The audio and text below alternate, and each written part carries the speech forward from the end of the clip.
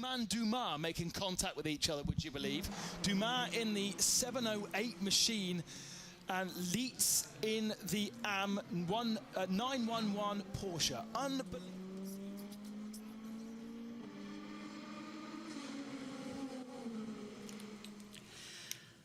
And you are now live on JB Motorsports as we've got a big accident coming to you with the 66. The 66 JMW has caught fire and has had a huge accident in the middle of the circuit. Oh, there's another LMP! It's the number 7! It's the Toyota! The Toyota! That's Toyota! It's got going again, but we've got a safety car coming out. The number 7 Toyota with Kamui Kobayashi. Full course yellow. Full course course yellow in 20 seconds. Oh my word! It's happening everywhere here at Le Mans. All of a sudden, the 7 Toyota's happening. Full course yellow is coming out to take everything. But this is big. This is huge. We've got a car on fire right in the middle of the track. We've got the number 7 Toyota involved as well. Major drama is happening here at Le Mans. And no matter where you look, it is nothing but drama and chaos. Let's take a look. What a way to start part 2. Yeah, what a way. This is what happens. Oh, it's too good on that screen. Oh, my word. It's a huge accident. The 66 involved too. The number 7, and there's another one involved too. Is that the number 8 Toyota? Are there 2 involved? It's the number 7 Toyota, then it's the 13 coming in, but 3 cars, 3 hypercars involved in a huge accident. Let me check live timings as well. Well, here comes the number 7. And it's going to go over the back of the number 32. I think that's coming in as well. So they slow down, and then it's getting rammed into by the Ferrari that jumps up and down. Goes over sideways, the 66. And a huge, huge accident. It's the Alpine. It's the Alpine. My God. So it's the 36 Alpine. As well, that is slowed down under the slow zone, as well as the number 7 Toyota. Josh. And the 66 just comes creaming right to the side of it. JT. You're still live on part 1 and Oh, I live know. on part 2 at the same time. I know. We've left it live on part 1 so that we can tell everyone about the changeover, because that full course yellow came over dramatically, didn't it? So, Kamui Kobayashi has stopped! Kamui Kobayashi has stopped! Rather than the marshal's post itself. Okay, my you have to pick! try to start My the pick! engine. Try to start the engine. He's dropping The oil. Toyota curse! Look at the line. It's back! Look at the lines. He's dropping oil. This is insane. Yep. Is the Summer 7 out? He's trying to restart the engine. Can't hear much. Okay, everybody, the link for part 2 is in the chat. We are changing over now. And welcome to all our viewers on part 2. If you're listening in on JB Motorsports, stay where you are. We are having utter chaos here at Le Mans. The number 7 Toyota has hit the wall. He's been in contact with the 66. Because the circuit's so... So where's the safety car? What, Good question. I will play something. Where's the yellow? Yeah. We need something! Turn 3 to turn 10. On short He's notice. got No going standby. again. For the moment, it's still full course yellow. It's interesting how... I think he's got a puncture. I'm 90% convinced he's got a puncture, guys. He's going to be a lap down. Oh, no. Worst Oh my situations. God. Incident Why? involving cars 7 and 60 at Master Post 5 at 23:59:19 local under investigation. Right, well, we're under the full course yellow then. Yeah. Here at Le And Mans. I am also ready for the I'm thingy. uploading it now. Just double check it works, because it took a while to stop recording that one. Yep. So, that's Kamui Kobayashi in shot. Well, this race just turned up to 11. Happy midnight, everybody. Over there in France, it's changed over to Sunday, and all hell has broken loose, and he's stopped again. Kobayashi has stopped again. This looks like it's game over, doesn't it? Not Josh, the can number you 7. send me the My OneDrive link as well, please? Yeah. Thank you. When I start the engine, car is not long at all. There's no chance to run. What's it Okay, say? driver default 2.6 on. First of all, driver default 2.6 on. It's got engine. Driver default 2.6 on, I believe I heard there. Yep, that's what I heard, Josh. Oh. Yeah, it's nothing special in the OneDrive, Jess. It's just the links of the 2 hours. Okay, that's fine. I'll send it to you, though.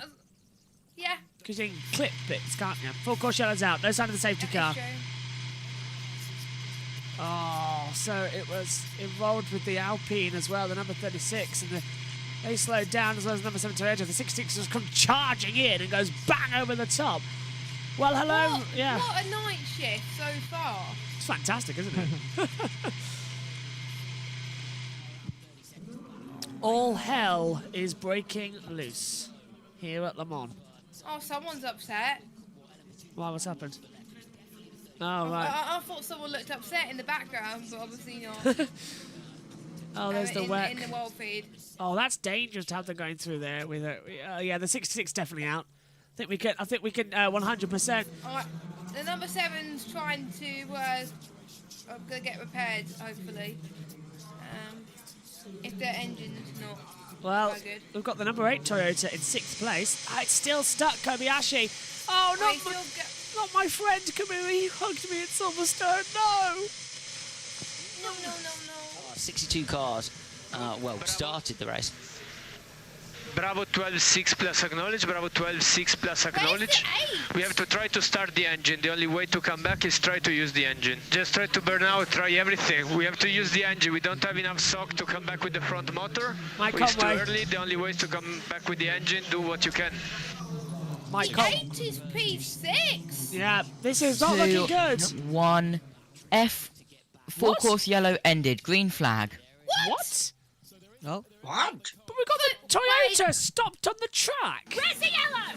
We need something. Yellow's Slow back zone out. at 2 and 3. Slow zones 2 and 3. Why is there no safety car? Come on. There should be a safety car. We've just found Jess's clip. I agree. We need it now. So slow zone coming. Oh, and it's yeah. Oh God. That's the 36, isn't it, on board? Oh, Yes. Yeah, feel free to clip that if you want, like, about me wanting a safety car. This was just ridiculous. Absolutely ridiculous. Look at that. Look at the damage on the track, the debris. I'm surprised they haven't got a safety car. Oh, Frederick Malvesti has stopped. And so has Nicholas Nielsen as well. They've all stopped. It's going on. Now this The is chaos we had earlier. yellow flags. More yellows coming out now. God, there's everyone in. Manuel Maldonado's in. Utter chaos here at Le Mans. I kind of wish I'm kind of glad I didn't go to bed. Our update. 16 hours to go, so far to go into one of the most famous endurance racing car and race, sorry, but it's beautiful and funny to watch, of course. It's more about surviving and trying to stay on track right now. We've just removed the full course yellow, but lots of dramas, of course, affecting the top of the leaderboard, particularly for the hypercar class. First trouble for long-time leader Alessandro Pirguidi in Ferrari number 51, who spun it at the first chicane. And this one is trouble for the Toyota number 7. No, this is Pirguidi. This is Pirguidi number 51. So now we have a Peugeot. Who they got hosting these? And like I said, No clue. we've seen Kobayashi in Toyota number 7 stopped on Muso's train.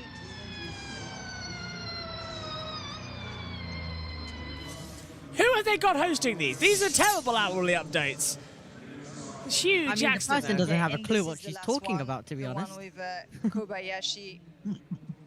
And replace just like pretty charged into the back of the slowing number 7 Toyota and number 35 Alpine on the exit. 36! 36! Kobayashi stopped now on the Muso straight. Seems like the engine has cut out and his engineer is trying to Oh, I help give up. get the Toyota going. We shouldn't even be listening to it. We should do our Oh, own can at we this just stage. take it up? Go, I've taken it off. I'm done with that. That We is should so, literally do our own at this stage. yeah, that was so Yeah, annoying. we should. We'll do our own hourly updates, like Haggerty Radio and Le Mans do. It's all chaos! Cars go bang there, cars go bang here. Cars go fly. Everything's gone crazy. There's your hourly update. Right, I'm clipping that. Yeah, just Oh, the 7 go stopped. clip it. Yeah, just go clip it. The 7's gone dead completely. Right, Look, how no do I power. clip stuff on YouTube? That 7's gone dead. No power, no drive, flashing lights. I think the Toyota's out of the race.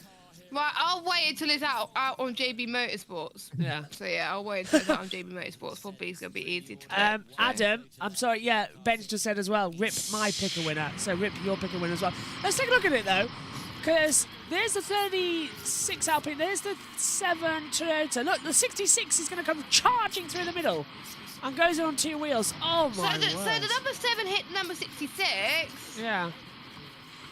and that's what caused him to spin. And is the number 35 Alpine? That's on the other side. So the 2 Alpines. Look, there they are. Look.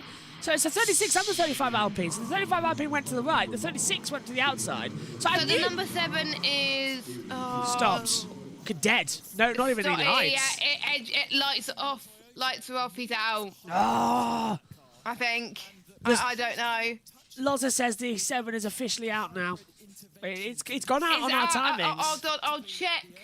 On our live timing. timings Yeah, it's to gone see. off. It says status stop, but it doesn't say. We've gone green. Slow zone removed. But our timing screens still say What yellow. the fucking? Sorry.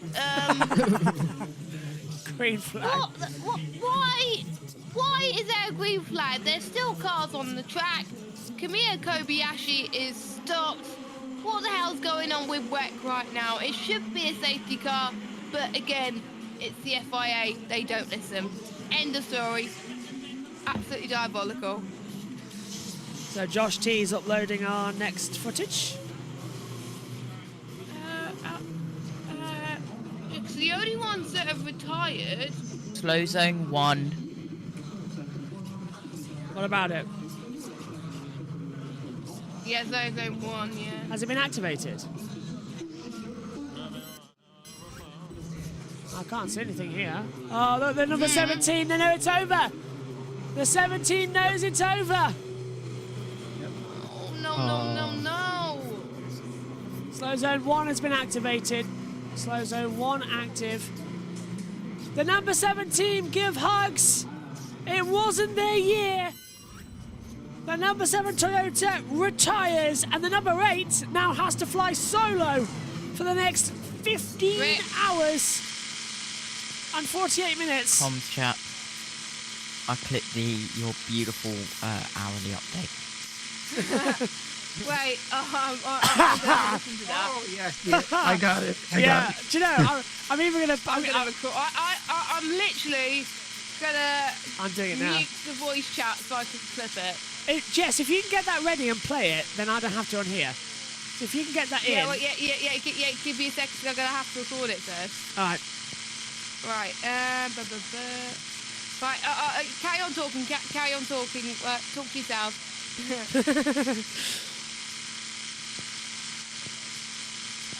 Right, okay. Should the Ferrari flag be coming off? The Ferrari, what? Who, where now? Should my Ferrari flag be coming off now? No, I would say No. put it on because No. I think the Ferrari have just taken a big thing to take this race in. Like a huge deal. Also, I'd just like to point out we're going to need a safety car for this because that car's not going to move if it's stuck. And the nearest crane is 3 corners away. And they can't bring that under a slow zone. They have to do that under safety car. Oh, Yeah, dear. So the JB Motorsports podcast goes on for another hour then? Yes. Because the safety car is gonna... Okay, it's gonna take, first of all, long to clear, obviously, but then I can barely hear you. the procedure is gonna take hours as well. Yes, it is because of the wraparound. The dumb procedure. I'm out of my original black liquid. I'm going to have to fill up the bottle with the bigger black liquid Aldi brand. Is Coke a brand name? I don't know. Don't want to risk it. The only one we can mention is the Queen's apple juice, which is now the King's apple juice, which is now really bad. So I don't know if it's the 35 or the 36 because they've got a thing of polish over it. So we can't tell which one it is because he's the hands over it. It's a 39! 35 is... Oh. Wasn't even an Alpine. Everyone got it wrong. It's a 39. That must be the one that darted off towards the outside of the wall. because it definitely hit the 36 Alpine, and it was the 5 grand years. Surprised me that the NASCAR's still on without any problems, says Kensley. Yeah, me too. Yes, so we ended stream number 1, but we were simulcasting. So we were on stream 2 as well. If you're on JB Motorsports, nothing's changed. I'll let Josh, don't forget to do the 1 minute countdown instead of 2. He's just doing it all. Well done. Big ups to Josh T for getting all this sorted. Josh T's been brilliant with all this today. Getting it all sorted. If Ferrari don't win this, then I'll take the Ferrari flag off and I will not cover the wall with anything else. Okay? Deal. Or no deal. Okay, but then I won't put Yes, can you clip that, I please? just won't put the camera. Click what? But then I just won't put the camera towards that one. It's too. I've been sorting out I'm sorting out the hourly update one, which is now ready. That's what I've been sorting. I didn't have time to sort Omi's one. Oh, I've just Right, put you my ready? finger on a Mars bar. Just Go on. don't worry. Just don't worry. Right, go on then. You ready? I'm gonna have to turn it up as well. Hold on. 200. There we go. Chaos! Cars go bang there, cars go bang here, cars go fly, everything's gone crazy. There's your hourly update. Have you got the one that Chris put in the Discord as well? No. Can somebody play that through the speakers? Wait. Hold on. I need to try and. I can't play it through my sound, but if someone could send me it. It's on the Discord. Where is It's on the Discord in general chat. I believe, Chris. It's in. You put it in GC. I'm having a look. Yes, in general's chat. Yeah. When was that? What time? 23:11. So a few minutes ago. I can't see it. I could just see the hour. Oh, Top Gear. Yeah. Oh yes. Yeah. Give that one a play if you can. That would be fun. The hourly update. Hold on, give me a second. Oh, I need to save it. Open folder. I'm gonna I need to change. Safety car, full safety car. Wow! I knew that was coming. It changed to stream ended. Sorry, it changed to stream. I pressed the S button to get the safety car. Omi, clip it. Sorry.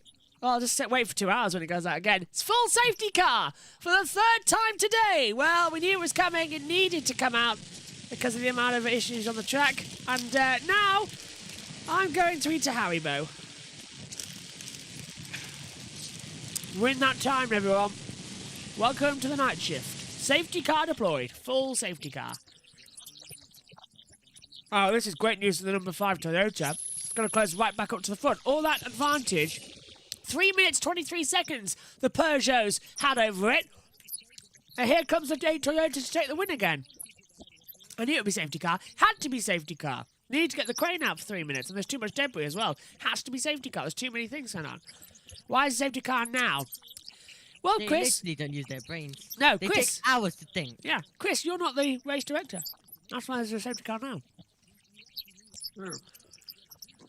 And I think Kobayashi's out, isn't he? We can cross him off the marker with Jim, can't we? Yeah, Camus out. Yeah, I think. I don't want one of the eggs from my Haribo. I mean, all of us literally say safety car, like hours before the FIA actually put it out. So. Gosh, it's called. You can use the marker of doom and cross out number 7. Come on then. 30 guys who raced them. We haven't done this for 3 years, crossing out a Toyota. True.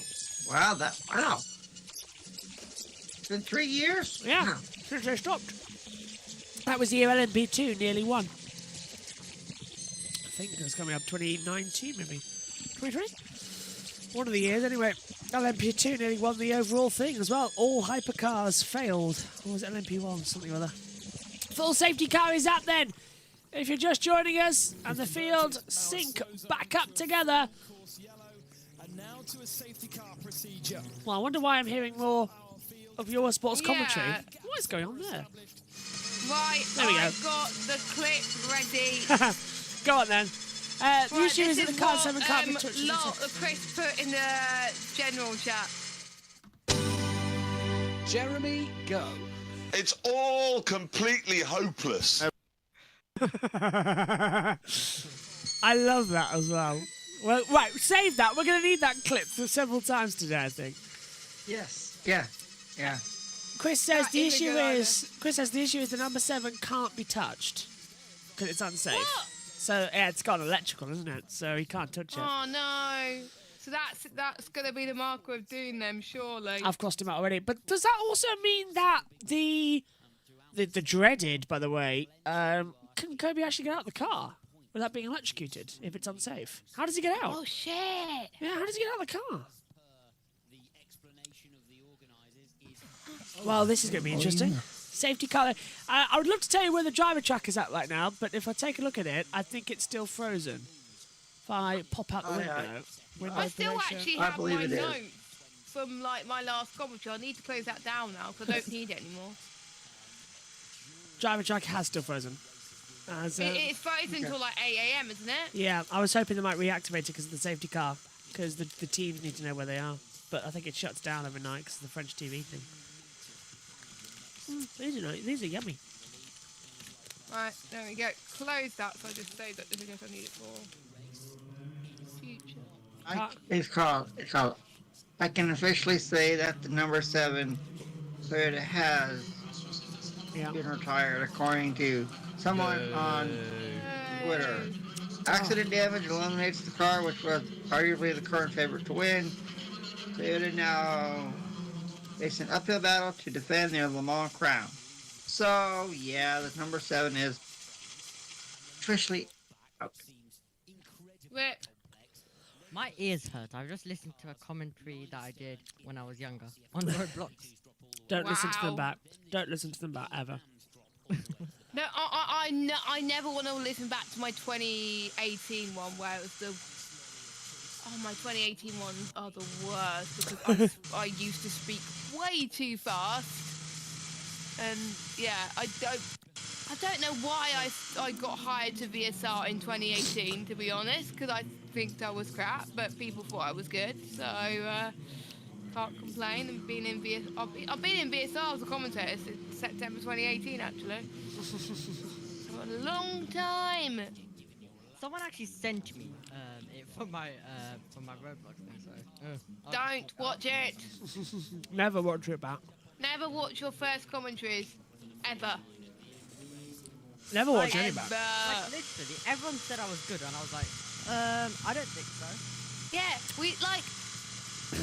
I think it happens to all commentators. For our first commentaries we do, like ever, we always say, oh, I think it's shit. And then they say, oh, no, it's actually good. Oh, radio.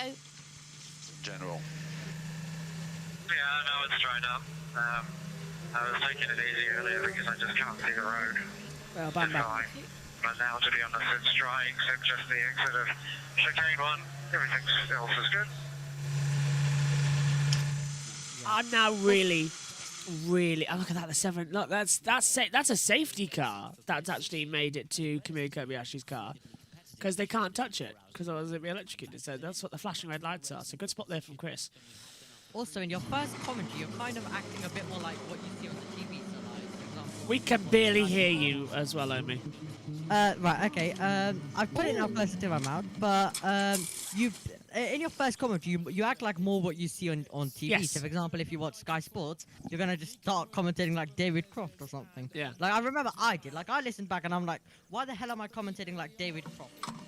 Thing is, Oh, by the way, Omi, I think since your mic is like it's a dynamic microphone, you've got to be a lot closer to the mic. yeah, it's also It's glued to my mouth. Because it's the field of view, that makes sense. And if you're too further away, your mic doesn't get picked up because it's looking for your vocals, if that makes sense. I need to increase the volume when I get my mouse because it's actually glued up right to my mouth, so can't really do anything at this stage. as soon as you get your mouse and you can sort it, it's fine. Is there any other mouse you can nick from anywhere else in the house? I had one, but I think someone... It sounds very nice, actually. Nice and crisp. I think maybe I might have destroyed it if let's not talk about it. I might have destroyed the old one. Omi, we should arrange a crossplay stream where we both commentate together. Oh. Yeah. We should arrange it at some point because, like, for some reason, I don't know why, I always overlooked you, but since I've got to know you more, I think you're a very nice guy, and I want to commentate with you in the esports league. Yeah, would be good at some point, but it's hard. What? Maybe. Well, you might need to well, you might need to not try for one race. Or maybe a one-off race or like something, I don't know. Yeah, Just want to point out real quick, that was one hub. Yeah, I thought the same thing. Yeah, it's one hub. O-N-E. Yes. I tell you what, my right ear. I just put my finger because it's like end of your headphones getting the thing. I can hear like a ringing in it. Tinnitus is like mad. You've had your headphones on for like so long now. Yeah, and do you know what, Can I be honest? I'm not looking forward to MotoGP tomorrow. Like really, sorry. Do it. I've got to on Twitch, but it's like I'm really not looking forward to it. I'd much rather just stay with Le Mans. It's like I'm really annoyed as well. So is Mega gonna run the stream then? Yes, although she might not have a voice, so whoever is around will be leading the commentary for 45 minutes. If somebody can step in for the closing What time's stage. that? 1:45 until 2:45. Oh, that's the time I'm not free. No, sorry, 12:45 to 1:45. Sorry, I'm getting it. I'm cutting it fine, to be I'm honest. free. I've got to leave it too. I'm free all 24 hours, so There you go. I can do anything. Yeah, so it's 1:45 to keep doing that. 12:45 to 1:45. I've got an idea since I'm probably not going to be around then. I'm around. Should we give should we have like Josh and Amy take turns to be the lead for That'd the be fun, 45 yeah. minutes? I mean, I would not know much about Le Mans, so Tom's probably around. not a good You don't idea. need to. No, he's not. The lead just covers the action. We'll It's probably not the best idea. We'll get Ed will be here. We'll get Ed in at some point. Okay, we'll get Ed. Ed will do it. Boom. And Josh Yeah, will we'll be Oh get no, here. Ed. is it no? What does Ed's with you. FSR? Yeah. No, Ed's with, it's Ed's Richie Academy. first. He's with Richie first, then he's with me. Oh my god, are we gonna have anybody? I think it's. I can't remember what it starts, but yeah. I'm excited because I want to watch the Academy race before the Pro race as well, just to get an idea on strategies. But boom, even though Academy's quite short. Well, I put Richie and Ed together for the Academy race as well because it's like, well, I'm not going to be there for every single one, so put Richie on. Boom. I'm actually, because it's going to be Richie's, I think, first proper R Factor comp with no endurance or whatever. So I'm excited for him. And my first one since 2019. It's a good game still. I'm looking forward to it. Yeah, and it's single seaters. So. Yep. Do you know? I just realised how long we've still got to go in this race. The 51 is alive. Yeah, it's back in 100% filled. Oh, but it's got stuck in the pit lane, so it's the 50A, of course. It's got stuck in because of the safety car line, presumably coming together. The 51's alive, yay! I thought they were supposed to be handing over to the world feed at night. Because I can still hear Alex Blunden in my ears, but on the other one, it's the others. Is Christmas Coffee on the world feed now? Can someone check? No, not yet. So what hour are we on now? We are on hour 9. Hour 9. Okay. I believe. Yeah, hour 9. Yeah, 15 to go. Yeah. You've uploaded those clips quick, Josh, on OneDrive. Oh, yeah. They're all on there. Jesus Christ. So, well, they've got to be out to YouTube soon, haven't they? How's it going, GT? You caught me eating a hot cookie. Hello. All good. Oh, good. Oh, good. Yeah, How it's long have you got premiering. left? Yeah, to the crossover. 31 minutes-ish. So tons of time. 31 minutes. Perfect. The 728 is processing. I'm just setting up the end screens and all the redirects. Lovely. I see it. What? Also, who was commentating on the world feed for qualifying? Oh, was it a qualifying world feed? I'm not sure. Huh? I wasn't paying attention to that. Boba OG says, you guys are great. Love that, love that. That's nice. Thank you. And it's called 176 views so far. Oh, part fantastic. 1 of 24 Hours of Le Mans here on JB Motorsports too. So, Well, the great thing is, so- over on the main JB Motorsports, 193 for the first 2 hours, 162 for the second, 113 for the ones that just went out, and the next part's So going to go we soon. got one more to get. We got one more to get out, haven't we? Yes, at the top of the this hour on JB Motorsports. Yeah, but we've got another. God knows how many. Yeah, it's going to be publishing out on JB Motorsports. I've estimated until around 6 to 6:30 p.m. tomorrow. Oh wow. What do you mean? The video is publishing. Because we're like 2 hours behind. The long 24-hour one. Yeah, the one we're putting on JB Motorsports. Because it's like we're 2.5 hours right, behind. okay, yeah. Yeah. Yep. I might see if I could try and stay up Just until like 2, 3 processing. a.m. I'm not going to be in the Well, comedy Jess, box. Jess, if I can do it over here in the United States when I watch all the Repco Australian supercar action, That'll mean then I you might can have do to it over change there my in the stick UK. around, but you know. Changed into I mean- join the Night Owls. This is the fun That's commentary. right. This is actually fun. Come on, Jess. Sorry, Aaron, go on. I'm more of a night owl than a morning person since I love, And I realised I've got to film some content tomorrow still, and I've got to do it by Tuesday, and I haven't even started editing yet. oh boy. It's alright, we still haven't uploaded the Monaco or Spanish Grand Prix weekend review. We haven't even filmed That makes me feel so much better then. we will get those sorted in the week because we'll upload them to just get monetization on the YouTube as well. Yeah, I basically got to get it sorted by like 3 p.m. on Tuesday. Yes.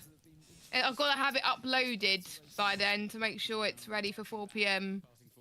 scheduling. To be fair, I'm quite happy that even 2 hours delayed, the other one's getting very decent views. I'm very pleased with that. Well done, So everyone. we could get the £60 monetization target that we need. You're saying?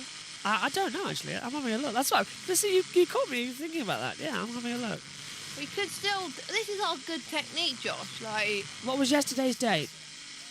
The 9th. Yesterday's date is the 9th. Friday the 9th. £1.95. Sorry. That's because it got the big stream got taken down. That had like 2K. Right. Okay. So we won't find out today's until tomorrow. No. But I'm just having a look in June. We're at £53.09. But we would have had more over that if we were able to do it live on the main channel. I'm not crying. Yes. I'm still enjoying this though. I'm really enjoying this, to be fair. I had a good comms earlier on as well, so today's been a good day. I'll tell you what, I'm going to hand over to the world feed for a few minutes because I think we can all do with a quick bathroom break. So I'm going to hand over to the world feed. Same here. And I can feel reclining on my chair. Understanding Here's the world feed. process is just as important as understanding product in terms of, let's say you are one of these manufacturers who has electrified cars on the roads, you need to provide breakdown cover for it. You need to understand how to go about that in a way which is safe and efficient, and in many ways a lot can be learned from our marshals standing around the racetrack as to how to understand these hybrid cars, recover them safely, and keep everybody safe and well while it's being done.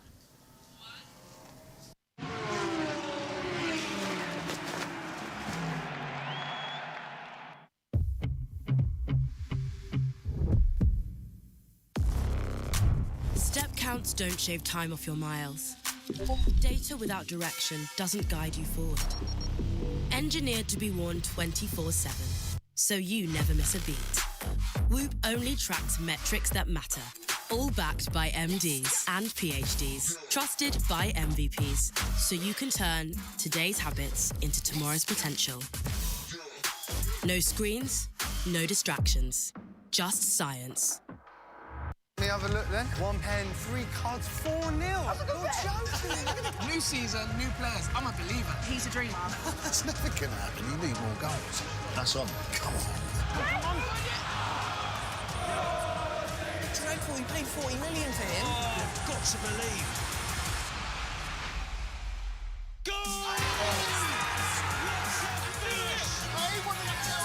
This is epic.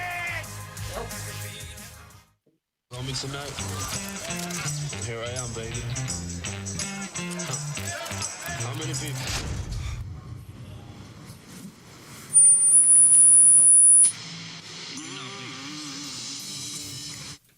I hate them. They went to ad break. How long has that been on? A minute to 2 minutes.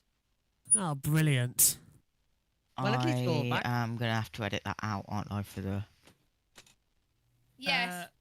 No, let it publish and then you can mute them. How do I do that?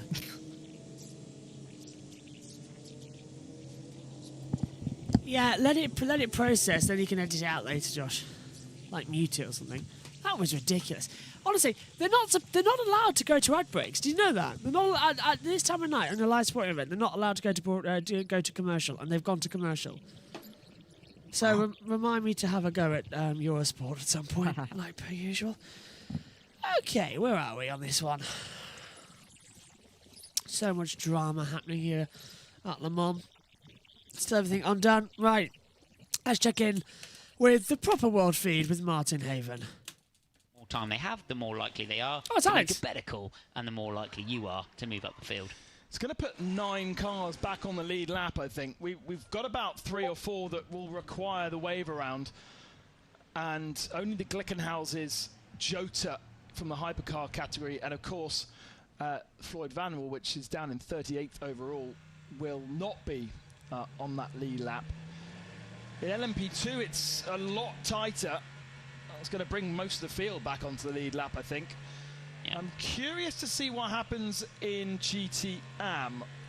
Seems like there's a very large gap between first and second, but first does seem to be on a completely separate lap to the rest. I think if they play it well, the 911 Proton's got half a chance, along with the Kessel with Scott Huffaker on board. Hendrick, unfortunately, the NASCAR Cup car will again fall to the rear of the meaningful runners as they continue the repairs. Is that the Racing Team Turkey car back in the box? Yeah, that went out in the hands of Dries Van Thor, didn't it? And it looks very much like it's not going out again.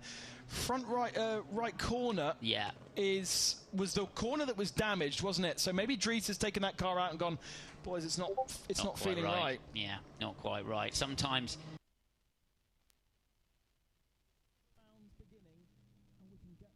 Racing.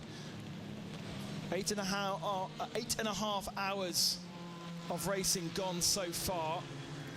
To say the number 8 machine hasn't pitted under the safety car, which has elevated them up to second now, and that will be literally second behind the 94 Peugeot when we go back to racing. But the Toyotas really haven't starred in the way that I think when I came here on Wednesday I was expecting. No, they really haven't. They look the class of the field, particularly in race pace. The Ferrari looked to put energy into its tyre a little better. But you're looking at a Peugeot, I mean, you're looking at a Toyota, I should say, that we've been watching now in night conditions. And there is a correlation always between the cars that are fast in qualifying and the cars that are fast in the night. The reason for that, 2 words, tyre energy. The same tyre energy that takes the maximum out of a new tyre, that heats it up, that makes it work, is the tyre energy that keeps that little bit of front tyre temperature in through the nighttime hours.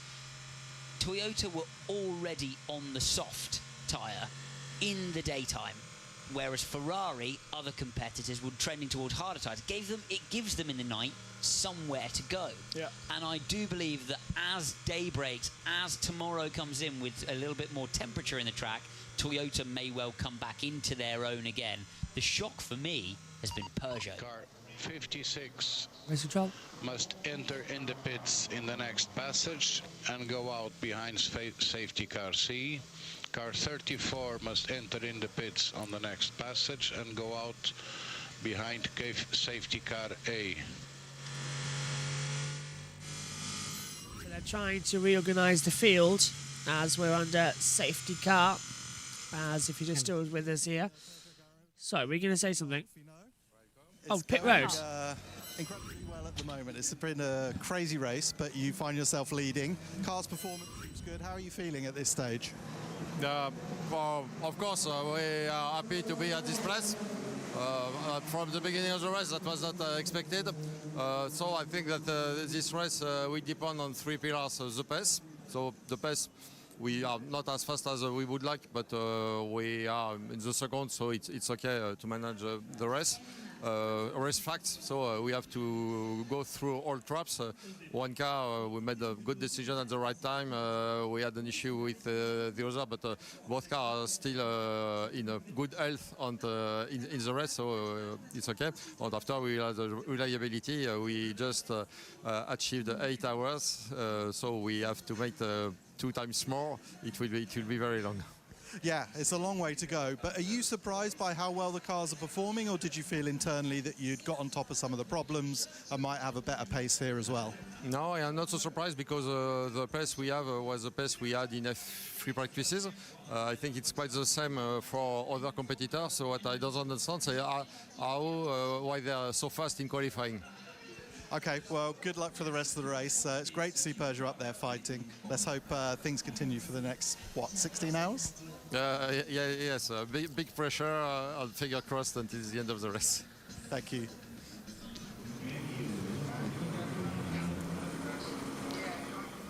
Jethro Bovington in our pit lane, getting some feelings from Peugeot as we start to see a look at the damage to the Toyota now that we're in the light of the last sector. Interesting message there from Eduardo Freitas, calling the GTE AM leader and the LMP2 leader back into the pit lane to then go out behind the next safety car. Now, what my, and it'd be interesting to have this confirmed, what my suspicion is there is they've actually been let out a safety car too early at the end of the pit lane, because I watched the 34 car, the Inter-Europol competition car, come in just in front of the 41 WRT and then went, do you remember they went out of the pit lane and you commented the WRT was still in the pits? Yes. And I believe they beat the green light out. And got out early, and I wonder if the Project One Porsche has done the same thing. And Eduardo Freitas has gone, no, you're not allowed to do that. You have to go out behind the next safety car train. You were supposed to wait for the red light, even though there wasn't a red light. So we're going to put you out behind the next safety car train. You need to drive through the pit, wait, and come out behind the next train, as the AF Corsa car has a new rear tail section. And it also makes sense to just shuffle them back a little bit rather than trying to get all the other cars to get back to them. So this may make this new system slightly more efficient. Yeah. And that's another one stopped. Which one's that? That's the Richard Relay that's pulled out to the side of the circuit. That's not an Alpine, is it? Yes, go on, JT. The number 7 pit lane. is only 1 lap down. What? Only one? Yeah. What? You're kidding me. Exactly. Is that due to the safety car? Must be. Yeah, I guess. Only one. I thought the number 7 was retired. It's on the back of a truck. Officially. You telling me? Well, it's received outside assistance, so surely that means it's out. Because it hasn't gone back to the pit lane on its own. Screen, it's on the screen now. It's 1 lap down in 13th. Now 2 laps down. My timing screen showing LMP2 in 13th. What, overall? Yeah, overall 13th is into your I meant in competition. class.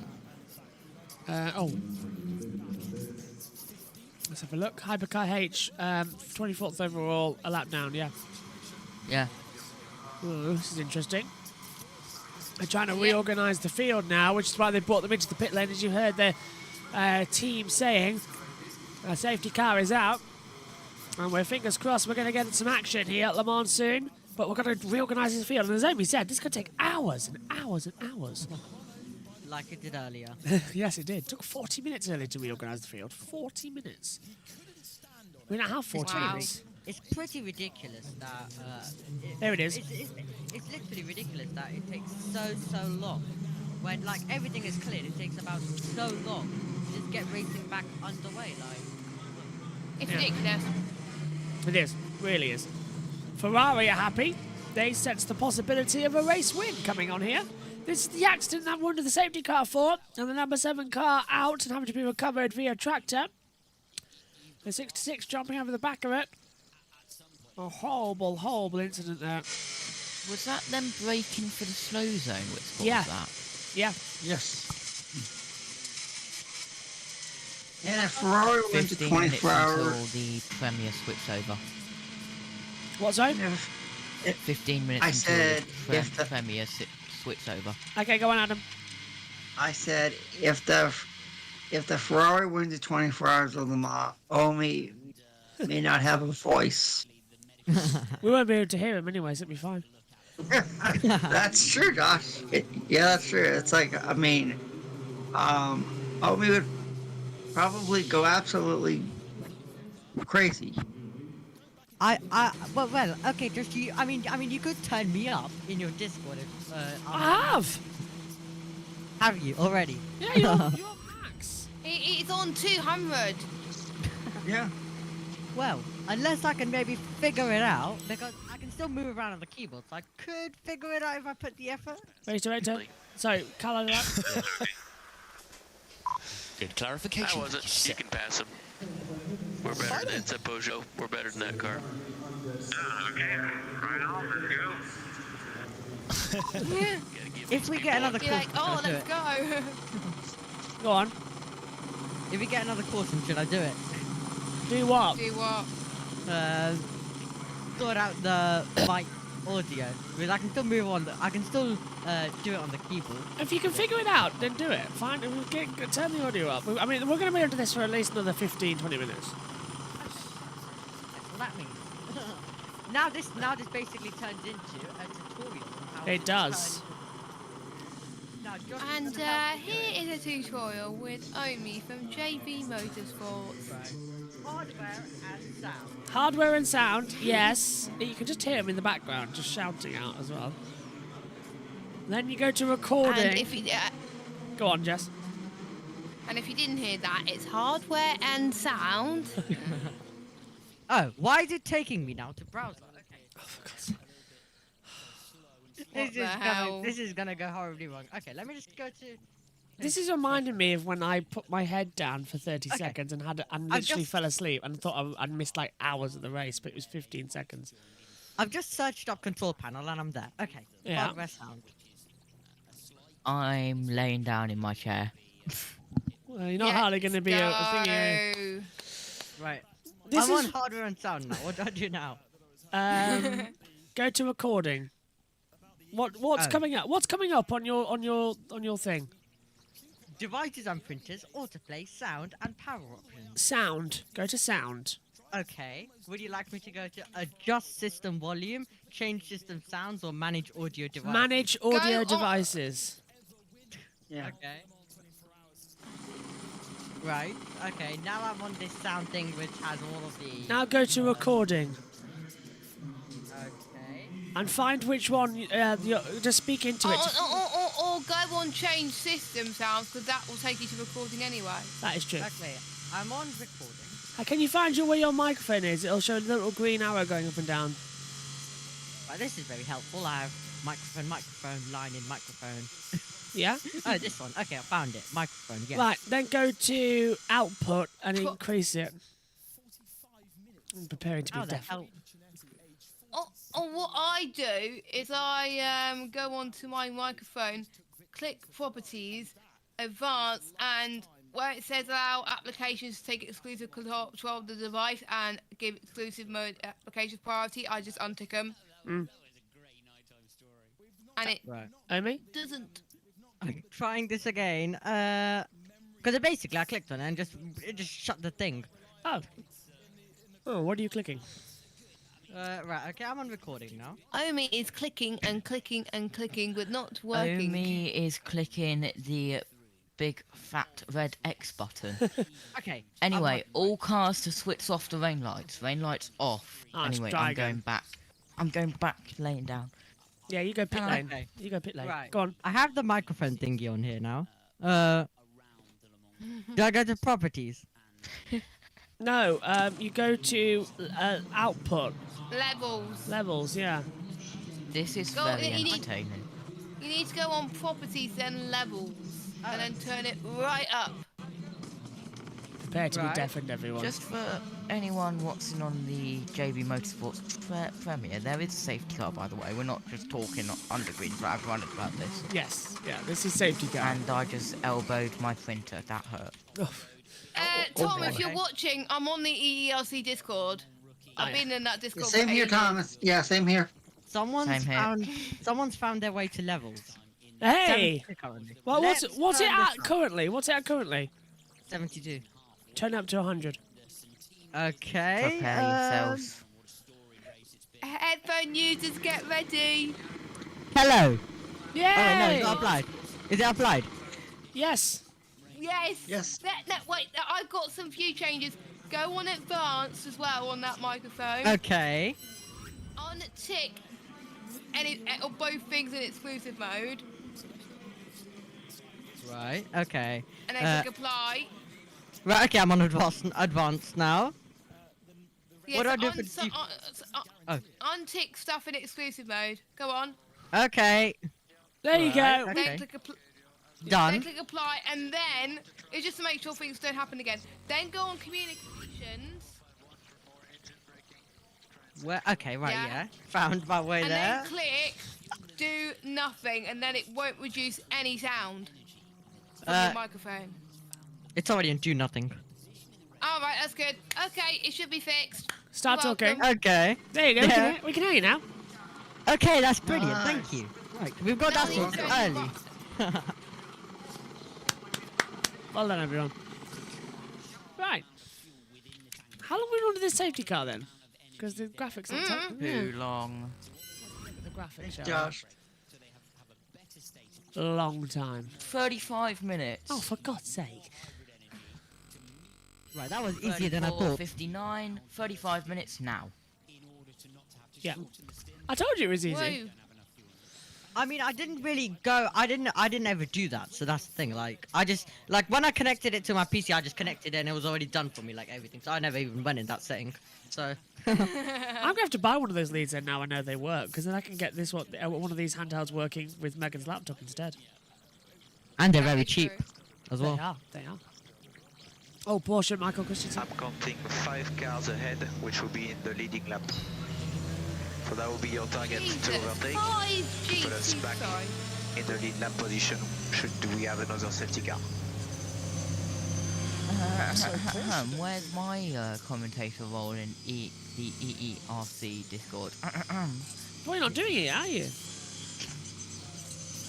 Yeah, is it he volunteered? Oh, is everyone just catching up on things right now? Yeah, he's volunteered for Christ's sake. That's nice to hear. Yeah, it'll be his first official esports commentary. Woo! That's gonna be fun. That is gonna be fun. So, are we doing a drop back? Are they drop backing? Oh, numlock. I don't know. Not yet. I will check the WEC website, which I called. I should have called it WEC in comms earlier, but I didn't. But hey. Nothing on my side. The latest one was the race control message was the one that Josh said a few minutes. Incident clear, prepare for merging. Well, this could take another 10 minutes if everyone's all right.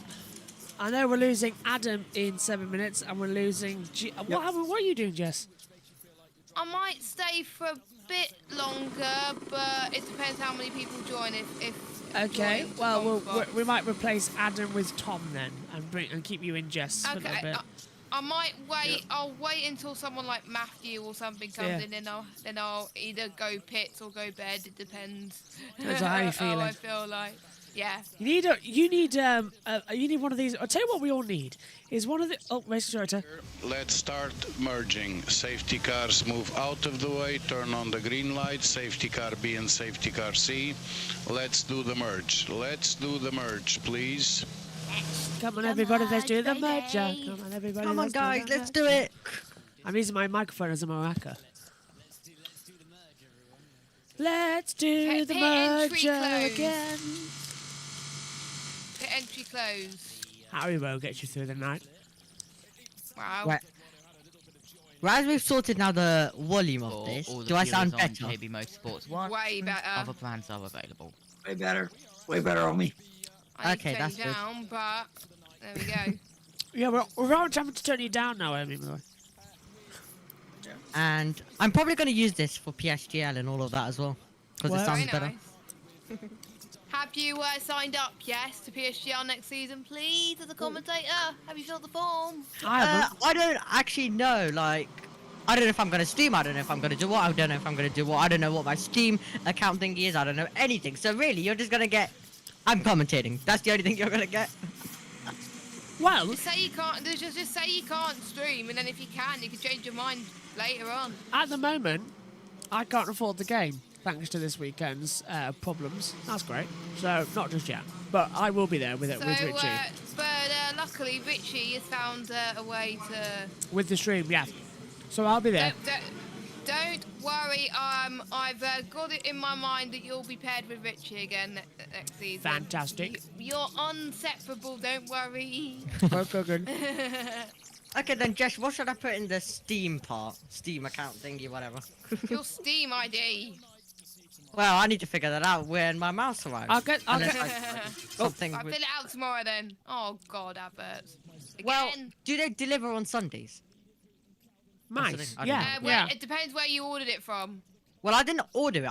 Basically, all I got told is, it's being sent, first class delivery. Done. Then, yeah.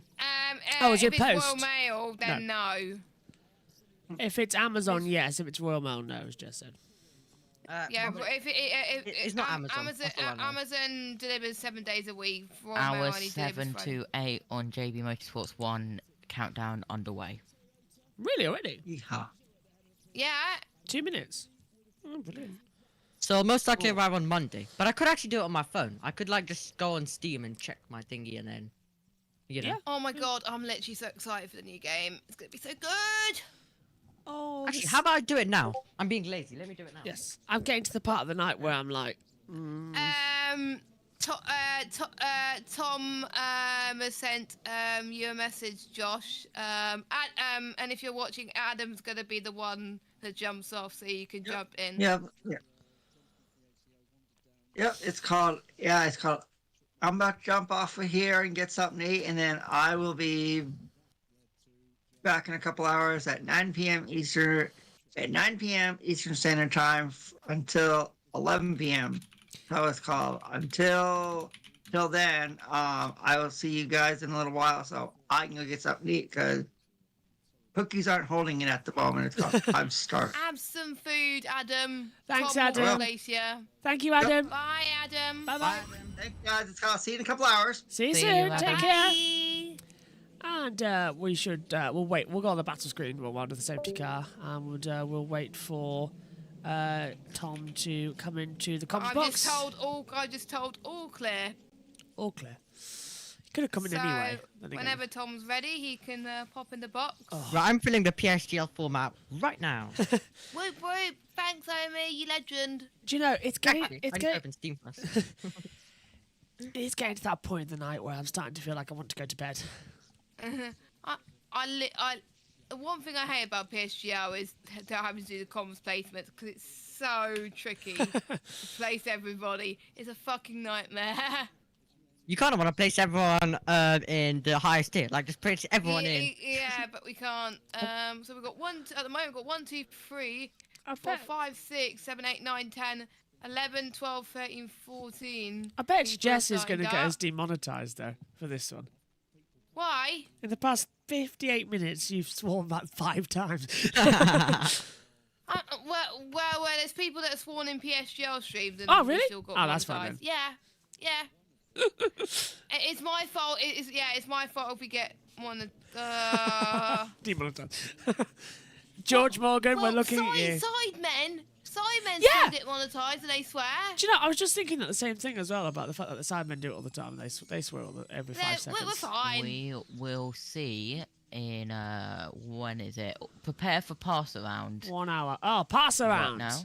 Yep, we will Yeah, see. it'll be my. I you take. Oh, I'm joking.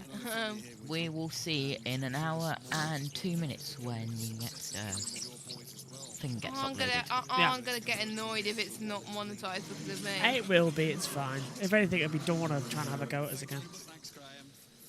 Dorna on Start pass WEC. around. Start pass around. They've passed over to the world feed. All cars to move left, all cars to move left, including the safety car. Let's prepare for the pass around. Prepare for the pass around. No zigzagging, no zigzagging. Start the pass around, start the pass around. Wait, no zigzagging. That's What the hell? It is midnight here in the UK. Yay. We have 15 hours to go in the 2023 Le Mans 24-hour race. We're live on JB Motorsports 2 with a delay on the main JB Motorsports squad as well. We're waiting for our team members to join us as well. Alongside me in the box is Jess, Omi and Josh. But we've passed over to the world feed with Martin Haven in the comment box as well. Let's say good morning to them. Cars are in a queue. The pass around now involves any car in any of our 3 classes that is in the queue ahead of its... Here's the hourly update. Wait. It's going to be good. It's going to be an interview. We're still under safety car conditions. 4-car pile-up that has resulted in the number 7 Toyota retiring for the race. Before that, the number 51 Ferrari spun out from the lead, has been recovered, of course, and is now running strongly. But here with James Collado to talk about that incident. James, bit of a heartbreaker. Do you know what happened? To be honest, I was watching the onboard and I just saw it freeze and I thought, oh, there's an Aston or something in the wrong direction.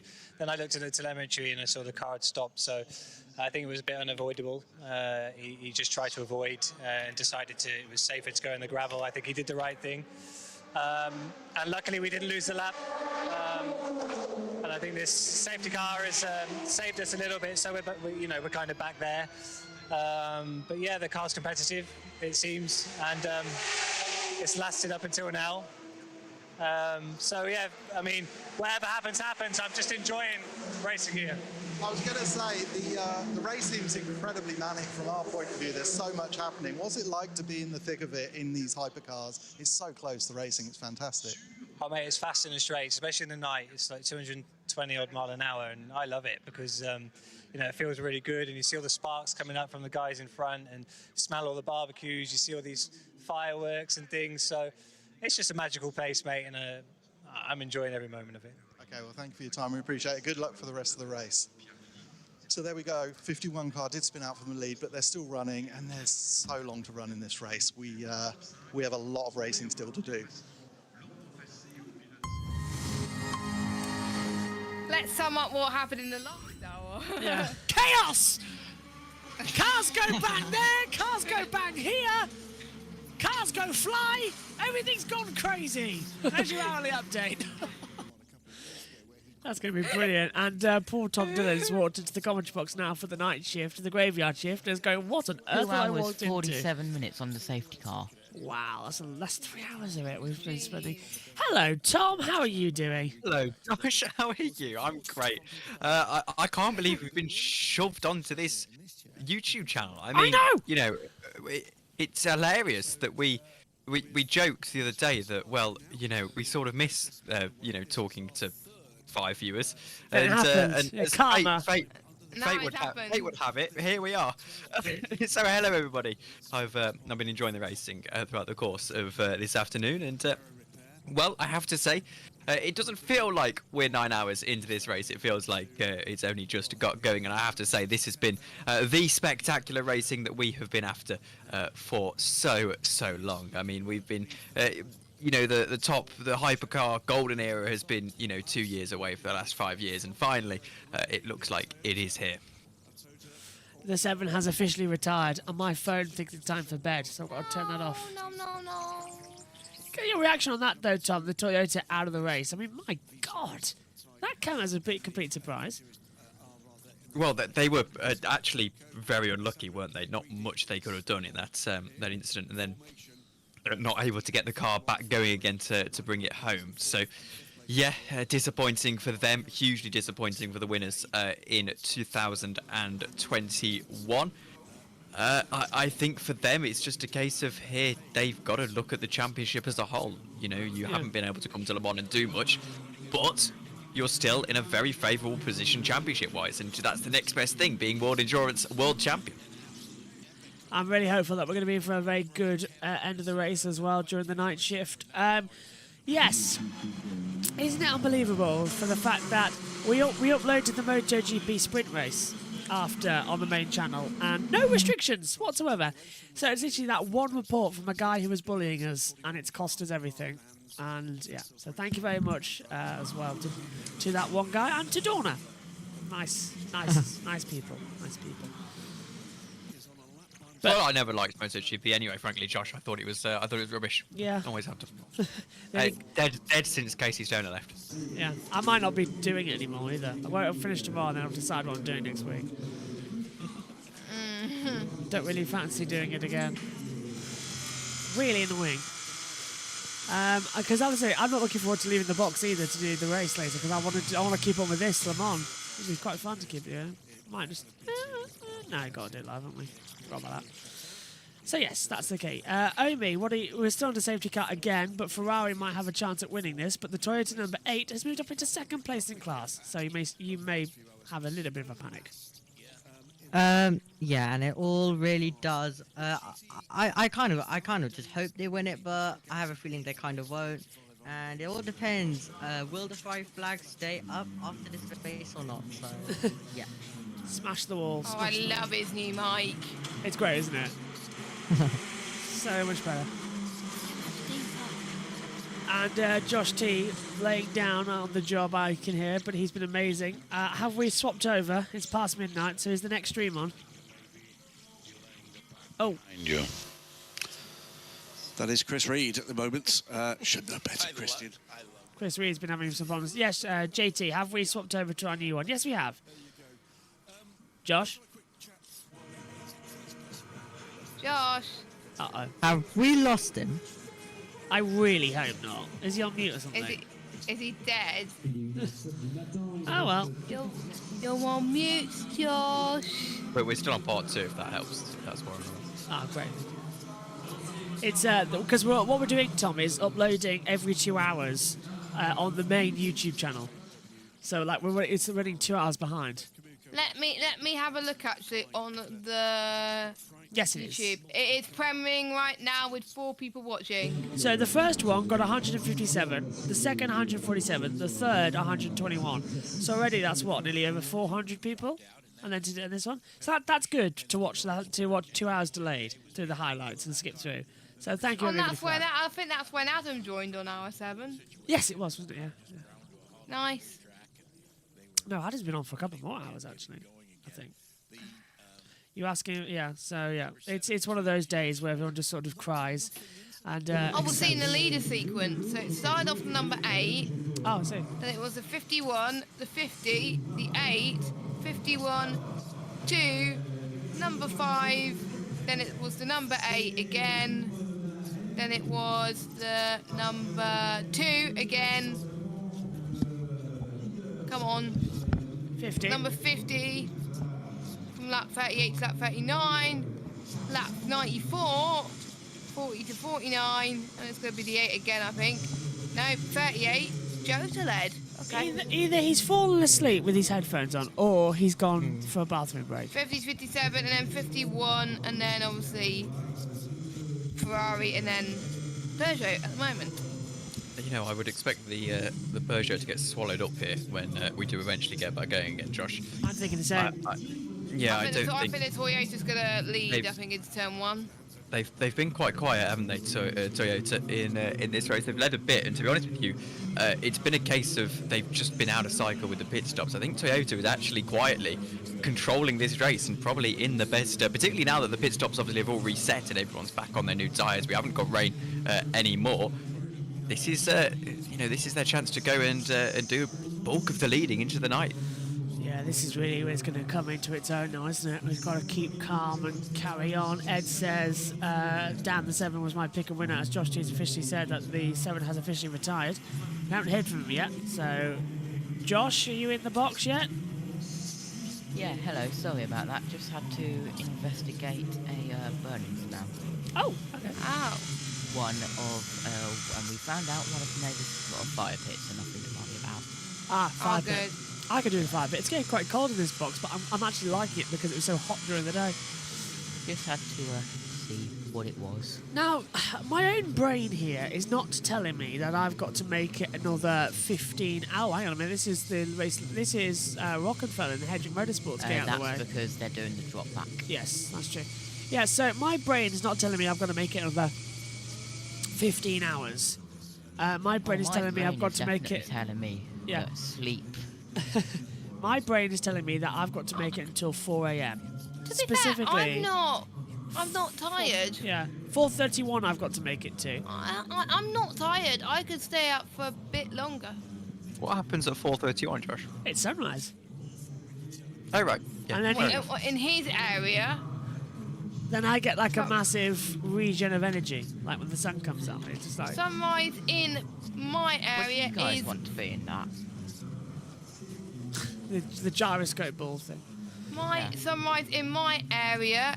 Oh no, that's 10th of June. More fireworks going off. Ed says, right, I'm going to bed soon. I can hop on in the morning. Best luck to Joshua and Tom for the night shift. And see you tomorrow, Jess. You'll be great. Look after yourself. Thanks, Ed. Looking forward to commentating with you. Later on during the day. LMGTE are dropping back. 5:05 is sunrise for my area, which is a bit late, but there we go. I'm at 4:31. Well, the sun rises in the east and sets in the west. We're near the west, so... It's 4:52 for me. Oh, right, okay. So I'll get the bright I'm lights. very late. Well, the latest is Hugh Tower, apparently, 5:16. Oof. Do you know, I'm looking forward to this being all over. I don't usually say that. It's a great race. But You said that last week, Josh. Yeah. Well, you know, I imagine the latest sunrise is probably Svalbard, which is waiting a good couple more months. Hang on, what's happening here in LMP2? Who's going slow? Oh no, slowing. That is the number that's got pink light. I think it might be the Alpine. I think it's Alpine. I'm trying to have a look. It's the French livery at the front, so it's the deceptive one. It definitely looks like an Alpine. Richard Well, I don't know Millet? how you can see much, to be honest with you. You can see the fact the car's in shadow. I think it's Richard Millet. So I can see. Yeah. Richard Millet, no. Oh, he's flashing his lights. I'm not sure it's worth. Oh worth my God. We'll see if anyone's falling down the order rapidly. The 39 is into the pits. We know that. That is. We already know all of that. That's not news. It's the Vector. Tracker say. I think it's the Vector. Well, the driver tracker doesn't work. I think true. I think it's Vector. I think it's. Oh, hang on. Oh, I can see it now. It's the. I swear. The French livery car. It's 80. Oh, of course, no. It's the 80. Oh, it's running second in class as well. Oh no. Fire, of course. It's annoying. It was running second in class. It is now running back of the class. That is the AF course number 10. So, dearie me, not ideal. It's number 80. I apologise, not the number 10. I was reading. That was in class. Sorry. Yeah. That's me saying it was. I thought it looked like the Vector, but you're right. It is the 10. So the merger's trying to come up. We're trying to get going for the green flag again. It's just taking forever. How long is that? 47 minutes? Under safety car for 57 minutes now. Oh my I'm kind of forgetting that we're even under safety car. I just feel normal at this stage. It does. Can I just put out, in the past 9 hours 15, we've done 113 laps. The least amount of this time in history. It's pathetic. This new safety car procedure is absolutely pathetic. It's the right sort of call in terms of we needed one safety car at Le Mans, in my opinion. I think it's the fairest way to run things. I never liked 3 safety cars because you're not actually neutralising a race at that point. You're changing a race. Yeah. Whereas at least if the field is bunched up, then no one is losing a dramatic amount of time. I mean, obviously, you know, if you're in the lead by a half a lap, you're going to be a little bit feel hard done by. But only one car really is going to lose that. You don't want to be having second place fall a third behind and killing the race. So it makes it more interesting. But the fact that it's taking us an hour to sort this out, and I would suspect another 30 minutes if this car's not able to get into the pit lane. Then, Yes. yeah. 113 laps, though. This is ridiculous. Only real downside for me on my first Le Mans, so... Yeah. It's really... It's just so I long. think I've watched most Le Mans since about 2017, 18, kind of. My first Le Mans area. was a night shift. That's what I love about the night shifts at Le Mans, because I remember it was 2004. My dad had when was it? 2004. So. Oh my god, the night shift. I don't know actually. That would be 5. When was I in year 2? 3 to 4. For some reason, No. Josh, I always love commentating on endurance races because sometimes we talk about random things, but Yeah. we could talk about like track stats as well and find out, just talk about general driver habits in endurance races. It's just surprisingly endurance races go by pretty quickly. I had to do a whole hour solo at one point, and I thought, I was going to struggle, but actually, I really enjoyed it. It's a habit, isn't it? We've done that before, haven't we, at EELC? In fact, I did 2 hours of Le Mans a couple of years ago, solo in the night, before all of you turned up, and it was interesting. Hello. It was really hard. I was nodding asleep. I did a 6-hour race commentary solo a few months ago. Jeez. You could have messed I wouldn't be able to cope with that. It ended up being an 8-hour stream because I had a lengthy red flag as well. So. Oh my god. Oh, we're going to get red flags in F123. Yeah, I'm worried about that. I hope PSGL don't have them, because it'd be like... Sorry, it's a 7-hour stream. My bad. 7 hours. Go on, Amy. I think PSGL won't have them, because I've been looking at what PSGL is liking. Safety car into slap. Safety car into slap. Yeah, basically. Yeah, basically PSGL liked a tweet that said no red flags, and it's not liking any tweets that says red flags. So I'm guessing that is no red flags for PSGL. Connor. I'm not really that surprised, to be honest. I kind of hope that one league at least does red flags, like one hub or something. One of I them. think some leagues will try it out, I think. I'd like us to try it, but not keep it. I'm so happy I'm not going to be buying that godforsaken game. It's expensive, Tom. First year for about 5-6 years that I haven't, well, about 5 years now that I haven't bought that game. I said that's I'm talking nonsense. Last time I bought, hang on, so I did 2019, 2020, 21, 22. Okay, so I've bought 4 straight, and then obviously I had 2018 as well. But yeah, no, that game is so far removed from the 2010 game. That was my first ever Formula 1 game, and I still sometimes go back and play it. It's a glorious game. Yeah. But no, the new games are just. I liked F1 2012. Nonsense. That was fun. Like it was on sale on Steam, and I liked that. My first ever F1 game, 2012. Was it really? Honestly, we were still like, I think there was one point we were still doing like, even when it was like F1 2017. Sorry? We've gone green. And we are nothing. green, and we're on adverts. Yeah, that's great. Race director's coming in, the safety car is in, and we are racing once more here at Le Mans. The field's been bunched up. Peugeot leads ahead of Toyota as we come up to the restart. And there we go. And now on the side-by-side, the 8 Toyotas hit it's hit the 94. The side-by-side of the restart. That was so late from Eurosport. My goodness me. But the Peugeot leads. And has it been taken over by the Toyota? We can't see on our TV pictures. I'm 90% convinced. It has. Yeah, Toyota from Cadillac. Cadillac takes second. But well done as well. Down towards turn 1. The Peugeot tried to defend. But up the inside with a great launch came the Toyota. And that takes the lead. So Toyota to lead with Cadillac second, Toyota as well, Peugeot down to third position. Hang on, this is on board with the number 8 Toyota, so we've got LMP2s in the way of the main field, I believe, Tom. No, we don't. I think the Cadillac is leading. Josh, it's so confusing. You can't see anything. No. But here goes the Toyota then to the outside. I think it can't be LMP2 traffic because the field's been bunched up. So I don't really know what's going on here. We wait to see who's leading. It looks like a Porsche. It might be that they haven't done a wave around procedure, so that the person who is leading is potentially the 38 Porsche. Yes, go on. I think I know what's happened. What's happened? Just before the green flag, car 80 to the right-hand side on the runoff. Now, after the green flag, team manager for car 80 to the race director immediately. Oh my! So the car 80 in the pits. I don't think car 80 pulled off. And it's caused problems. Captain Radio. Yeah. He's got that magic. Yeah. Got about 8 laps here before we have to pit. You're right. You are right. Yeah. Toyota's leading. Toyota is leading. Right, so the Toyota leads with Peugeot second, Ferrari of course a third, Cadillac's dropped. No, Ferrari of course a fourth for 51. It's past the Cadillac, which are 5 and 6. So Toyota have passed Peugeot, but what are we looking at here? There's the two Peugeots. There is lap traffic, Josh, because those are the Porsche headlights in the lead. Of the race, I'm almost certain of it. The Toyota isn't actually until the fourth car in the train. So if you're watching along on the television pictures, you'll see a train of 5 or 6 cars. Toyota is fourth in that train. The other 3, I believe, are the 2 Glickenhauses and the Hertz Team Jota number 38, if I'm not mistaken. 25 and 35 under investigation for the incident at Marshall Post 5 at the S's.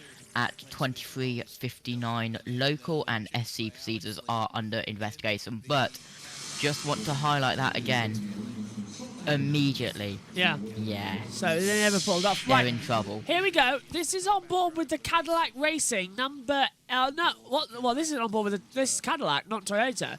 This is the Cadillac number 3. I'm almost certain. No, this is Cadillac 2. Right, Cadillac 2. Down in towards the Dunlop. This is Daytona Chicane. What's happened here? What are we looking Is that the 80 in front? That's the Ferrari went down the inside. It was the 50, I think. Yeah. Not the 51. It was the. No, it would have been the 51. That went down the inside. Yeah, my apologies. Again, you can't see anything. You can't see anything at the moment. Toyota 7 has officially retired. Penske 75 is officially retired. So Toyota number 8 has hit the lead. Ferrari, Cadillac Racing has dropped right down the order. Peugeot's dropped right down the order. That Peugeot now back up to second. The timing screen doesn't know what to make of it because it should have dropped it to 5th. Now it's been back up to second. It doesn't know a clue. Does not have a clue. What is happening right now? Systems are just confusing everything. So the timing screens jump back into gear when they cross the line. So the order at the moment, we know this for a fact. Toyota lead from Peugeot, AF course, then 3 and 4. They've taken the graphics off slightly on the screen for a moment, just so they make sure everything is in order. So if you're following along on the timing 71, I do believe what you're seeing is correct. The number 50, though, has caught up to the Glickenhaus that is trying to get laps. Oh, it's getting a bit tight out there as well as we look at live pictures with your spot with Tom Christensen as well, who was in the comms box. But right now, the lap car on the inside line towards the braking zone. That's the 80 getting back out of it as well. So great job there for the AF Corsa. I wonder if it was like a penalty that they had to go in the pit lane for a bit and then. Yeah, that's no, they had to. It wouldn't have been a penalty. We would have heard. It's the fact that they had to get it back in to make sure they could do the control or delete from the pit lane. They'll have had a quick inspection and got it back out. Josh, what's this information from Race Control? We've got some more warnings coming through. 911. Yeah. 911 track deletion. That's it. Oh, is that it? Okay, I thought we had a penalty because I'm seeing safety car procedure. No, it just says safety car procedure under investigation. Oh dear. Yeah, you're right. That was at 20 past midnight our time. 20 past 1. French time. Central European time. Yeah. Well, we've got 14 hours and 36 minutes to go. Everyone's just getting chaotic out there. So Toyota lead. Ryo Hakiyama as well at the wheel. We've got a yellow flag, and that's why there's a car in the gravel trap. Daytona. Is that an 80? What number is that? I'm trying to see. It's the 20, I think. That's not at the Daytona chicane, Josh. I don't think. That's Marshall Point 11. Yeah, that's not. It is Daytona. It's LMP. It is. Yeah, where is that? Oh, okay, fair enough. Who is it? Oh no, it is Daytona. The gravel trap is. Yeah, I thought we were looking at a different gravel trap. No, it is Daytona.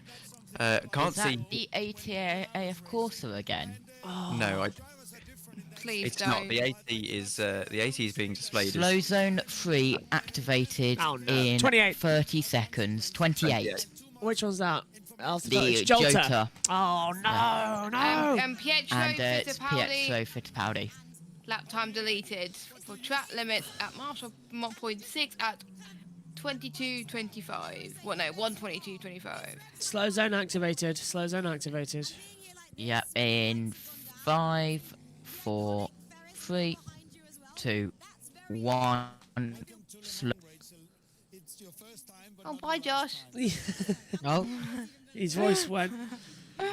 Right, slow zone activated. Jolter in the gravel trap, and now there's which slow zone is it? Has it been activated? Because our driver track is three. Right, thank you. Our driver track is not going to work until the morning now. It didn't go off last year, Tom. We're on the graveyard shift. It didn't work last year, did it? During the night. Yeah, you're acting as if I can remember that far back, Josh. Yeah. I can. No, I can't. So we have a slow zone active, obviously. Now we're again. Your spot not being overly clear. Drive-through penalty for car 25 for overtaking under yellow flag. Oh. Slow zone. So that is Armadale. Yeah, you're right. Penalties coming through. That's the 25 LMGTE OR QRT by TF. This is getting madness now. The Max Verstappen car, because it's bright orange. Ferrari are looking racy. They're currently running line of stern. The two Ferraris just behind that Peugeot that is still sat in second. Peugeot, probably the surprise of the bunch at the moment. I don't think they've got a chance to win this race. I think that number 8 Toyota is well and truly going to be... No, I don't think they've got a chance. Let's be honest with ourselves. They've just been swallowed up straight away from a safety car restart. They just don't have the pace to do it, I don't think. But number 8's looking good. The Ferraris are looking good as well. And there to the inside of Detra Rouge was the 51. All about it. Why aren't you showing the battle? That was the slow zone. I'll tell you what. That wasn't the slow zone. Oh, right. Okay, cool. Right. So the 51 didn't anticipate the slow zone as well as the 50 didn't. Just almost took his teammate out. I wondered they could get penalised for that. Well, that's happened earlier on, wasn't it, with the 66? Running into the back of the Alpine and the 7 Toyota. Went because it missed the slow zone. There's no chance of him getting penalised because he didn't hit anything and he slowed down and was on the 60 kph mark by the time he got to the slow zone. But it's just, it's just a little bit sketchy. I think the problem with slow zones is what we need is a slow zone a slow zone line before the slow zone is effective, where you say you've got to hit the pit limiter at this line. By the time you get to this line, hit the pit limiter, and then it's a slow down that is consistent amongst all the field. That would solve it. Incident involving cars 28 and 65 at Master Post 11. So the 65 was involved of the LMP2 of the Panis Racing, so there was contact between the 65 of the LMP2 and the 25 of the LMGTE AM, so that is now under investigation. That was timed at 01:22:25 local, 00:22:55, sorry, not 25:55. The 88 now getting some work done to it as it comes into the pit lane under the slow zone caution. The 709 and the 48 when we're in the pit lane. The Gladkenhouse and Idex Sport coming in as our replay show. The number 9. Oh, is that him coming in or is he slowing down? Jumping over the Kramer. That was right over the bouncing over the curb. Oh yeah, bouncing over the curbs of slow motion. Okay. So, 14 hours and 32 minutes to go as the field just gets absolutely swamped by light coming out of the Michelin chicane down through the golf course section in towards Indianapolis and Arnage. So 14:32 left on the clock.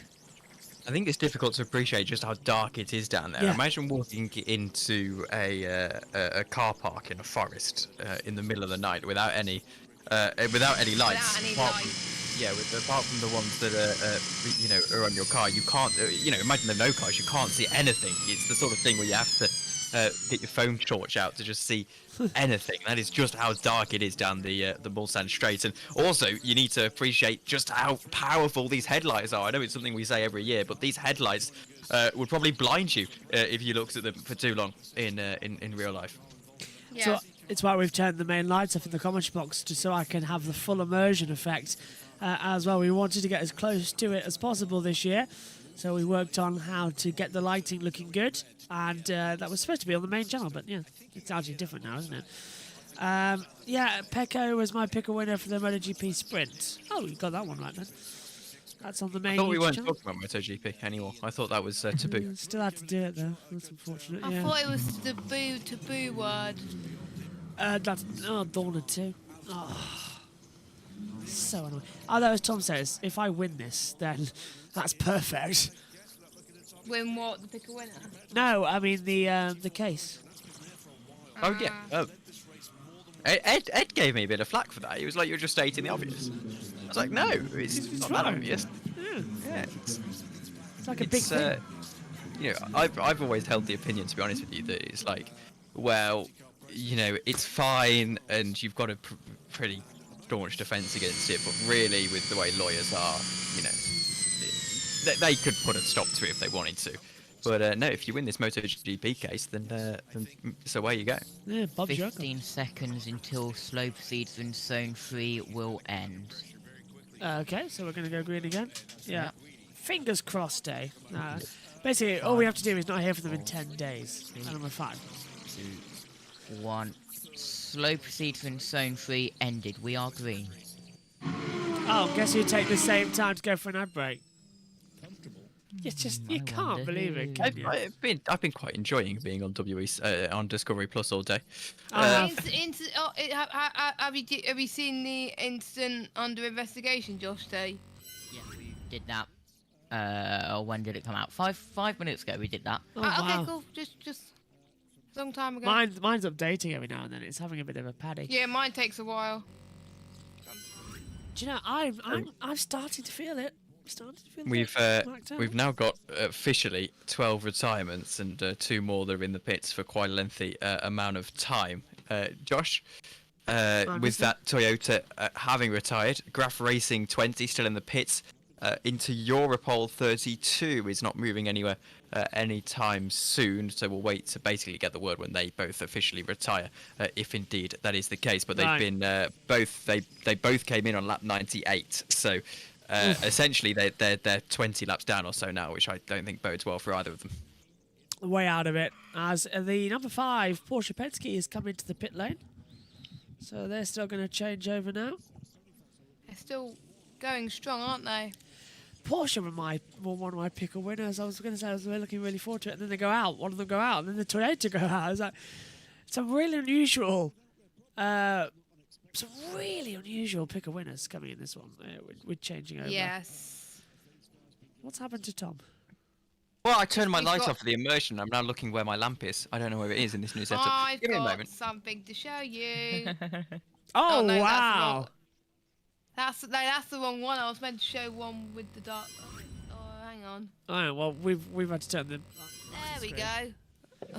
Wait there. We've had to change the battle screen while Tom finds something because he's turned his camera off. So just give us a second. Right. That looks great, Jess. I like the look of that. Is that a Star Trek This is one? my one. Where's Josh T? Is he? I can't switch him either because that's going to show the. Yeah, well, for all of the commentators, it's just off, and then if I do that, it's bright light. I suppose you can all see what mine is on the YouTube stream, can't you? Yeah. With all. And I'll do that before Tom comes back on. So Hypercar's currently in there. I am just going back to sleep. No one I'll sleeps. turn it back to where it was. I'm not There we go. actually really going to sleep, but I'm. Oh, you're not laying changing down. for the immersion. You're keeping in that one, Jess. What do you want? Do you want me to turn it back? Hey, if you want, which one look great for the immersion factor? Because we're all like we're in really dark things at the moment. It's quite funny, isn't it? Yeah, it's quite funny. I'm just waiting for my time to shine once more. What, uploading the videos? Yeah, which is in around half an hour. 27 minutes until we change over on YouTube once again. And Not then on. around. Please show my camera as well. 1 sec. It's blue. Oh. It's a blue screen. It's blue. Actually, we could That's probably helpful. we could show Omi's because Omi comes in at the bottom, doesn't he? So when Omi pops in, we can actually go to that one. Yes, we can. On that Tom's That's Tom. back. Tom's back. Hello, Tom. Hello, sorry. Yeah, I was. You missed your opportunity, Omi. I was I was putting my lamp on, and then turns out it doesn't really have much effect anyway. So Himalayan salt lamp. My mum got it me as one of those hippie things. She was like, "Oh, I have one." She goes, "It really helps your hay fever," and then turns out it's all total nonsense. But it just looks nice, so I keep it going. I've been having to take. Sorry. I've been having to take a lot of flapping. I've been having to take a lot of antihistamines at the moment because apparently in our area the pollen count is high, so I've been taking it every day so far. and it's worked bad because I haven't had any itchy eyes for a while. So that's Oh, five. that's number 5 on the jacks. Oh. no, It is. Sure, it is number It is. 5. He's gonna be out. He's Bye in bye the Porsche. pits. Bye bye The Porsche. number 911's rear was flapping on the bottom. That's the number 43 DKR engineering. But yeah, the number 5 is in the garage and on the jacks. There's a driver change going on down at the 43. Well, that's game over then. I love the immersion we've all got now. We've all probably gone into the night shift. I do have a Himalayan salt lamp actually. I have it on. It works if it's quite close to you as well. Yeah. It doesn't actually work because I'm not. I suffer with a lot of night terrors, but I have sleep paralysis a lot. So I will have That you live right next to a. Yeah, I don't. I know.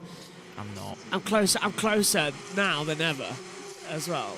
Right now because I'm on the ground floor outside of the house. But I have a lot of night terrors and a lot of sleep paralysis. So what that means is I sleep. Jess, you probably know this stuff. I know you suffer with them. For those of you who don't know, watching along, I'm asleep. I'll have a nightmare, and then I'll wake up. My body will wake up, my mind will wake up, but my body won't. So you'll be fast asleep with your eyes. Your body will be asleep with your eyes closed, but your mind's awake, and you know you're awake, and you can't move your body, and you have this terrible fear that something's behind you, and you just can't move. It's the scariest thing ever, and it happens to me every night. I've had a situation where I've woken up from a dream and I couldn't move my arms. That's the sleep my paralysis. hands. Yeah, that's the sleep paralysis. Yeah. Yeah, and it's just like waking up from a dream. I don't have the fear that someone's behind me. I do. Every time. I know I'm awake. My legs are awake. I can move my legs in that. It's just I can't move my arms or my hands because they're like. Yeah. They're Same numb. thing. Same thing. I've had 2 or 3 occasions in my life where I've had sleep paralysis. I was very young, actually, on one. And I seem to remember us talking about this last year at Le Mans, maybe. Yes, I think we did.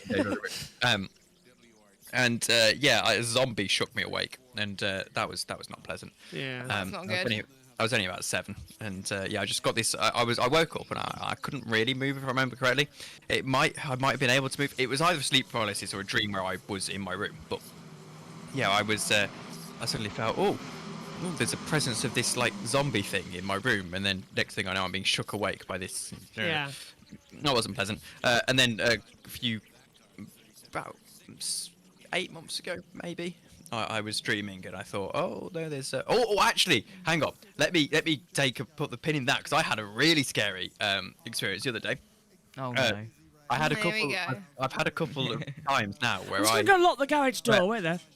Where I'm falling asleep, and it's like I'll sort of wake up, but I'll basically hallucinate because I'm like half asleep. The other day there was a toddler at the end of my bed just staring at me. What? And yeah, I saw a toddler at the end of my bed staring at me. Josh, and then you have I'm alone in a garage. I'm terrified now. The other day, one of my I saw a massive face on my lights, and then something flew across the room, and then suddenly I woke up. I laughed actually. I was a bit shocked, but then I just started laughing because it was hilarious. But anyway, you have now scared Josh into locking the garage door. And I've locked the garage door. I've locked the garage door. Race control update.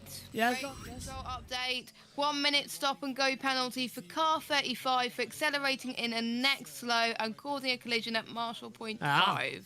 Yeah.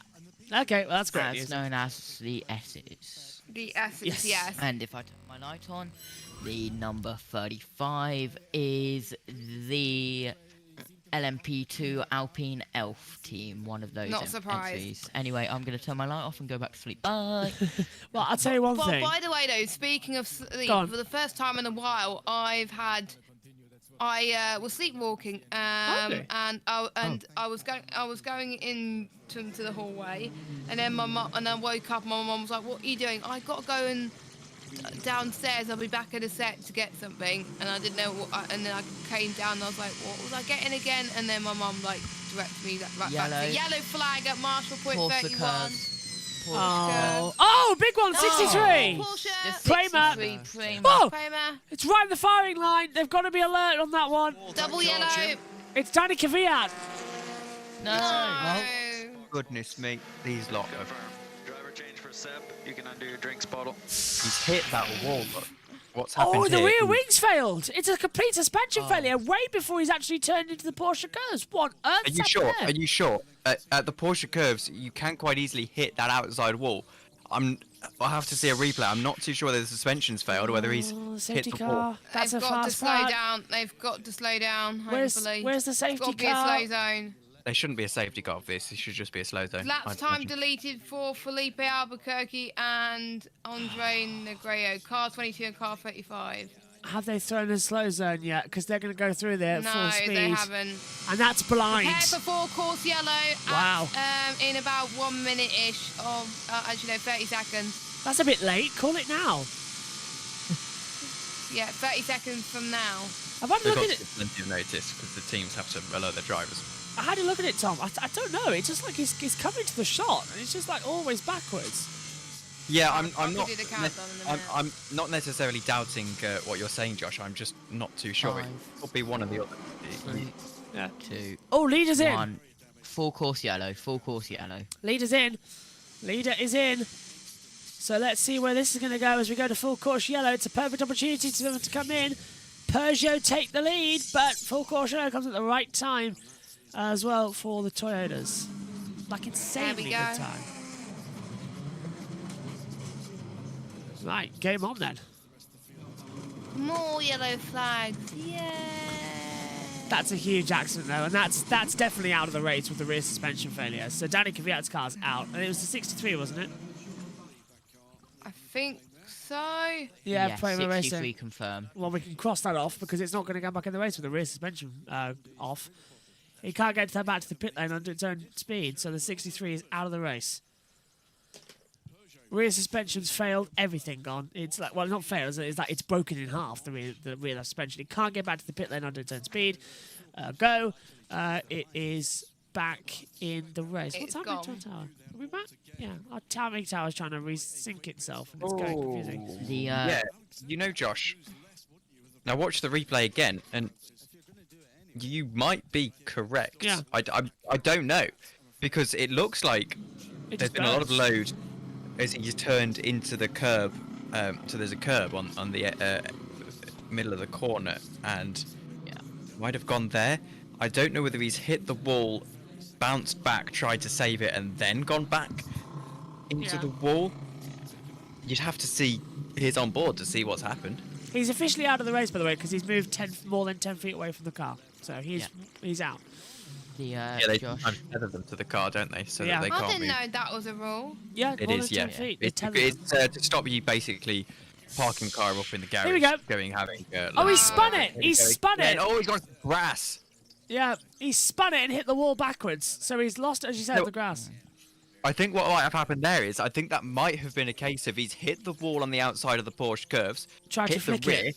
that sent him round, he's got onto the grass, thought he had it, and then he's gone back into that wall because at that point the suspension's gone because of the weakness from the wall hit. That is very speculative though, I will admit. I haven't seen a good angle. To Discovery Plus, well, we'll see it again in a few seconds' time. The number 7 retired with the traditional way of shutting the garage door. Right.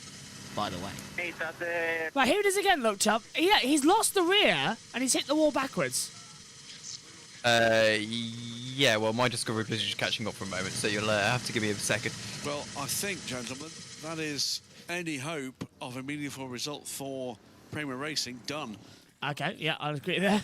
So, we'll wait for... I am seeing prizes for alertness there. a lot of memes with when Eduardo Freitas says, "Let's do the merge," regarding to the safety car merge. Well, will there be a safety lot car? of when two become one. No, there shouldn't be a safety car. Around Twitter. The two become one. No, there won't. But yeah, a lot of two become one Spice Girls. I don't know why those lads are crying. They still get paid the same amount, and they get to go have either a night on the town, or they get to drink, or they get to sleep. I mean, I call that result. To be fair, it does mean quite a lot to them, so I don't blame them. Anyway, I'm going. I'd have a slight touch on the car, but like, you know what, lads? You know what? I will keep an eye on race control messages, Josh, for you. Well, when I mean I'm going to sleep, all I'm doing is just laying down on my chair. I can still see race control messages and the TV pictures. Do you know, my driver would like go 2 seconds a lap slower. Like, you know what? Terminal problem. It's fine. Just park it. Oh, agreed. Like this is okay, just a bit of movement. Okay, copy Oh my god, that. that was good timing. That's why we think they're probably good for this kind of scenario. We keep getting a lot of slow zones. So lots of chatter with Ferrari. They're in good spirits, aren't they? Sorry, he was talking there. Omi. Omi, go on. I was just saying I should probably sit down. I've been standing for hours. You know, I may have done what I was just alluding to in ERC before. You know, a driver's sort of damaged the car. You've gone like a lap down, and he's like, "Oh, should I retire?" But really, no, you should retire. You just park it. It's fine. I can't be bothered to drive. 2 laps down. Just park it. I wish I could retire MotoGP commentary. I'm gonna check how my TikTok thingy is going now. Oh, right. Oh, you post on TikTok? Yeah, right, okay. I'm concerned. One person added it to his favourite. Oh. Also, by the way, if anyone's come from my TikTok here, hello. Hello. Oh my god, guess what the first TikTokers came up on my For You page? Omi? Yes! Hey! Oh, that's a bit worrying then. I've been boycotting TikTok for 2 years now. Never downloaded it. If you want to check out Omi's TikTok, by the way, Omi ZTV2. Bleep. Well, I'm trying to make a return. Other TikToks are available. Yeah, I am trying to make a return full time, but it's a bit hard. You're doing well in views on your first TikTok, on your latest TikTok, to be fair. I'll get mine sorted next week or so. When did you post that? Post what?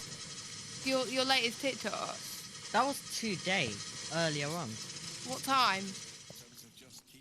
That was after I left, right? Yeah. You joined but with your face cam off. Pardon? You were in the background. Yeah, basically you were in the background at the time. Oh yeah, I literally just joined. Okay, cool. I think it was about 9:30ish then. 2 hours ago. Yeah, roughly about then. Nearly on 10 hours. Jesus Christ. Nearly halfway I've been there. literally so busy. We're nearly halfway there, everyone.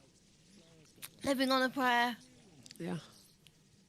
Can't believe that Millie Bobby Brown is marrying Jake Bon Jovi, and she's going to be Millie Bobby Bon Jovi. That's such a mouthful. I'm actually going to listen to his talks at the moment. Isn't he a little bit out of her age range though? Maybe. She is marrying Jake Bon Jovi, so she's going to be Millie Bobby Brown. Maybe Millie Bobby Brown Bon Jovi. She's marrying his son. Okay, Yes. that's not so bad. No. Because I thought you were going to say. I mean, they are John 19, and it's a bit ridiculous. It's never going to last in a million years. But How old's Millie Bobby Brown now? She's 19. Is she? 19, yeah. Is she the one? Is she the one that the famous clip of Lewis Hamilton? 14. Yes. And it's like I'm 14. It's like no. Yeah. Stay out. Stay out. Yeah. Yeah, that one of Lewis Hamilton's. The worst one about that is that as Hello Joe, Sammy Yago. By the way, I apologise for butchering your name. It's Joe Sammy-Yago. It's our boss from Grid Network. Yes, I knew it was the Grid Network guy, but I didn't know how to pronounce his name, so I apologise. I got close enough, but yeah, the worst part about that. You are never going on Grid Network. The worst part. I added an N. I mean, you know. I'm available to go on Grid Network if anyone needs it. I mean, you know, I've got very good insight. Yeah, the funniest part about that clip is the fact that it's like, it's not too much of a stretch to think that Hamilton was probably thinking that for a brief moment, and then immediately had a bleep moment. I don't know. I presume so. It's Lewis Hamilton.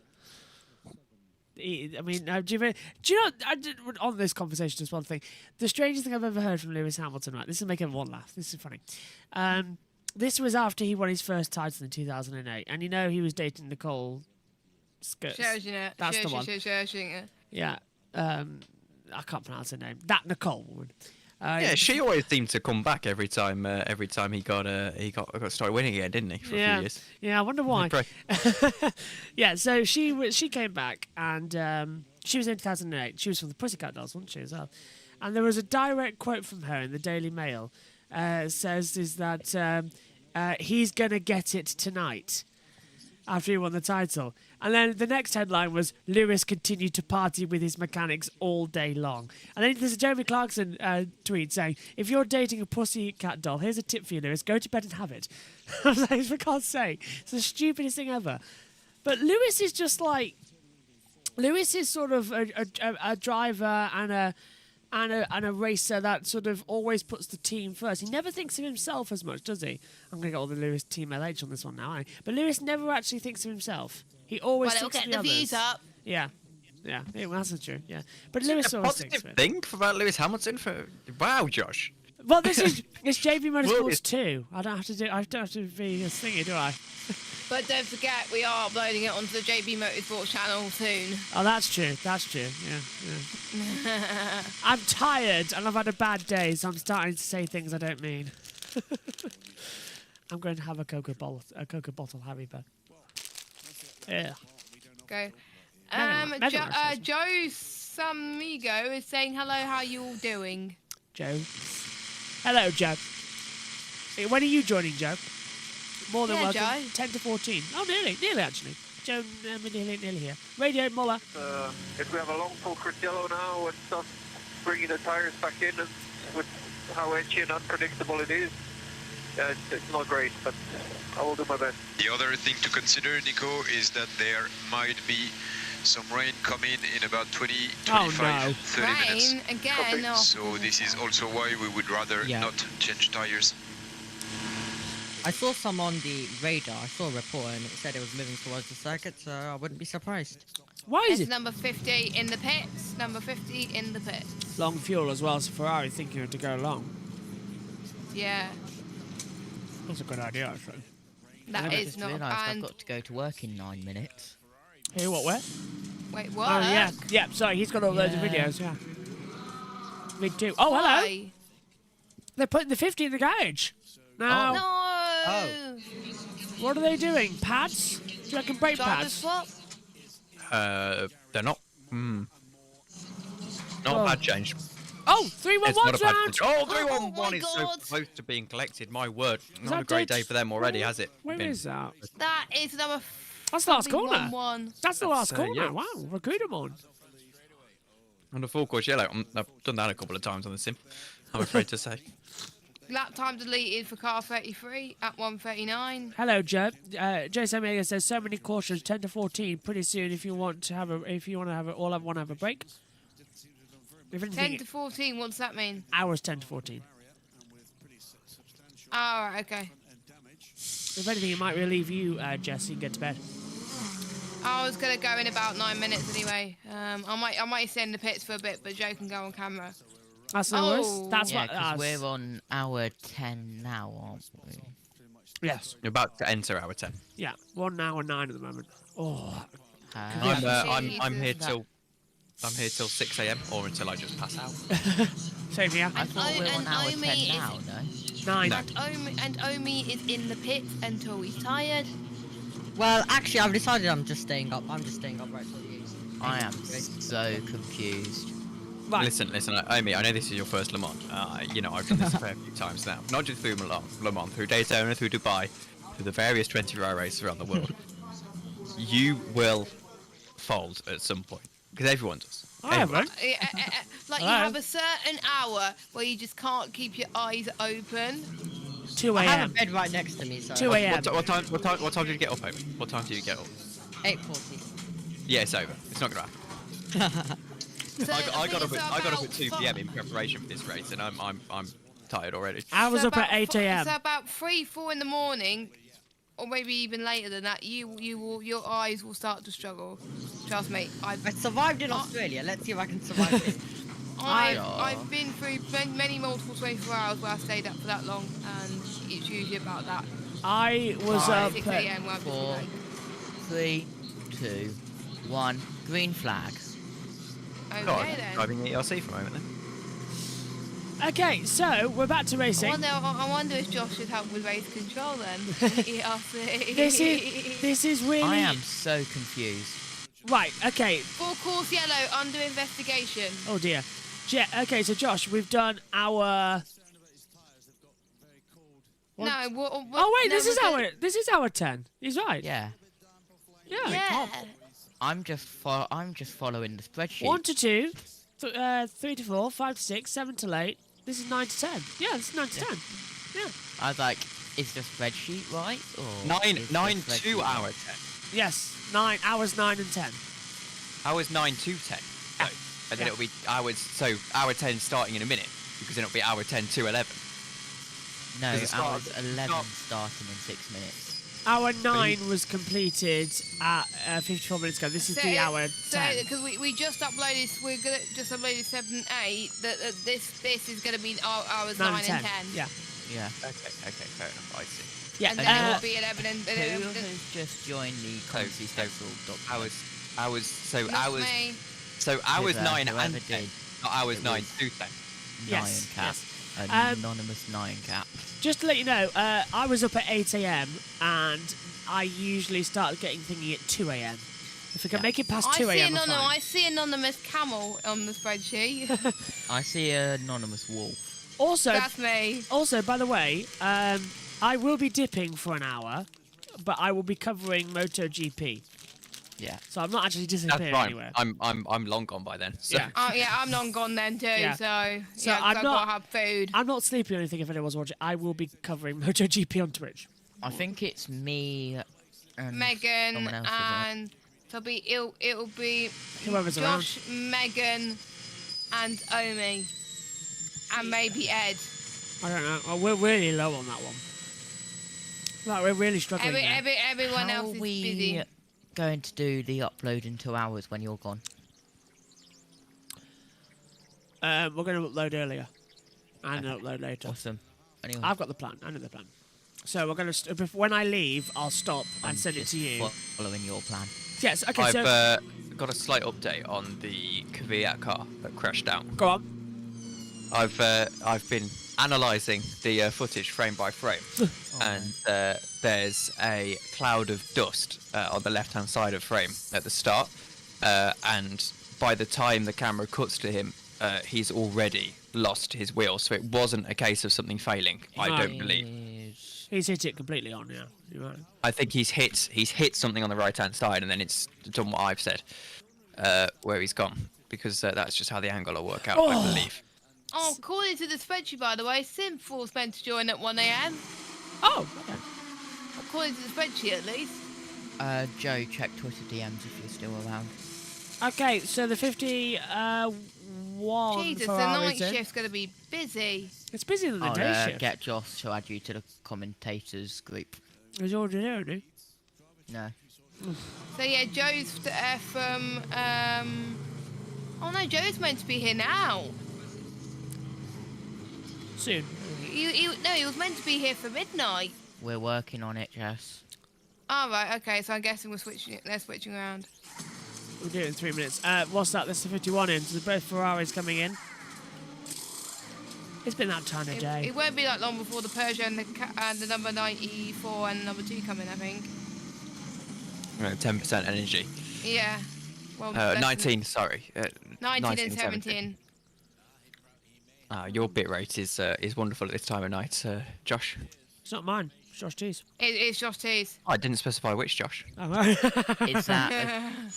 Is that sarcastic or not sarcastic?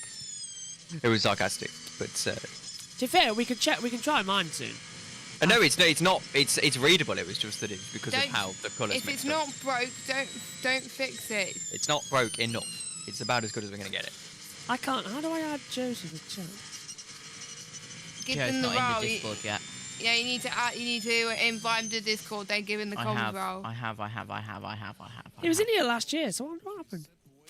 Probably left. He Josh. left. Oh dear. What are we on? Oh, hang on. I've got to stop anyway because we've got to switch over to. Joe will be in around 2 minutes. Oh, well, that's okay then. So we're losing Jess then, Jess. You're disappearing to the back rooms. Yeah, as soon as Joe arrives, I will be disappearing. I'll stay in the pits for about 15 minutes, though, but... All right. Well, thank you, Jess, for everything today, and we'll see you tomorrow morning at some point. It depends. I did put myself for 8 a.m., but probably it'll be 9 a.m. at this rate. Because, it may be 9 a.m. or even 10 a.m. because I don't know. But I'll put myself as a maybe then for 9 a.m. and 10. I'm getting the hurry up in my ears. Okay, thank you, Jess. Take care. We'll see you in the morning. Go get some rest as well. We're coming up then on the changeover point here on JB Motorsports. So the premiere for 2 hours delayed. Don't have to do anything if you're watching live on JB Motorsports 2. It is the 94 Peugeot that has retaken the lead. Don't go anywhere.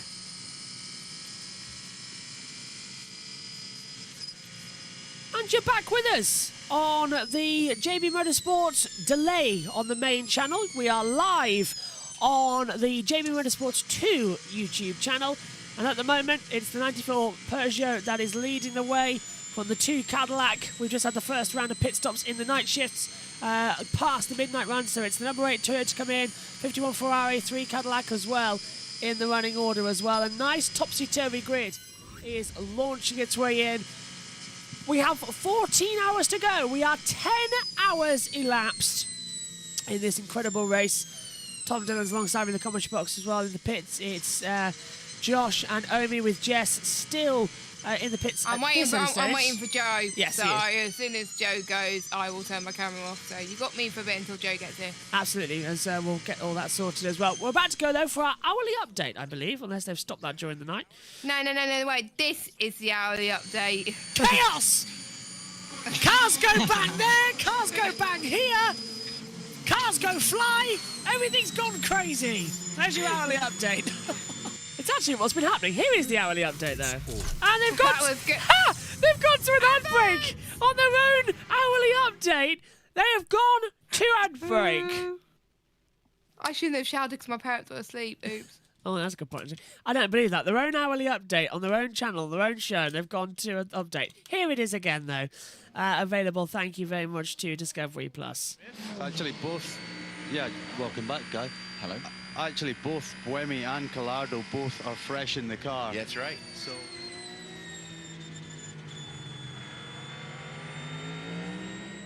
Is that it?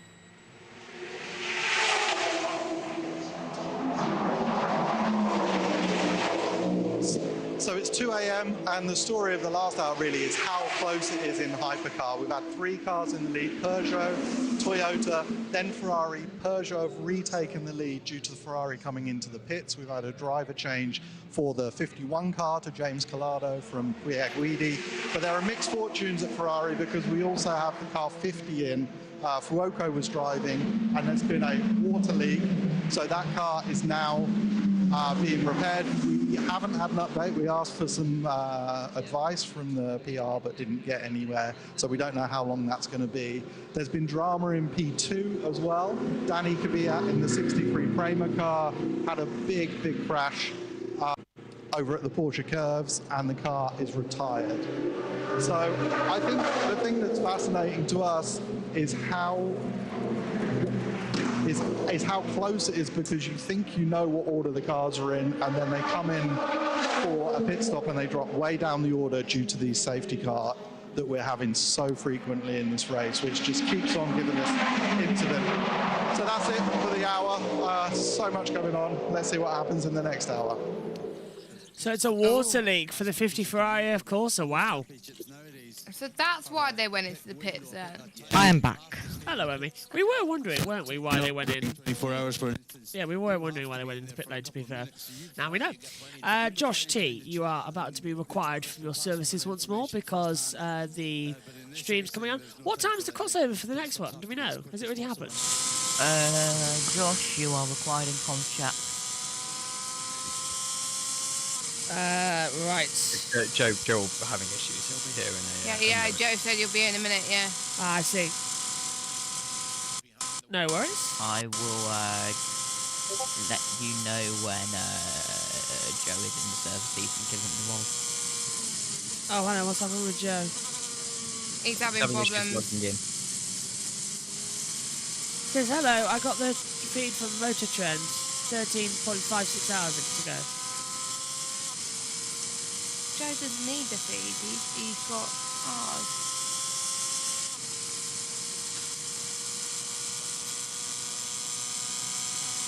On board with the number 37 Cool Racing.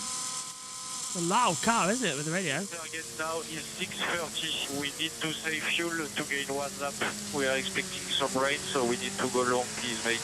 We are currently leading the overall race.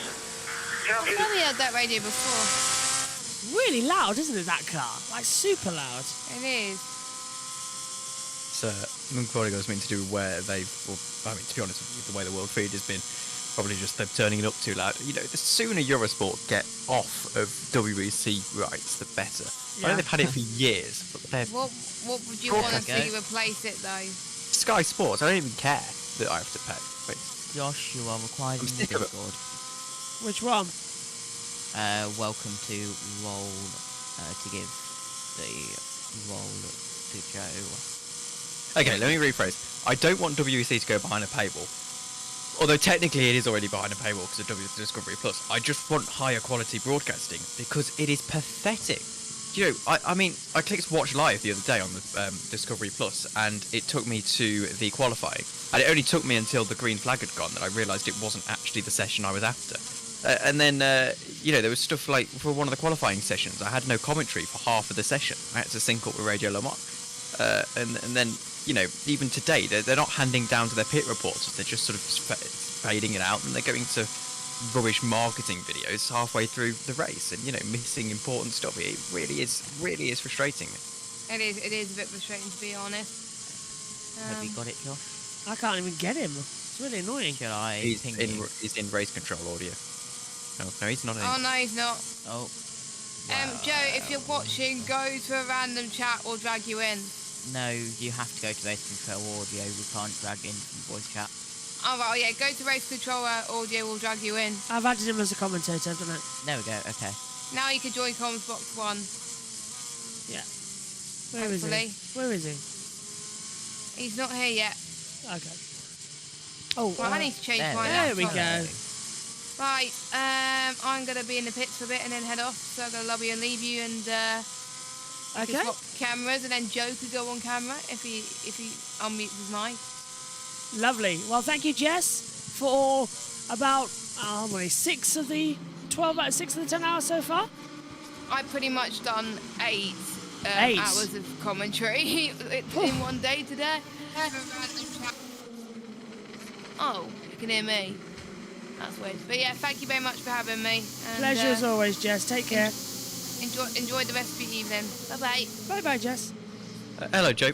Oh, you that may want was smooth. Fab. Right, let's get this camera working. Hello, Joe. If it's camera low. Joey, it sounds like you're using your laptop and/or inbuilt microphone. If you are able to change that, I don't know though. I mean, you might be. I need to change my laptop thingy to AFK. Do not speaking. So you don't go to me again. Right, I'm gonna do that now. Yeah, we've had that one before, haven't we? Jess, down to the pits. Oh, blimey. So, yeah, it's webcam utility. Okay, Josh, I think it's just me and you for a moment while we wait for Joe to get his technical issues sorted out. I know those tech issues well. 10 hours gone now in this race, wow. which is remarkable. We're not quite. We're in the graveyard shift, aren't we? We're not at that depressing stage where suddenly you've only got 8 hours to go and you think, God, it's almost over. After all of that build-up, but no, it's been spectacular so far, hasn't it? And well, the pits are starting to hot up. The Peugeot should be in a moment. We're expecting them in, as should. Oh no, the number 2 has just pit, so there you go. They've pit out of second and have re-emerged in fourth. This really is a battle between Toyota and Peugeot. I still don't think the Peugeot has a chance, by the way, but you never know. Josh T, you've got the new file. I'm already downloading it. Fab. I mean, for the past, if I look at the thumbnails, it's safety car yellow, slow zone, safety car, 1 in green now so far. Yep. It's been that kind of day to keep it over. We've got 48 minutes on the one premiering right now. How long left? 48. 48, okay. Yeah. This is literally how we roll. We're way just more we're just than rolling. enough time to...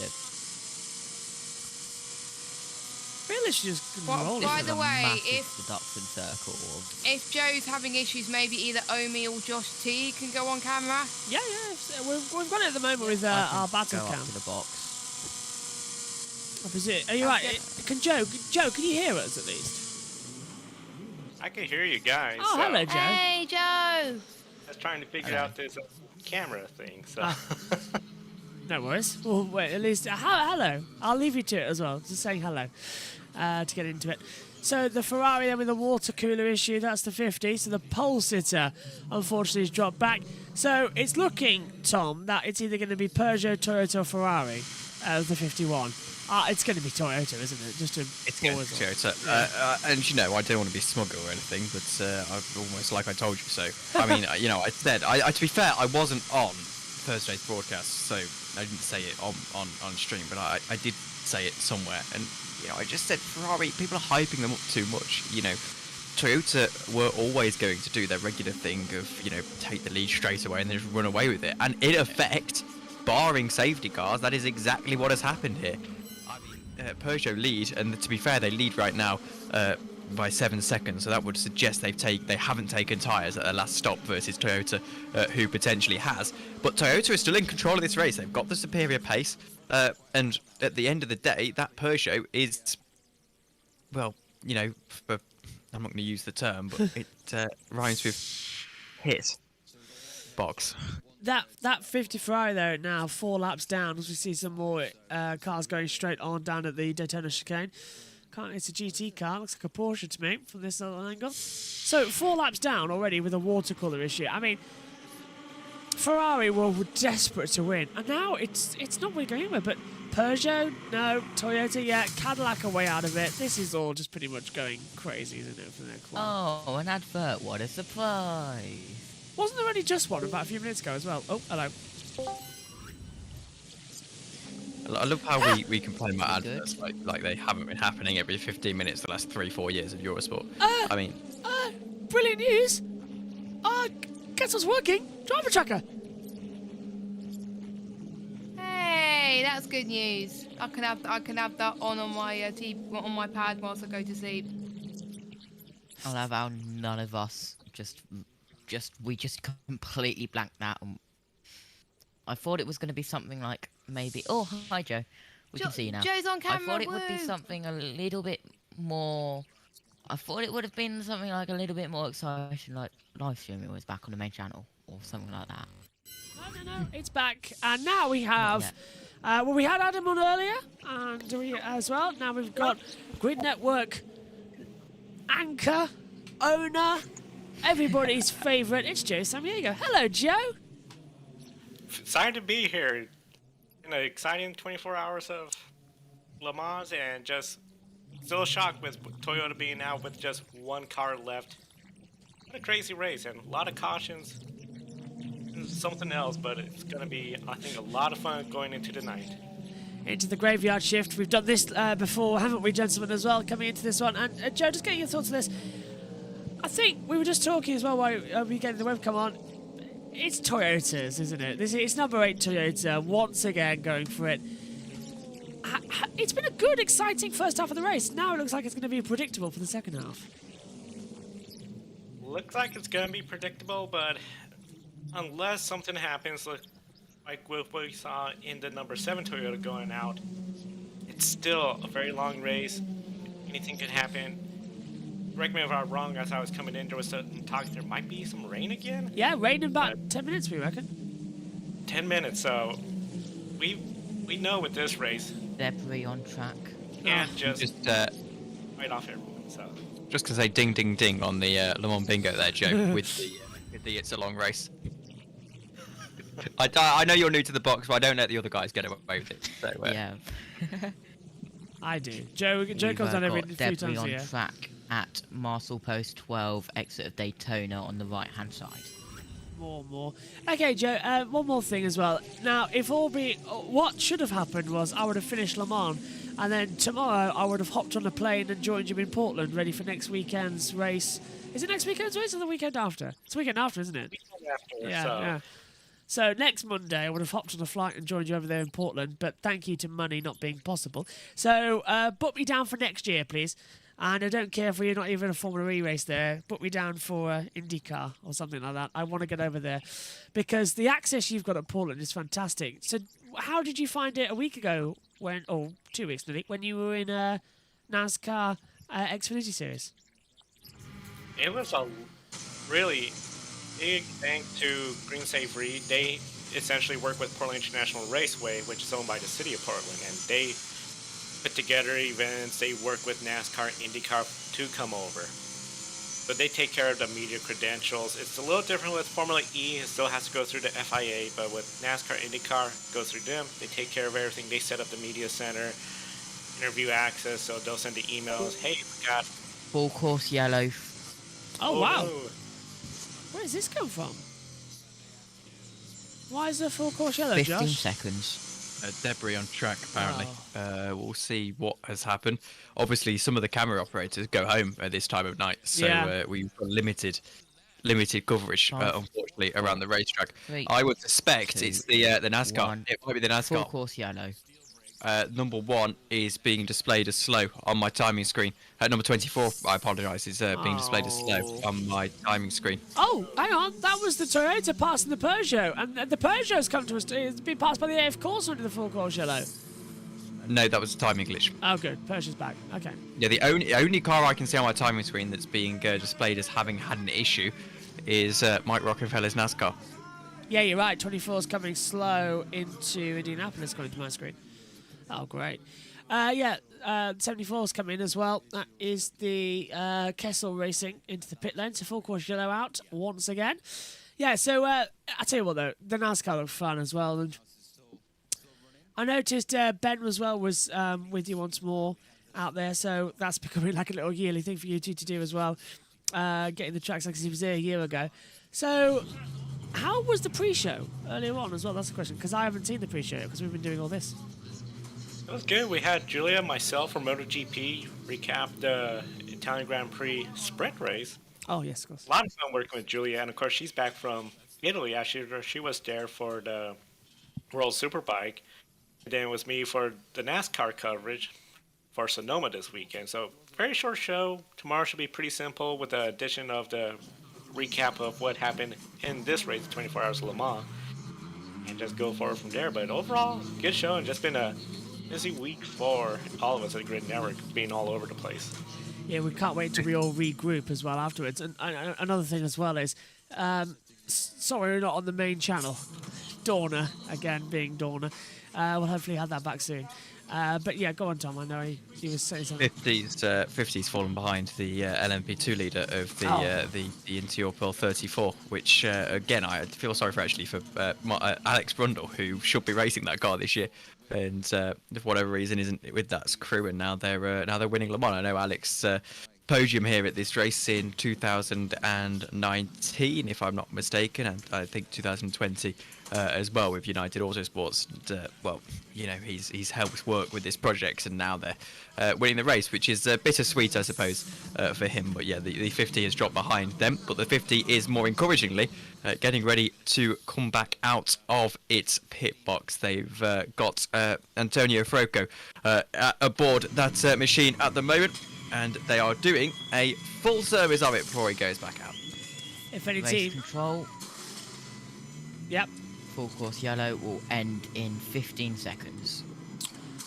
How's the secondary stuff going on there for the JB Motorsports 2 hour All delay? doing good, just scheduling it with Fantastic. 5, 4, 3, 2, 1.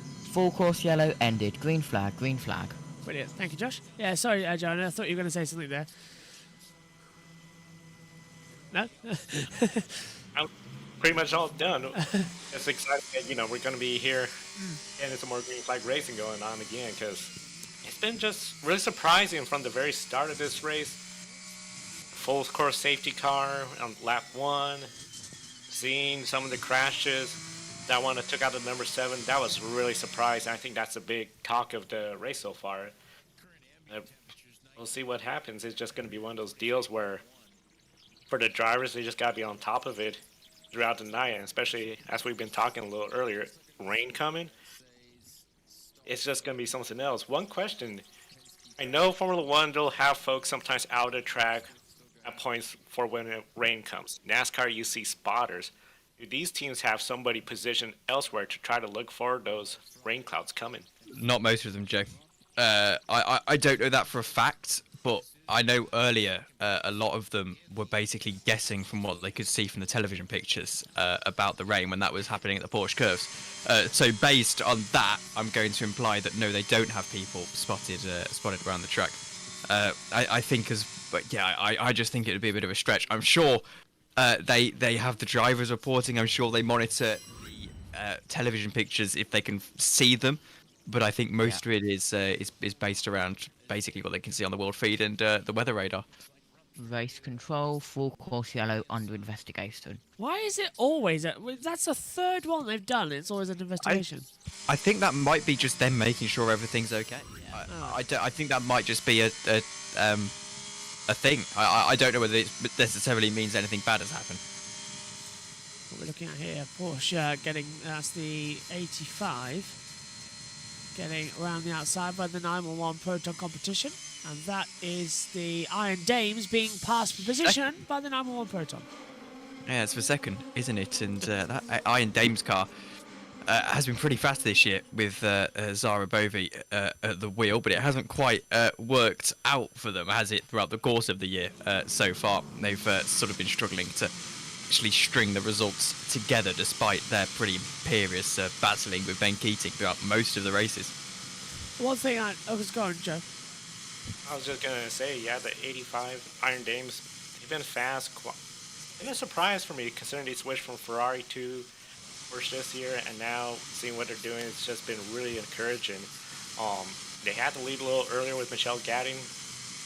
Just one of those deals where I think this could be a really good podium finish for them. They could keep it up. It'd be really exciting. I know he just needed some good results because they just sometimes just seem bad luck has just been getting at them this year. I was really hoping they were going to take a win, the Iron Dames. I was really hopeful for that. And have our first ever female class winners at Le Mans would be fantastic. And especially being the Iron Dames as well. Fingers crossed that they can still pull that off. Only in third position. A long way to go. Not even halfway in the Le Mans 24-hour race of 2023, the 91st edition. The 100th celebration, of course, across 2 channels here. The comms box. JB Motorsports 2 has it live. JB Motorsports has it delayed. And I'm glad to say both doing quite well. So I'm very happy.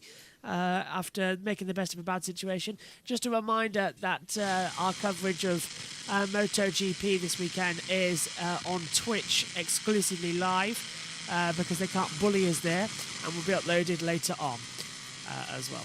And yes, I'm going to continue to talk about MotoGP quite a lot because they've really annoyed me this weekend and for no reason as well. Yeah, so, all fun.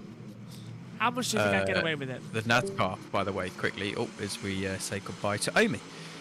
Right. For some reason, NASCAR's running again, so I don't know whether that was a timing glitch or what's happened again there, but last lap time was 7:50, which is slower than the rest of the field, so I would assume there has been an issue there for the NASCAR, whether it was a control or delete or whatever happened, but they have fallen now behind the majority of the LMGTE field. Yeah, I believe Omi was on a, in classic Omi fashion, let's point out, I'm in pit lane until I'm tired. Yes, I think he's gone now. We've lost so him. I think, told you it would happen. Yeah. We all knew that it was going to happen. No. By the way, Josh, it's processing the 1 and it's 14 minutes left. Fab. Which will give me 20 minutes to finalise things. Yes. Yes. Trying to work out. Yes. Yeah. Well, the first one was 189, second 160, third 128. Considering that they're not live, fantastic things there. No, nobody even likes who. Nobody even likes who won MotoGP Sprint. Bagnaia, yes. I thought it was quite a good race, to be fair, and that's annoying because I wanted Whoa, to whoa, hate whoa, it. whoa, whoa, whoa! Stop being positive. That's true. Towards. That's true. Horrendous competition has been rubbish since Casey's down and left. Well, Joe, do you remember what I said on the Grid Network show that unless MotoGP was really good this year, I was quitting? Yeah, I do. I mean, it's been something else. I'm still not sold on this sprint format. I'm not a huge fan of it yet, but maybe I will be sold on the idea of it. We're seeing where United States, well, they had a pretty good crowd both days, but I just feel it does have a huge outcome on the championship, and these are not Grand Prix races. History books, it just looks really weird. In fact, the standings, considering you got Echo Bagnaia, 1 win on a Grand Prix, and he has a points lead because of what he's doing on the sprints. I am very, very happy about the MotoGP sprint for one reason and one reason only. Because it doubles the amount of possible pick-a-winner points you can get. Was 2008 the greatest ever race we had in Le Mans? I want to find out. I was too, Josh. I don't remember it. I can't remember this one. Joe, do you? I seem to remember it was No. an Audi battle, wasn't it? 2008, I was probably way too busy in Fairbanks, Alaska this time during the summer. Yeah. But one I would say for me still is at least the greatest finish is when we saw that Toyota coming to a stop. Yes. Right as the race was ending. You cannot get that kind of drama at the end like we did that year. I don't remember the exact year, but it always stands out when I think of Le Mans. I think there is an argument to say that this is the greatest F1 race of the last 10 years, though, so far. In terms of not necessarily battles for the leads that will go on into the rest of the day, but certainly in terms of how much action there has been. If you take away, obviously, the safety car procedure that needs definitely a little bit of improvement, but other than that, I think this has been spectacular. It's been close. Yes, yeah, it has. And, the racing through the first hours, I know we touched on this on Wednesday, but I was saying this to my dad, I was like, we're 3 hours into this race and I haven't even looked at the clock once. It's been incredible. You said that in the night practice, didn't you? Go on, Joe. Yeah, I did. I was going to say, it has been something very entertaining, this race from the get-go. It just seems every hour there's something to be talked about.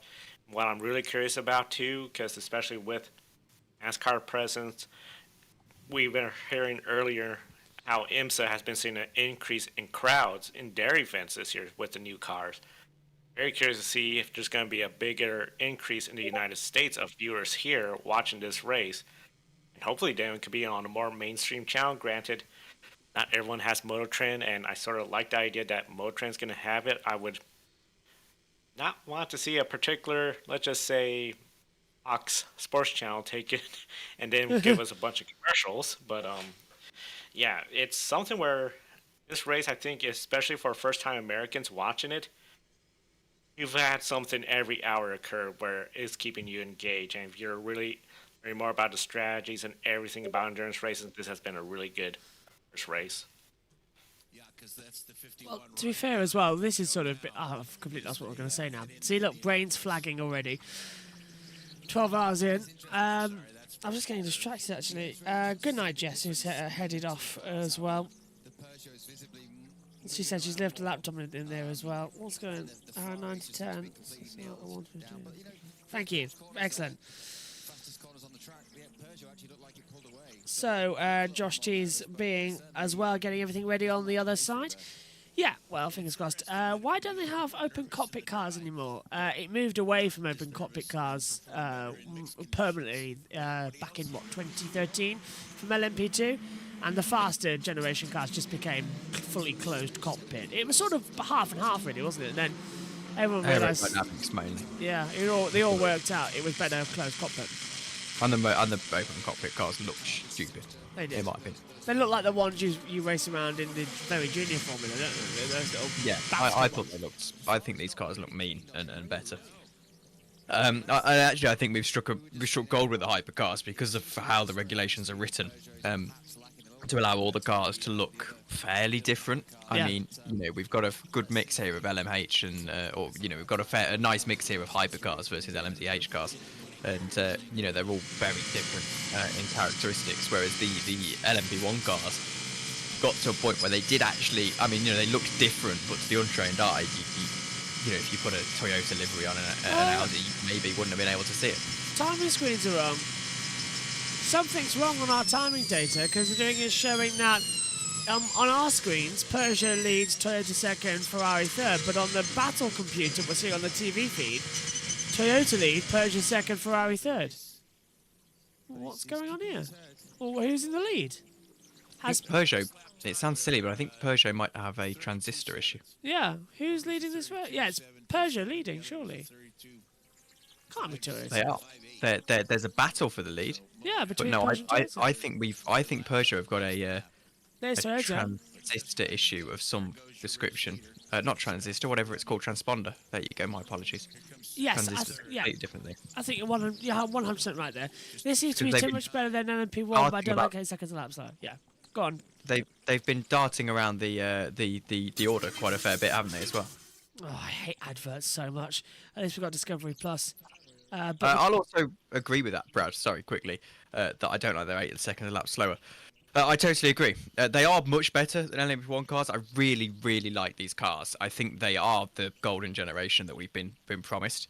But again, I think you just sort of have to make peace with the fact that these are different to LMP1 cars. They aren't a next generation LMP1 car. They are a different top class. No, we're green at the moment on my timing 71 anyway. my driver track has gone full course yellow. My timing saying we're okay, but yeah. Green, have you updated it to live? I did. I'll double check though. One of the things you're talking about with the cars being different, I remember, I believe it was, early 2000s, before it was IMSA, it was called Grand Am in the United States. Those prototype cars look all so similar, and was just never really got into it that much.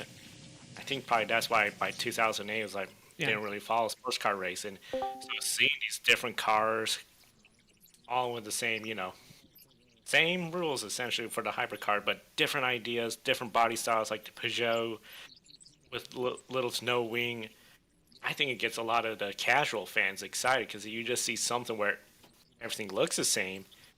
I think it has a bigger impact on the fans, because it's just something where they all look the same. I don't really have that much interest, because I can't relate to it besides a logo of Ford, Chevy, GM. We saw this with the next gen car back in 2007, which was called the Car of Tomorrow. They all looked the same. They all had a wing. The only difference was the logo and some decals. I went away to the modern NASCAR that we have, where fans could say that's a Camaro, that's a Ford Mustang, or a Toyota. So I think it really is exciting to see with LMDH, the hypercars, different personalities of the cars, because they just look phenomenal. The Ferrari looks great, the Peugeot looks great, and Cadillac. That's sort of been a surprise for me coming up here to Le Mans and doing this well so far. Yeah, no, I think you've hit the nail on the head about the different, the fact that you're getting behind a logo. And then I think Brad says that if it happened in F1, everyone would have a meltdown, and I agree. But I think the distinction here is, as I alluded to earlier, these are Formula 1. It's a Formula 1 car. So if you have a new regulation, it's the next generation of Formula 1 car. If they're a couple of seconds a lap slower to improve the racing, people sort of grumble and say, yeah, okay, they'll catch up eventually. Whereas this is LMP1 has been got rid of. These aren't LMP1 cars. Yeah. These aren't the next generation of LMP1 cars. These are a new car. It's a totally new category with all of that. So that's why there hasn't been so much of an uproar, because people appreciate LMP1 was getting too expensive, so we'll get rid of it and we'll create hypercar, which is this brand new amazing thing. And also to answer the last question that Brad had, Mercedes, to my knowledge, don't have a plan to join in hypercar. I would be surprised if they did as well, because of they were talked the about F1 it. commitments. They talked about it, but it was a link up with McLaren, wasn't it? That's something that I was following last year, and I said it on the Grid Network show. When we were talking about typically teams have been choosing F1 or hypercar. Yeah. Audi did that. Aston Martin as well chose F1 over hypercar. In fact, they chose F1 over GT as well. And then, of course, we've had a few others. Well, for example, Mercedes. I think Ferrari strikes me as the only sort of main. We're going to do both, but that's because they're Ferrari. Right, we've had some updates on retired. Josh, can you read us out who's retired from the race as we look at... okay, look like... okay, I'm not even going to go there. Right, Josh, if you could inform us, please, who's out of this race so I can update my tracker. So we've got the 7 out. I can... Because on the official feed, I've got the 7, the 13, the 14, the 16, 21, 55, 60, 66, 72, 75, 83, and 923. But I haven't got them all on my board, so could you read out those numbers? Dear viewers of the JB Motorsports, this is another prime example of trying to eat cold pizza from last night, and Josh throwing down to you. Joe, if you join JB Motorsports and on a long endurance race, more than just this time, you'll get used to it. It's fine. Why should drag Joe on for a race? Go on. F1 where race. it is. Yellow flags. Here it is. Oh. Where? It's not telling me on our timing screen. It's gone green. Never mind. Go on. Oh. It is. Let me just get the refresh the timing screen for you. Yeah, because I'm looking at the driver track and it's telling me who's out. It's just I can't see the numbers when I'm standing up at the lead board as well. It is the 7. Yes. 66. Where's that? LMGTE AM. 66 I haven't got. Next. 923. Oh, that's out too. Racing Team Turkey. Oh no. Go on. The 75. Category? Hypercar. Hypercar, yeah, Porsche Penske out. 72 GTE. Yep, got that on TF Sport. 83 GTE. Yep, Richard Millet, of course, sir. Yep, 16 GTE. Proton competition, yep, got that one. Yep, and 60... Wait, hang on a minute. They're stopped, not retired, but yeah, 60 GTE. Iron Lynx, yep. Yep. That was crashed into, yeah. 55 GTE. Yep, GMB. Oh, and Cadillac Racing number 3 has had a problem in the pit lane. Yep, 21 GTE. Yep, AF Corsa. Oh, 3 spin. The Cadillac's had a spin. The 3 Cadillac has had a spin. Coming into the braking zone as well. And then, what one were we up to? Where were we? AF Corsa 21. Stream's gone a little bit weird. Is it? The timing screen's totally frozen.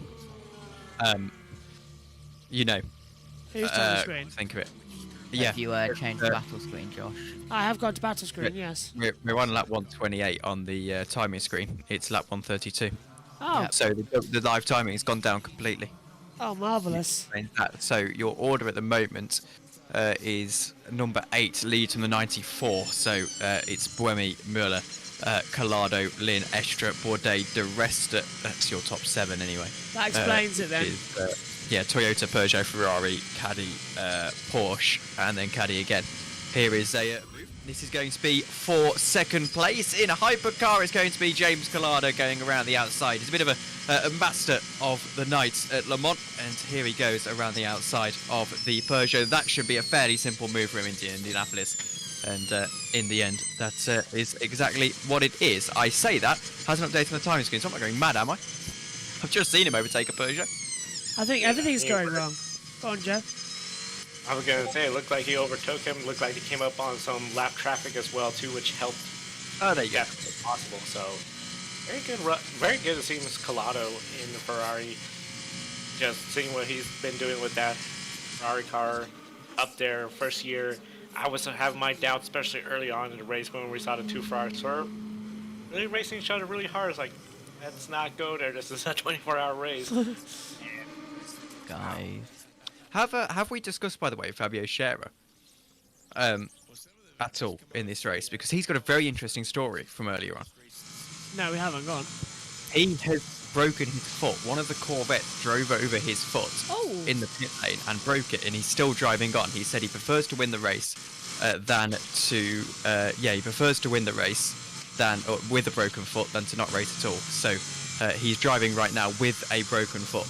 Who's that again, sorry? Fabio Scherer. Well, he's not driving right now, I don't believe, but he is with a broken foot. Cadillac number 3 in the pit lane. I've just remembered. Who's excited to see Joe and Adam in the same commentary box again? That's going to be fun. That'll be fun, yeah.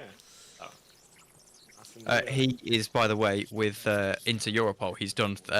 Is he? 2 hours. Yeah, he's done in the lead of the LMP2, the 34. He's done 2 hours 47 minutes at the moment. Best lap time of 3:43.3. He's not actually. He's the slowest driver of his team by quite some margin. Actually, the gold at the moment. But that being said, I think we can appreciate that. I think we can accept it. I think so too, 100%. But I would also suspect that they'll get his drive time done and then call it a day for him, because you can't be putting him for too long in with a broken foot. And the concern as well for that team will be if he wakes up in the morning and is in total agony. Because you know these things, when the adrenaline wears down, can be pretty bad. And no needle policy as well, so they can't do anything. Same as MotoGP. Unless he goes to the medical centre, maybe, and they give him painkillers. Would he then be ruled out on medical ground? That's another thing you've got to be careful of, isn't it, these days? He's already had to go to the medical centre to get that checked, otherwise he wouldn't know he's broken his foot. So surely the medical centre can offer him painkillers because they know it's okay, because in the medical centre. Brad says, Josh, are you staying awake the whole 24 hours? Yes, I am. I'm missing 1 hour because I've got to go cover the MotoGP on Twitch. That's it. So I'll be here for all of it. Annoyingly, because they've been bullying me this weekend, but still, got to do it.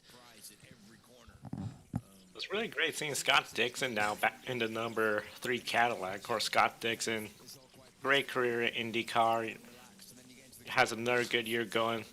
Looking for that win, but I think overall, if he could bring home a good finish in the number 3 Cadillac into this race, I think it'd be really great. And it's just, I think, one of the things now that we see in NASCAR car here, I would really like to see in the United States, especially NASCAR to race in Sonoma.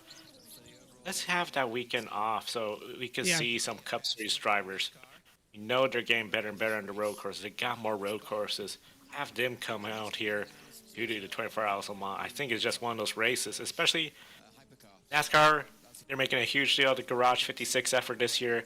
Are we really just going to have nothing next year? There's no Garage 56 effort by them next year. I think they have to look into giving the off weekend 2 drivers for this race. I find that really funny because V8 Supercars at the moment is having the opposite debate, where people like Shane Van Gisbergen has just announced that he's doing one of the NASCAR Cup Series races. I know Adam will be gleeful at the fact I'm discussing V8 Supercars here, but V8 Supercars are discussing actually. Our schedule isn't packed enough. You know, we're giving drivers too much free time to go away and risk getting injured in NASCAR, Le Mans and things like that. So it's really funny that you've got 2 series that have basically, got 2 polar opposite debates going on. Brad in chat. I'm sorry, Joe. Oh, go ahead. Yeah, just quickly, Brad in chat saying this race needs some rain. Latest weather update, there is no threat of rain at this current time. Oh, well, it was... And the 8th is in. I think we've had a fair bit of rain. Joe, probably back to you to finish your point. I was going to say, it's interesting that with supercars, I feel, you look at NASCAR, IndyCar, they're the top motorsports where drivers from supercars like Scott McLaughlin have come up. Marcus Ambrose went from supercars to NASCAR. So I can understand the supercars. We want to keep our big names, so we'll give them the freedom to do at least other series. And it feels like this year particularly, there's been so few and far races in between. Compromised their F1 weekend where nobody could watch it because of F1 TV rights in Melbourne. It's been a while since we've had our last one. It's exciting, yeah. Shane Van Gisbergen could bring in international attention. Bathurst 1000, one of the biggest races. But if they really start to get to the point where it's like, okay, we're going to limit, make it where you're going to focus here and not Le Mans, these other events, we see drivers potentially being like, okay, I'll do supercars, but I'm more likely now to Yeah. go to IndyCar like Scott McLaughlin or go to NASCAR like Marcus Ambrose, because it's not exactly a world-renowned championship. I mean, even IndyCar, as second fiddle to NASCAR in the United States, they got a lot of international presence and a really growing fan base. I think if IndyCar could get some good marketing and really utilize their star power and their racing, we all heard what Will Power said about F1. I think IndyCar could be a really big thing in the next few years. I'm hoping so. The timing tower has stuck, by the way, as you said, completely. It's 128 and one lap 134. So, brilliant. One of those things, wraps of a week, doesn't it? At least we got our driver tracker back, so one for the other. Yeah, but I'd rather have the timing screen than for a little map to tell me what I can see with my eyes. Yeah. Although it is dark, so I don't know. Well, or can't see with my eyes then. But yeah, anyway. Oh. Well, I've run out of snacks, Josh. Terrible. I've got 5 packets of crisps, a whole packet of bourbons, and 5 Titans, and a bag of Haribo. Oh, dearie me! I thought I was like, my word, I'm feeling quite fat eating 6 bourbons in the space of a night stint. You're there with a whole pack of bourbons. I have my whole pack. If I ate the whole pack, I'd be kicked out of the house by the point. I have run out of fizzy drinks. I've got a whole can of fizzy drink, a whole bottle here. I've got a lot more as well. I'm on my last bit of fizzy drink, so. Oh, radio below me. We gained in the stop. Yeah, not good for me. Anyway, I think it's time to end the snack convo with other brands are available, because we're not monetized on JB Motorsports 2, but we are still monetized on JB Motorsports 1. Yeah. Which is where it's going. Do you know, Other brands are available apart from the fact that Dr. Pepper is a superior fizzy drink. I agree. Do you know technically Dr. Pepper is also a fruit juice, not a Coke? I have no idea why, but I would hope that you tell me. It says so on the back of the bottle. Right. Okay. I don't know. It's a fruit juice. It's a fruit drink. It's not actually a Coke. Dr. Pepper is a fruit juice thing. It's got cola in it, but it's also fruit juice. It says so on the back of the bottle. Joe, good recommendation and tip for stuff like this. Just nod your head and he knows. Just go, yep. I do these on Grid I Network get it. as well. I do them on Grid Network. I just Looking go by right his body language, I think Joe had got that down already. One of the things that's just amazing when it comes to, you know, particularly thinking about like Dr. Pepper, these fizzy drinks. Something where you go to the South. Grew up in Alaska, but I went to South Carolina for college. There's a bunch of drinks that are regional there that you don't hear about. Like, you may have heard of RC Cola or Sun Drop, because Dale Earnhardt Jr. ran a Sun Drop. It's just really interesting just how different regions in Alaska, there's a couple Alaskan-made ones too, the Northwest, IndyCar's Jones Soda sponsors, what's his name? I'm skipping his name, but he drives for Andretti Autosport. It's not Kyle Kirkwood, not Roman Grosjean, not Colton Herta, definitely DeFrancesco. That's the one, yeah. So it's really interesting when you consider all the different fizzy drink, soda, pop, whatever you call it, the options around. But I love how you've approached this from like an articulate manner. I mean, I actually thought you were about to talk about the race and take us back on track, and then you've gone into a logical breakdown of Cola. Yes, Devlin DeFrancesco, who swapped out an Indy car for a plane in St. Pete. Launching up in the air. Which did kind of fit, because the main straight is a runway. That is true, yeah. It's so bizarre. That circuit, I can't see it as a runway because it's literally just a normal street 2 corners later. It's really strange to me. it's I believe I recall it's a municipal airport, so we're not talking like jumbo jets, but more small planes. The one that Cessnas, etc., like those. exactly like those. Hard, the old Cleveland Grand Prix. That was on Bergfront Airport. That was massive runways where you had cars going 5 or 6 wide. And I really hope IndyCar will bring that back. I don't know, state of Cleveland's economy in Ohio's maybe not where it was back in the 90s, but bring that race back because everybody loved it. So. 38 Hertz, so Team Jolter is back in the garage, by the way. That's 10th in class in Hypercar. It's been brought back into the pit lane, and wonder how many we're going to see axed off the board in the next few moments. How many minutes are we in? 49 minutes into our next 2-hour stint for the YouTube channel. It goes by quite quick, doesn't it? That's what I'm on about. That's what I'm surprised about. So, yeah, I'm getting kind of tired, you know, Josh. I can't lie. I've been up for 12 hours now. I mean, yeah, I said it was going to happen. I'm quite excited for 6 o'clock to come around. I could go get an hour before my car. Yeah. I've got another 13 hours before I can collapse. Yeah, well, you see, I don't know how long I can physically take because I've got to be out of the house pretty much by 9 because I've got my kart race in the morning, which is disappointing because I might miss the end of the Le Mans, which seems like a total waste of like my last 12 hours. Yeah, what will be 18 by the time we're finished here.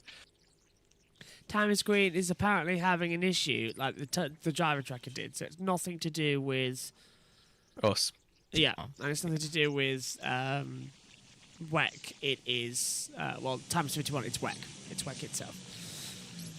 So that's why we're seeing loads of glitches. Because apparently, right now, Nico Muller is still leading in the race because the number 8 has dropped up. Where the hell is the number 8? It was funny, Josh, because I had my I had my real life commentary the other day, Friday it was, and we had a timing issue there, and I forget who said it, but it was quite I forget who said it, but I was on a broadcast once and they said number 1 rule, although it's not the number 1 rule because we've got quite a few number 1 rules, you know, don't swear or say anything racist. But one of the main rules is trust your eyes, not the graphics. Yeah. And I thought that was such a good comment because, you know, we had our timing issue on Friday and, I saw, I think it was the 31 kart or whatever, it was in second. I was like, but he's not. But I can see he's not. And turns out I was right. So, yeah, you always trust your eyes, not the graphic. Good trust this graphic. Sebastian Webber's down in the pits. Fighting you like they're fighting Utz for the win, and I flashed him a couple times. He kind of moved over, blocked and whatnot, and then I got to the 4th chicane and flashed again. I got like 3/4 alongside him, and he just turned in, and we made contact. So, trying not to damage the car too much, I went over the curb and spun myself around. But, we're pushing so hard to try and stay in this race. It's a shame. We made great progress, and then after that, the tires were really very badly flat spotted, and they were going to come apart. So I had to do a really slow in lap and pretty much negated all the gains we made to that point. So really frustrating. How's the car feeling now in these cooler conditions? And are you expecting any rain? What are you hearing on that front? I mean, I think we still have a shot if we can get back in the lead lap. But it's just it's tough, and when you fight your way back, you take more chances. So it's always a tough balance. But I think as long as it's not raining, we should be okay. Do you hear anything on the radio about rain? I was asking. I think tonight should be okay. I mean, obviously tomorrow is a different day, so we'll have to see where we end up. But yeah, it's as soon as the temperature is going to start rising, it's going to get stormy again, and anything can happen. Okay, hard luck with the spin, but well done for fighting back so hard. Sebastian Bourdais there, making himself sound like he was doing something else out there on the track today. It's making me giggle. But, you never flashed someone on a racetrack, Josh? Say again? You've never flashed someone on a racetrack? Not once. Not once. No. No, I usually don't like getting flashed on racetracks. Nor do I flash many people on racetracks myself. Oh dear, it's happened already. Anyway, I'm guessing in going back to IndyCar and yeah. I'm guessing. Oh, it's 2 a.m., isn't it? My head's starting to go. I said every time at 2 a.m. my head goes wobbly during these races. It's like you've got to fight through it and just sort of accept. Do you know, I was thinking. That works. Yeah, Rexy's going well, isn't he? Up in first. 35-second advantage. Yeah, Project A1 is going fantastic with the GT AM class. Haven't talked much about the AM class today because all the focus has been on Hyper. And rightly so, by the way. Hypercar has been absolutely spectacular. Actually, also, I'm not actually bothered next year. It's only going to be a Hypercar, LMP2, and GT3. That's good. LMP2 is gone next year. Not in Le Mans, though. Not at Le Mans, yes. No, you're right. I see where you're coming from. I'm guessing, like, the, going back to St. Pete real quick. Talk about the planes that St. Pete can take. It's got to be, like, little planes like Cessnas, maybe a few Avro RJ70s, which are the British Aerospace 146s, which are like the small private ones. Help you? Question? Toyota Gazoo Racing. Doing my best. 8 of Sebastian Bruni. Yeah, nothing you can like do to small help. ones like that, not another one of the planes of the Avro series, like the Avro Lancaster, the Avro Falcon. They won't be going there. I mean, the Falcon can't fly anymore, and there's only 2 Lancasters flying in the world right now. Yeah, isn't there a Spitfire that they can use? Something like that. I suppose. The BBM or whatever it is, British Battle Memorial Flight, BBMF or something like that. Something like that. Battle of Britain Memorial Flight. There we go. Don't they have like one of the only, if not the only, surviving still working Spitfire from the Battle of Britain? I've sat in it. I've sat in that Spitfire. Josh, Duxford. you see that door just over? I think it's to your right. Yes. Do you want to unlock it and walk outside? No. It was at RF Duxford, and I've sat in it. I've also sat in one of the Luftwaffe planes as well. The difference. No, don't go around advertising that. No, I know, but no, the difference between the technology was amazing. Yes, and it also really was. Not Yellow flag. British Aerospace, the British Aerospace Hawk. I don't think the Hawk T1 jets are going to go there. We've got a yellow flag, by the way. No, but Duxford, RAF Duxford here in the UK have got things on all sides of the wall. Yeah, some fantastic stuff as well. Fantastic technology. I'm relatively near RAF Cosford. That's a nice little museum. Where is this yellow? We don't know. I couldn't tell you because timing is down. So we're just sort of waiting. I can tell you as well that it's on Studio Vision as well. This is a battle for the lead in LMP2. This is interesting. Inter Europol versus the number 30 car. It's Inter Europol versus the QN team. I apologise, that name may be butchered ever so slightly. They are relatively far apart, actually. They've got a little bit of hypercar traffic ahead of them as well, but it's Neil Jani and Jakub Simonszewski. It's at Daytona Chicane. I think it's an LMP2 that I'm seeing stops. We don't have a camera down there, actually, come to think of it. I'm trying to hang on. I'm about to see what car it is. It's the 32 that has stopped at the chicane, and it is the Inter Europol competition that has stopped at the chicane. Yeah. Well, it's the number 30. Slow zone. Be careful. We've got a slow zone. Slow zone. I was going to say, be careful trusting that because of the timing issues. It's come up on our TV characters. So slow zone is out again for, we believe, the 32 going off the track.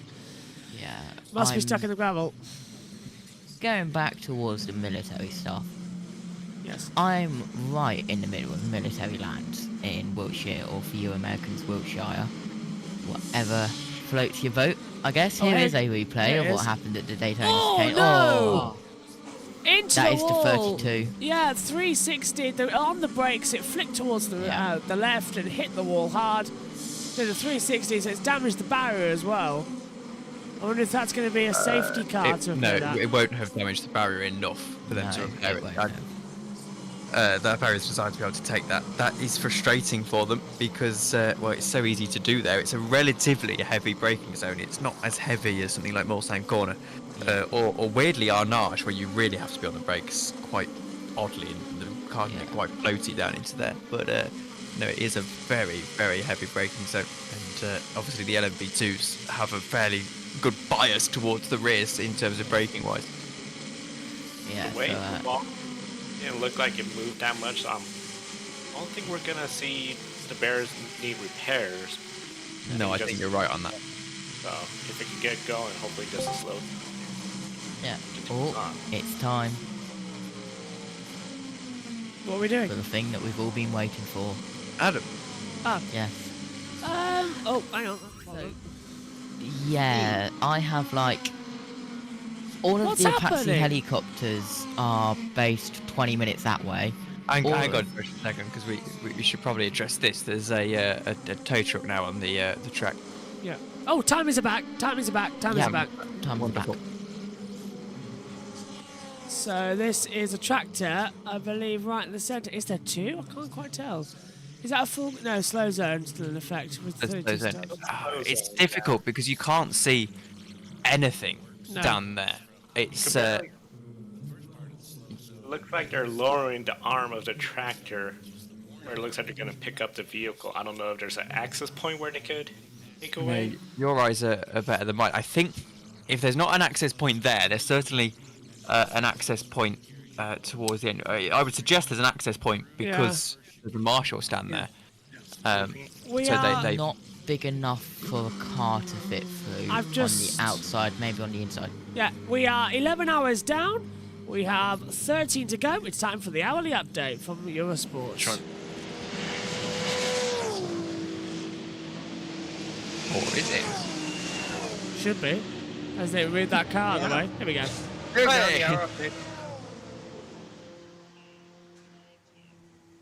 So it's 3 a.m. and we have just continuously keeps changing, but at the moment we have the number 8 Toyota has taken the lead. Ferrari in P2.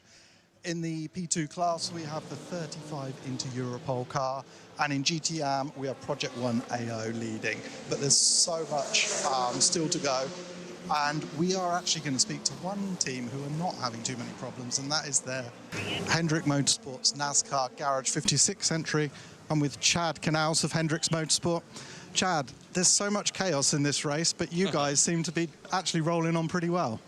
It is. It's been interesting to learn along with everybody else how the safety cars and the A, B, and the C and the merge and all of that's going on. But yeah, our guys have done a great job maintaining good pace all night long. Our driver roster is really amazing, obviously, as we all know.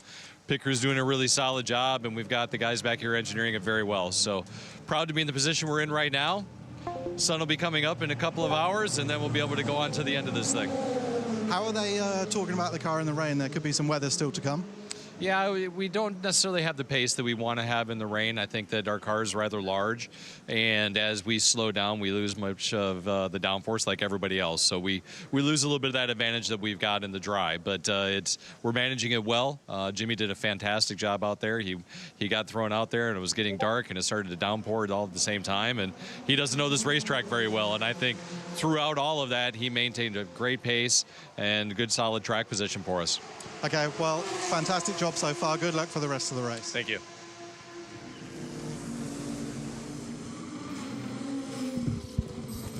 The slow zone's still out, as well the timer screen was nearly back, and now it's frozen again as I come in. Adam's camera's not working, so just to let you know, I need to reset that. well, the timing screen was telling me that IDEX Sport are leading, which is right. I'm just going to go. No. I'm going to go out on a limb and say that LMP2 isn't leading, Josh. Oh, is that overall? Yeah. IDEX Sport aren't even leading in class. No. So it's not even right on that front either. They also they have got the driver right. Recently refreshed it. Yes, about 5 times. Does timing 71 working for you refresh? Okay, because it does for some stupid reason WEC.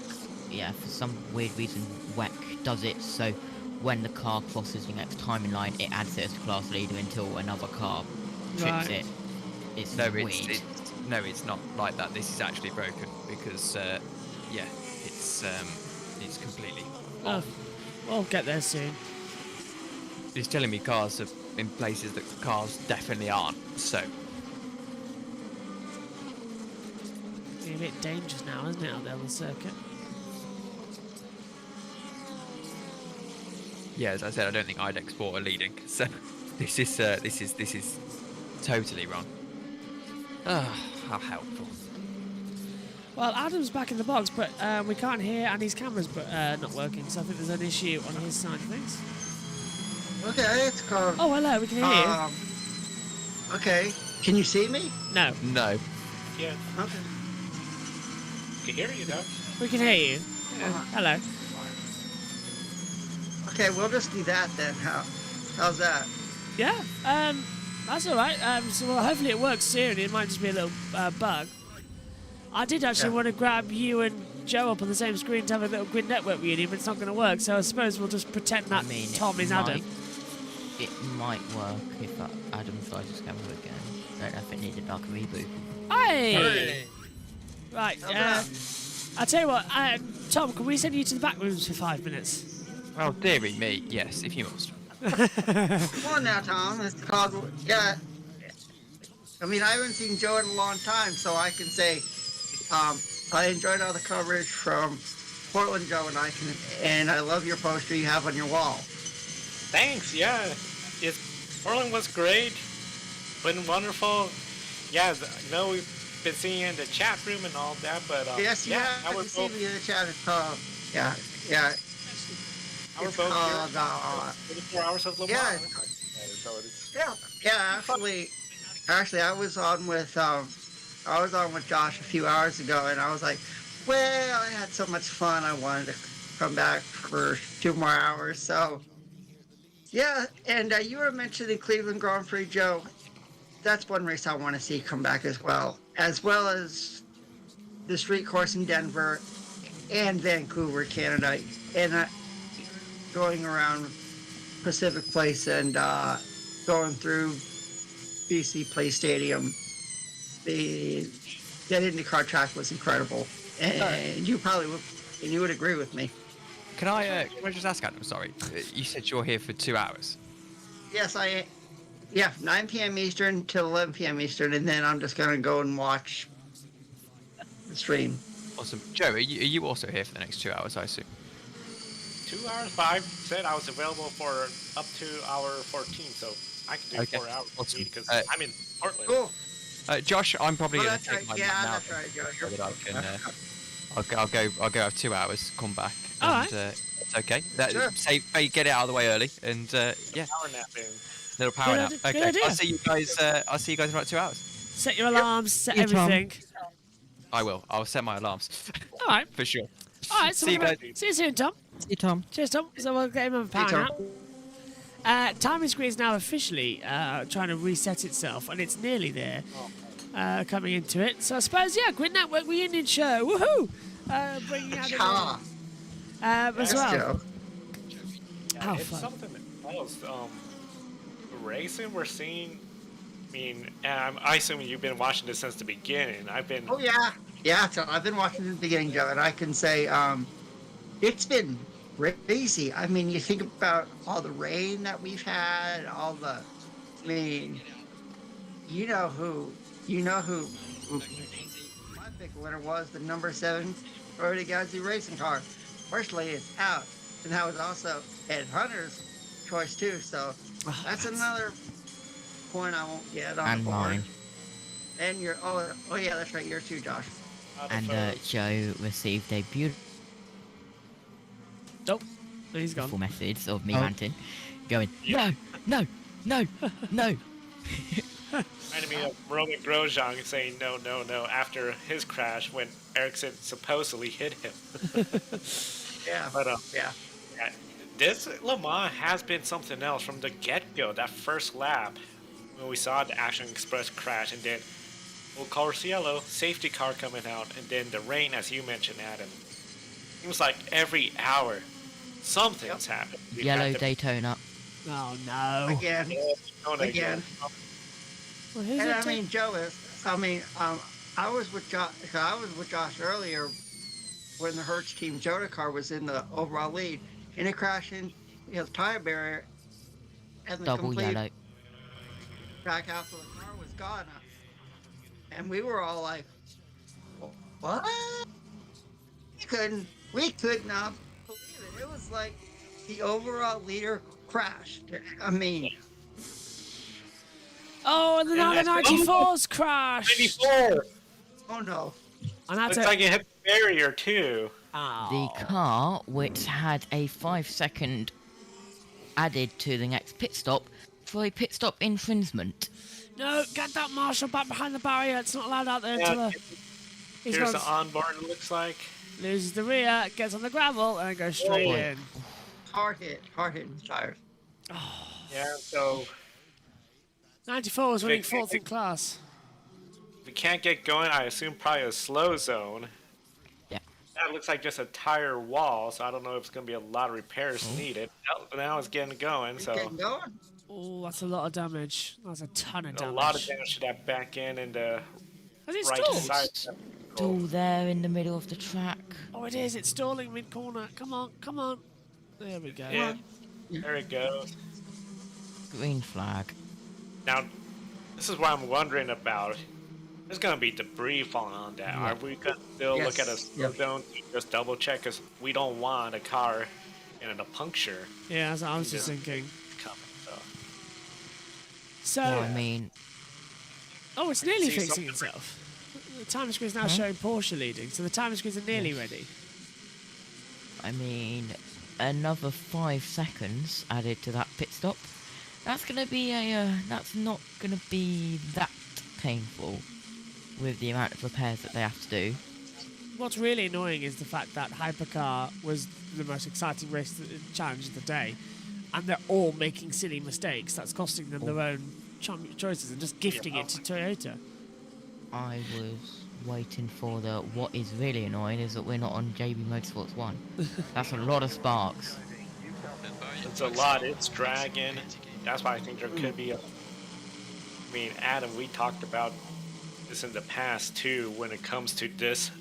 You got no lights. You got these long straights. I think they have to. Granted, you might be far enough to the side.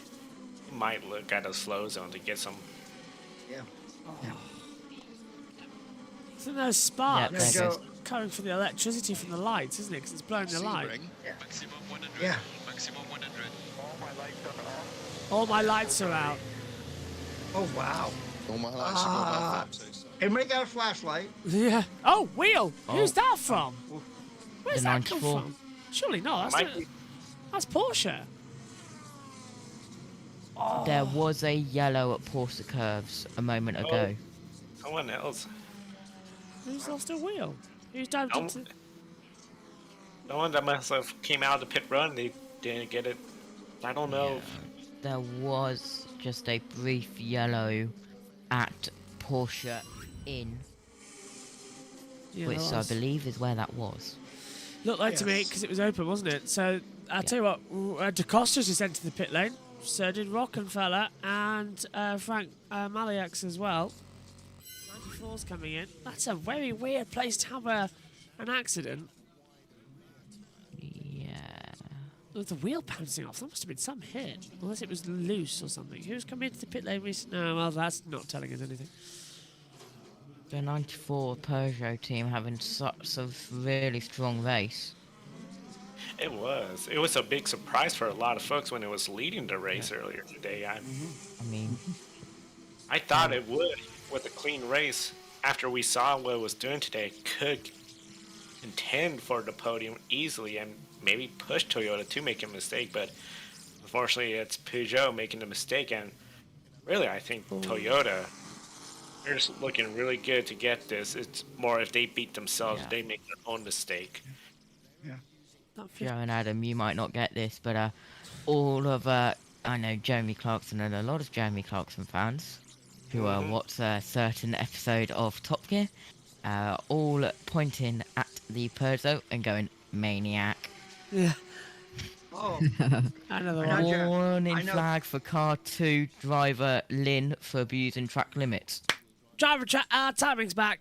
Brilliant. So, Yay. all working. So, Toyota 8 leads to the 51A, of course, the 2 Cadillac, the 6 Penske, the 3 It is quite Cadillac. funny because my dad has a Peugeot, so Yeah. Let's call him a maniac every 5 Let's seconds. just say, you know where that goes. Oh, that's I it. don't remember. Prepare for slow zone 8. Race Yeah. control 3:14:15 local. 20 seconds. Oh, yeah. We saw that coming. We're still seeing debris flying off that. Yeah, I'm guessing floor. that's for the loose wheel that is out in the gravel trap. Top Gear, I don't remember the Peugeot reference. I mostly remember the Morris Marina reference. Yes. That stands out the most. So. Slow zone 8 activated. Slow zone 8. It's on. Yeah, Top Gear is one of my favorite shows. I mean, Jeremy Clarkson, he got everything he does on there. It's incredible. It is incredible. Well, 16th of June, you can watch the Grand Tour Euro Crash on Amazon Prime. A new special's coming out soon, so that's something to watch. Yeah, I think that show, especially when it took off in the United States with Clarkson, Ham, and May, really shows the universal appeal cars have, and I think it indicates that racing has the potential to be such a unifying. We know Formula One's global. 24 hours is a global event. People have vehicles, they're going to have this passion. I think their potential is just more trying to make it where people get invested, get excited for these series. Or even if it's just, we know a lot of people tune in for the Indianapolis 500 because it's the Indy 500. You don't watch another Indy car race. 24 hours long, we had LeBron James here. There's potential to get more fans involved. I think it's always. We even had Tom Brady here too, Joe, for Hertz Team Joda, and it was like, I mean, when I heard about those two guys coming over there, I mean, it was like these sports stars are starting to love motorsports. I mean, think about all the celebrities we've seen, Miami Grand Prix and Austin, and Vegas is going to be packed full of celebrities. We've seen celebrities at the Indy 500, the Daytona 500. I mean, I think it's pretty cool to see all these star-studded celebrities at all these motorsport events. I mean, everybody loves cars, so hey. Yeah. That slows Yes, Josh. Yes. Go on to race control messages on stream. A pit stop is under investigation. But for what car? I can't see it on my screen. Car 50. The Ferrari hypercar. No. Really? What is it? Toyota just cursed the entire paddock this afternoon or something like that. Oh. Granted, is it the 50 car you said? The one that's a lap down is being investigated? Yes, the 50. Oh, great. Oh, and do we just I stop? will keep you updated when it comes up and when I finish my pizza, cold pizza. I presume, Joe, you've got Motor Trend on. Yeah. I've seen the same pictures on Discovery. Yeah. Oh man, that car is just shredding. We saw Action Express. They put together the car again after the first lap to get it back. They're not even approaching. They're just sort of looking at it. It's gone completely flat, hasn't it? That tire. Completely flat. One thing, Anna, you brought up Miami. I have to, because I remember after the Miami, there was some people not a big fan of the driver's intro in Miami. Yeah, it's called. Yeah, Josh and I weren't. When I was commentating with Josh on the Miami Grand Prix, Josh and I weren't too keen on the driver intros either. Were we, Josh? No, it was a bit too forced and a bit too much. I said. Yeah, I was like, I mean, I like what they did at the NASCAR All-Star race. Why can't I think that's something like maybe Formula One should look into. At like the U.S. Grand Prix here, in Miami and Vegas and in Austin. I mean, if the fans liked it, then why can't Formula One do it? I mean, who knows how it would turn out? I feel execution wasn't perfect. Could have been better done. Yeah. True. But we see races that do it very well. Indianapolis 500, the 3 drivers come Race up. control. Daytona 500. 2, 1. Slow procedure in zone 8 ended. Green flag. And we're about to ready. So, I feel F1 drivers, F1, especially in the United States, you're going to see more of these kind of introductions. Because it's just the culture. I mean, even high school basketball, high school football have intros where they play music, and here comes the college team. Yeah. So I think one of the things, and I know Adam will probably remember. Do you remember, Adam, the old Winston All-Star race? Yes. Oh, I remember. Oh, yes, Joe. Oh, oh, yes. The little door, right in the back of the car waiting. Yes. That I think will be ideal. I I'd think love to would see be that. fantastic. Yeah. Ride the car, I mean, run the track, wait to the fans. I think not? that would be a lot more appropriate then. I mean, I think that'd be kind of cool. I mean, you know, I think, you know, Formula One should have like a retro stock. Yes. A retro round, and I was thinking maybe Donington Park, or maybe in Silverstone. You know, go back to a track that they used to go to. And bring back history. Oh, wait. Or even like Hockenheim. I mean, and we all need the German Grand Prix. I mean, you would agree with Joe. It's called. We need the German Grand Prix back. I mean, we need the Emilia Romagna Grand Prix to be called the San Marino Grand Prix again, like it should be called. I mean, we need some of these tracks that fans remember. You're to come back on the F1 schedule. Even Kyalami in South Africa, so I can remember that track, and that was a really good track down there. I mean, I can remember '93. I mean, when Michael Andretti made his F1 debut and he stalled on the grid. Looks like it's off there. I mean, we need Kyalami back. I mean, you know, I think it'd be kind of cool to see. Definitely, there's a lot of tracks that could host it. The question, of course, it always comes up: how many races can an F1 team do? Yeah. Talk about the off weekends. That's, I think, the hard part. I would not be surprised if maybe they start looking at rotated. I think that's what NASCAR will do. Because I think that would be better. At Portland, big rumor, and it's the rumor, so it's nothing official. 3 years of great attendance for the Xfinity Series, then we could see the Cup Series potentially come to Portland, which would be huge.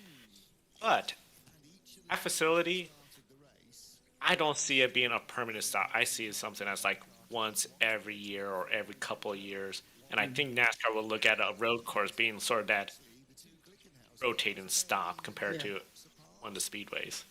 I was seeing online that from Adam Stern that NASCAR is talking about bringing back Circuit Gilles Villeneuve, you know, on the NASCAR schedule. You know, I think Adam said bringing the NASCAR Cup Series there, you know, with all the international flavor that we're seeing, you know, lately. I mean, I can remember when the Xfinity Series were in there. I mean, I always enjoyed, you know, racing on that track for the Xfinity Series. I know NASCAR 50 Series in Canada has also raced there. I mean, if the Cup Series were to go there, I wouldn't mind. I'd love a Cup Series race at Circuit Gilles Villeneuve again. Bring it back. That was that's the thing, the Xfinity Series, they will try out these tracks first. Gilles Villeneuve, Mexico City, Road America for the longest time in Mid-Ohio. Road America finally got the Cup Series, but only 2 years, and then it goes to Chicago. What's going to happen with Chicago? Street courses are so hard because it's not a private track. Dealing with elected officials. Elected officials change, so could this attitude of the city from we want this race to we don't really care about having this race. I think so. The big thing I think with what's going to happen with the Chicago street race is it's getting really hard to think. It's past 2 a.m. so this is where I start flagging until the sun comes up. What is really going to be struggling, I think, with the Chicago street race for NASCAR is the fact is that they've never done it ever before. They've never run on a street course before. So it's going to be a different style of driving for them. I know we're going to see Shane Van Gisbergen coming in, and I honestly think he might win it. Not because he wins everything, it's because he's got experience in stock cars, on street circuits. Everybody else doesn't. Same as sequential gear shifting even with these cars. I mean, he has a... I know some folks are like, well, I'm not going to count him as a winner. I'm not going to pick him as my pick a winner. I would say that. Unless he is super fast, but I would not be shocked. Like, I would be more like Trevor Bayne winning the Daytona 500 was a big shock. Shane Van Gisbergen in Western Chicago would be less shocking at that moment, I feel, because he has the potential to do it. Then, of course, we know it was announced. I guess is what been called Project 67 with Toyota. Yeah. That's, boy, I think like Matt said on Grid Tonight, you know, if you had told me 12 or 16 months ago all these drivers coming to do a NASCAR Cup car race, I would have laughed at you. Now it's like... Same here. And I was like, I mean, when I posted the question, when I posted the question, what other drivers from other forms of motorsports do you want to see? And that's actually a question that was posted to Bubba Wallace in a press conference out in Sonoma, and he said Lewis Hamilton. I mean, Lewis Hamilton. I mean, we know the swap seat he did with Tony Stewart at Watkins Glen. So, I mean, Lewis Hamilton in a NASCAR stock car, like say at the Roval or Watkins Glen. I mean, I'd be keen to see how he does. I mean, I think it'd be kind of cool and be more international publicity. Lewis Hamilton, I would say, is on my list. Sergio Perez, especially during COTA, you know the fans from Mexico, his fans internationally will be following that. How about Daniel Ricciardo, Joe? It's called, we all know the test laps he did in that Wrangler stock car, since he won the Italian Grand Prix. And we know his car number when he raced Formula 1 was 3 because he loved Dale Earnhart Sr. I would say... Give him a chance. Definitely give him, especially Watkins Glen and Northeastern Market. If NASCAR goes to Montreal, the Cup Series, Daniel Ricciardo should be there because that's another F1 track where he's going to have F1 fans. In fact, we know Cassidy from CCF1, Ricardo fan, based in Montreal. She would love that too. Oh yeah, oh yeah, that's true. That is true. I would say those three from F1, World Rally, Ogier, Sebastian Ogier. Come on, you have to come to do a NASCAR. Colin Rovanpera. I would like to see Colin Rovanpera. He might be able to more likely of his connection with Toyota Gazoo Racing. Same with Sebastian Ogier. I think that would be really great to see him. And yeah, the potential of having more drivers. I would not be surprised if we see. I know it didn't exactly work with I know Kvyat was with Heidelberg. Yeah. Year. Yeah. That didn't work out. Team Hesselberg. Hesselberg, that was it. So, but if there was you could see another driver, I think, from Formula 2 or Formula 3. It's like, okay, F1 ladder system may not be exactly doing the best thing. I could get a one-off with a Rick Ware Racing or somebody and a road course. That's a good payday. So. Just want to say quickly to Synthol, he says, just playing, chilling with some friends with Minecraft on my laptop, baseball on my TV and 24 hours on my iPad, and now you guys on my phone. You've got loads of technology there. Just a short check. I don't know how long my friends want to stay in the call. After that, I'll try and stay in the chat. I hope I didn't miss a message that you want to be joined. No worries. You join tomorrow. Get some sleep. I hope I didn't miss a message. Oh, I've read that. Well, I'll see you in a bit. I hope you guys are surviving. We are surviving. But he was in the other chat. He was in JV Motorsports, which has got the 24 hours on a 2-hour delay. So anybody who missed it can watch the 2 hours beforehand, which is, according to Josh Tews in the pit lane, they're doing quite well, aren't they, surprisingly? So that's quite good. They are working incredibly well. They won't keep us down. each 2 hour, every single new 2 hour, which is going up currently, is performing better than the last one that was uploaded. So like 7 to 8's doing better than 5 to 6. Well, 5 brilliant. to 6 is doing better than 3 to 4. Do you know, etc. Dawn may block us doing lives on the main channel, but we'll find a way around to get it, and it's still doing good, so brilliant news. Reminder, MotoGP is on Twitch for the Grand Prix. The top 2 are in. Oh, yes. Cadillac take the lead then. Number 2 Cadillac hits the front as number 8 Toyota comes in, as well as number 51 Ferrari, of course.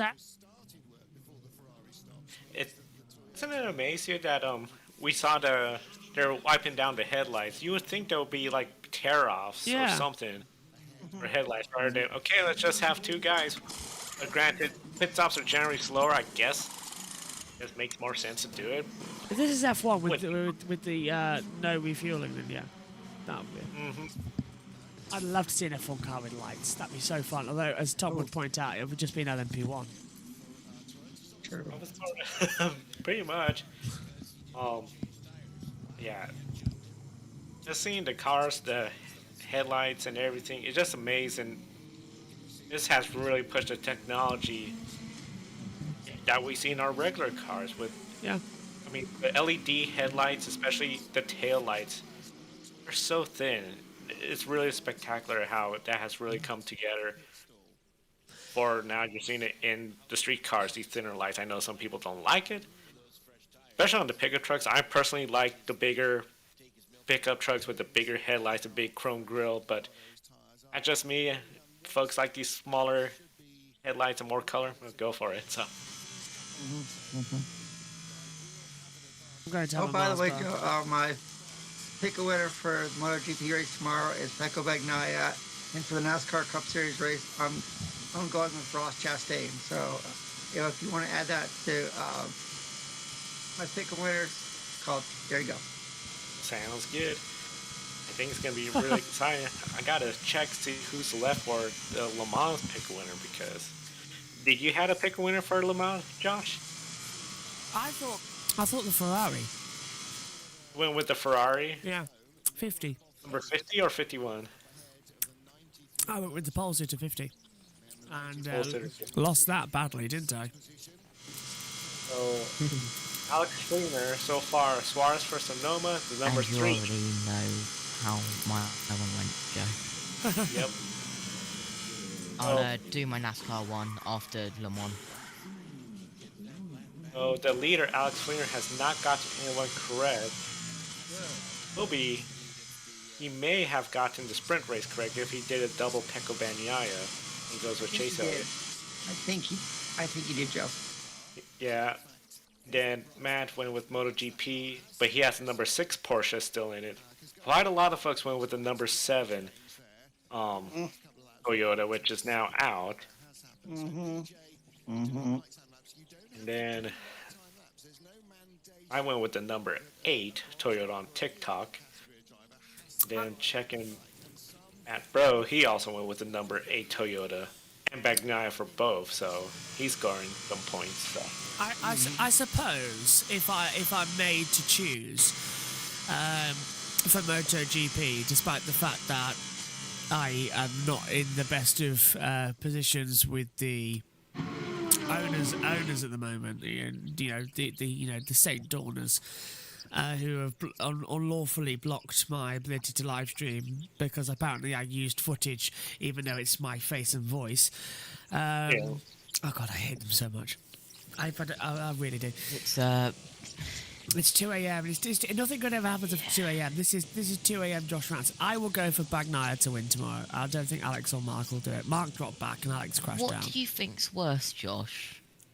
Your strike for no reason, or my GTO Mega Chair getting returned to the depot when it was literally around the back of our house, when it was 20 degrees, bright sunshine, no clouds in the sky, and it was returned to the depot for adverse weather conditions? I think both are prime Yes, examples. Adam and Joe, that did happen. Yeah, I think both are prime examples of humanity being a bit too stupid for its own worth.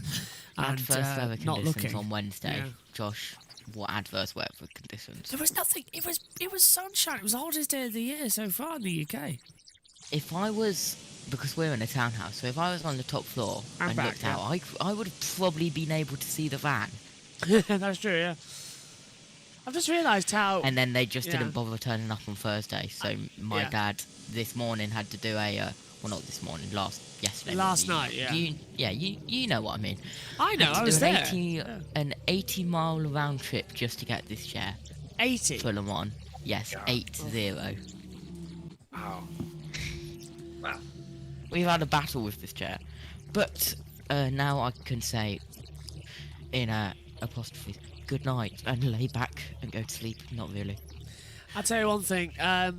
My brain... I've eaten a glucose bar which rhymes with a planet in the solar system. But actually, it's two, because it's a Mars, and then it's Titan, which is one of the moons, isn't it? Of Mars, which is clever. You just said the names. Yeah, Wow. but it's Mars and Titan, so that's two brands. I think we're clear on the copyright details there. But I think, isn't Titan one of the moons of Jupiter or something, on Mars? It's something clever, isn't it? I'm trying to I remember. know I like space, but I don't know. I'm going to ask my watch. I remember ours is Greek mythology. Yeah. I remember. Greek.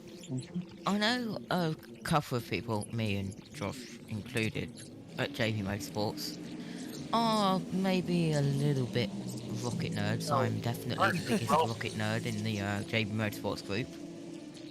Yes, but But you're looking at two people who live in the country where rockets literally go to space. that is true. True.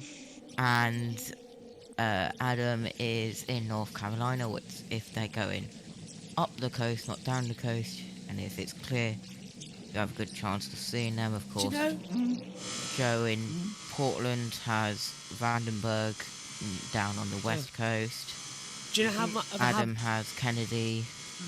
Do you know how bad my brain is right now? My brain is so smashed with non-sleep. I honestly sat here thinking, oh, so where's Joe then in America? Knowing that he's in Portland. I honestly thought to myself, where's Joe then?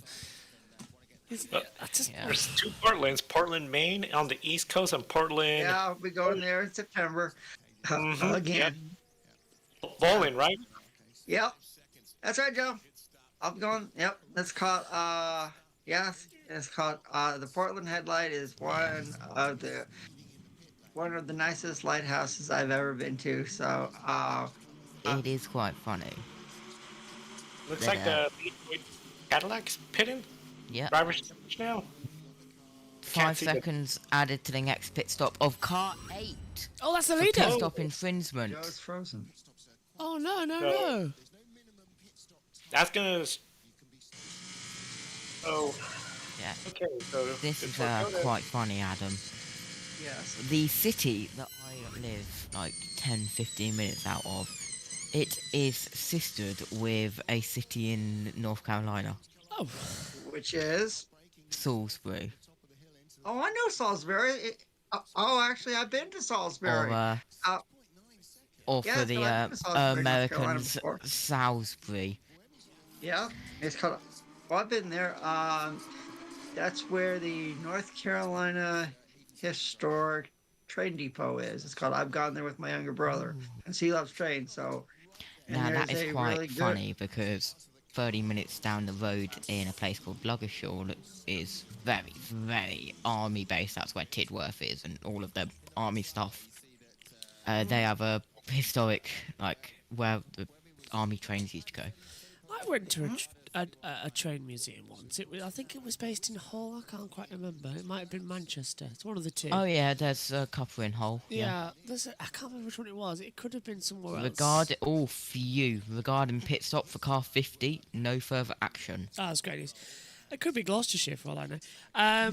But there was this wonderful 1960s style British train there. It was the first.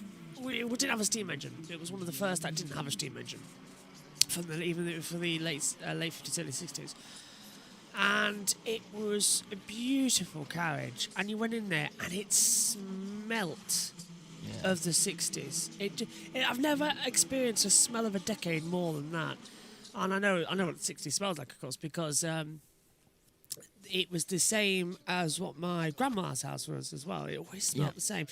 To me, the 60s, and many people have agreed with it, the 60s always smells like you've got potatoes bubbling on the stove with peas and carrots and everything as well. And you've got that smell. And the smell, like I always say, is like you've got a wet cat around somewhere. Like you've got fish going. You know, like when you've got fish cooking. Yeah. That smell. Well, that's the smell that always goes in my head. And the train carriages smelled so like it. It was brilliant. Josh, have you ever been or heard of the Folks Electric Railway in Brighton? I've never been to Brighton. Oh, maybe I have been to Brighton. I'm not sure if I've been to Brighton or not. Do you know, that's how much I've travelled in the UK. I can't remember where I've been to Brighton. Well, I know the Folks Electric Railway, which is on Brighton seafront, is the world's oldest electric railway that is still operational. I know I've jumped on Shakespeare's bed and nearly broke it. When was it? I was 3. Friday, so yesterday, kind of, because we've not slept. Yeah. I went on HMS Warrior. Oh, that's a replay of the number 94. But yeah, I went on HMS Warrior. I went on the Victory. Oh. I went on M33, which is one of 2 Navy ships that have survived World War One, and the only ship that had survived, like something like the Gallipoli or something like that. I seem to remember. 94 is back on track, it looks like. Oh, brilliant. We'll show it again. Now they're showing the crew, but There it is. Leave the track. Yeah. But yeah, if you can ever get down to Portsmouth and the historic dockyard, not the Portsmouth in America, two. I know where Portsmouth, New Hampshire is. I've gone there when I was a real little kid. So you guys should come do Silverstone. That'd be something. Come do Silverstone. Yeah. Double it up with another race in Europe. Now, make it worth it. We went Friday, so HMS Queen Elizabeth arrived on the Thursday afternoon, so we went on the harbour tour in the morning, and because it was just in, there was no like tents on the deck, so we got to see HMS Queen Elizabeth, the aircraft carrier, as my chair. I accidentally touched the lever and go back. Anyway, that was pretty cool. Anyway, back to Le Mans. Yeah, go on, Joe. What were you saying? I was just gonna say, funny story. My wife is going to London next Friday for a week. She's going there with her mom. The original plan was she'll be there, then she'll come back for Formula E. And that's why I was thinking, if you make it down 1 week, it'll be funny because you're coming to Portland for a week. Yeah, she's going. Wasn't it that we might have been on the same flight or on the way back or something like that? That was something, wasn't it? Crossing paths somewhere or just running into each other in one of the airports, but yeah. It's super annoying that I can't do it. Literally, we've been talking about it all weekend. The fact is that I'm literally going to be doing the Portland race, and I'm like, I want to be there, and it's going to be like another gut punch. I'm not going to have a nice couple of weeks, am I? But the good news is, because the money, honestly, it's £1,000 for an air ticket as well. You've got us. Yes, but that's good. But no, we are already saving and making sure that next year it is on the list. And even if it's not Formula E, then IndyCar stays. Yeah. Can we do that? IndyCar, I believe they got 2 more years in their deal. Yeah. I don't see why they wouldn't renew it because of the market. I was just looking at the Formula E tickets. It looks like the campground is pretty good, and it hit me. This is the first time we're going to have a campground for a Formula E race because they've been all street courses. That's right. That's right, Joe. Wow. Wow. Yeah. So I know, unfortunately, they didn't have any kind of pass where you camp for the NASCAR race. You could just stay the month and, watch Formula E. But I'll be pretty excited. You're going to have folks tailgating for Formula E race. Portland is just going to be, I think, it's going to be really interesting if they change the track at all. From the map, it doesn't look like they will. No, that's sad, isn't it? But one of the things I gotta say, it's really interesting because I know you done a watch along with Mark from DS. Yes. And Formula E used to have their own little watch along. It is very popular in the United States. These watch alongs are coming up with like Eli and Peyton Man. I think probably Adam have seen them where they are. Yep. And actually, Joe, they're for the Canadian Grand Prix and the remaining U.S. Grand Prix, they're going to be doing an alternate watch along on ESPN2 with Daniel Ricciardo and Will Arnett. Actually, so I mean, Daniel Ricciardo's going to be on site in Montreal. Will Arnett's going to be on location somewhere, and I can't wait to see who they get for Yes. I mean, when I heard that, I was like, wow. That's the thing. I was going to say, as Adam said, Daniel Ricciardo's going to be at the track while you're having this watch along. And it's like, well, we've done this before in Portland with the IndyCar race 2 years. And, I think the way the market is with younger fans, you may not want just a stream from F1 or the NFL or Dorna particularly. So I think it's just sort of a foolish move to be like, oh, hey, there's watch-alongs, we don't welcome them, when it's like, hey, there's a watch-along going on, you got someone on the track, no harm, because we know some series are particularly really picky on, journalists showing any live video of a race. Did I say that? Circumstances. Yeah, Dorna. Yes, Dorna. Well, we are 14 minutes and 19 seconds away from halfway. 12 hours gone. 12 hours to go. God. And there is the number 24, Hendrick Motorsports of Rockefeller in. I am going to let you guys talk amongst yourselves without being interrupted by me for the next 5 minutes. You've got work to do, haven't you? Prepping things. In 14 minutes, yes. So, Mark, I gotta say, Adam, the NASCAR team, they've been making this look easy for a first year in the 24 Le Mans. Yeah. Now, I was thinking, Joe, next year, Garage 56 at the 24 Hours of Daytona. I mean, we've seen other NASCAR drivers, compete there in the past. I mean, if it's Hendrick Motorsports, give Kyle Larson a shot, William Byron, or even find a way to put Jeff Gordon in there. I mean, there's nothing else to do, at Daytona. That's the thing. They put so much time and effort in this car. Are we really just going to say it's one and done? I just can't picture that. But it has me thinking, because we've heard people talk about this idea, the idea of a NASCAR endurance race. I don't know if this is something down the road. It's pure speculation, so don't take this seriously, folks. But that would be fun. Hello, Amy. We heard the rumors of a NASCAR endurance race. Could this be, by chance, some sort of test to be like, okay, we were to do a 6-hour race, regardless of the weather conditions, how would it go? Because, he done this before for, I believe it was the 50th for Le Mans back in '76. I think I'm doing it for the 100, so it could be a one and done. But I just feel like they put in a lot of effort, taking this very seriously. They're not just, oh, we were here for a good time and oops, we've crashed out. They've been on it. I mean, they were really just making this look easy, but we know they've been working really hard to get to the position they are. So I think it's been one of the most successful entries, isn't it, for the innovative car? Because usually, the Nissan did one lap with 3 wheels, that was it. And it's like they've actually gone for it and said, no, we'll do the whole 24 hours. And it's a good. You guys remember thing. the Nissan? You guys remember the Nissan Delta Wing? Yep. Yeah, I remember the Delta Wing. I mean, that was a pretty cool car. I mean, it's sad to see that we don't have that anymore. I mean, when I saw that on track, I was like, "Whoa, where did this come from?" But that was pretty cool. Do you remember when the hypercar was the test car here?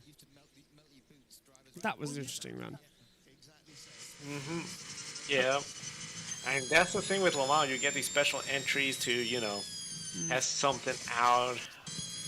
Or a special entry like this one where it's just more ceremonial, but definitely bringing fans together, which I think is a really cool initiative as well too. So it's going to be. I mean, I've seen.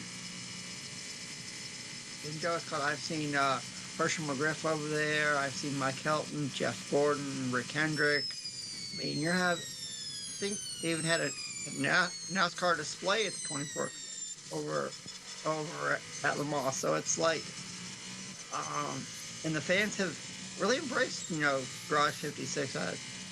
They got a really good introduction on Friday, and I hope it comes. I truly hope it comes back next year and years to come. I mean, it's been awesome to see, a stock car with working headlights. I mean, you never see that. I think they should have them again. Side view mirrors. That's something we're not used to. It looks more like a stock car than a NASCAR Cup car currently. So it's really right. So we've got how long we got? 10 minutes left on this part of the program before we cut off for the JB Motorsports bit. A question to you both on this matter as well with NASCAR. Would you like to see a long NASCAR race on a road course that goes from twilight to night and has to use headlights as a one-off special event? Because I've wanted it in touring cars for years again, and I think NASCAR would do really well with it. Like, not even with lights, just headlights has to be used. I think we're fab. Yes. Why not? I mean, I think it'd be kind of cool. What do you think, Joe? I think it would be a good idea to have an endurance race. And now, of course, road courses with headlights, Watkins Glen is an easy selection. Oh, that's a good one. Oh, that's a good choice. Oh, yeah. The other thing I would say, too, this is a bit out there. One track I feel could be surprisingly a good endurance race host because it doesn't get too many cautions. And it's the oval is Pocono. That is a 2-mile oval, but you don't have to bank it, so you don't have to pack like Daytona and Talladega. Everyone gets spread out. So people have said, "Oh, this is a boring race because we don't get tons of cautions regularly, and they're now down to one race." Well, let's make it an endurance race where it's about the strategy. And honestly, you take away the stage breaks from Pocono, it will work better. You've got a good one, yeah.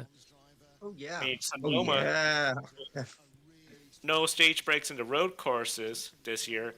Pocono is such a big track. You could pit right before the stage break, before fresh tires, just like you can. It ruins this.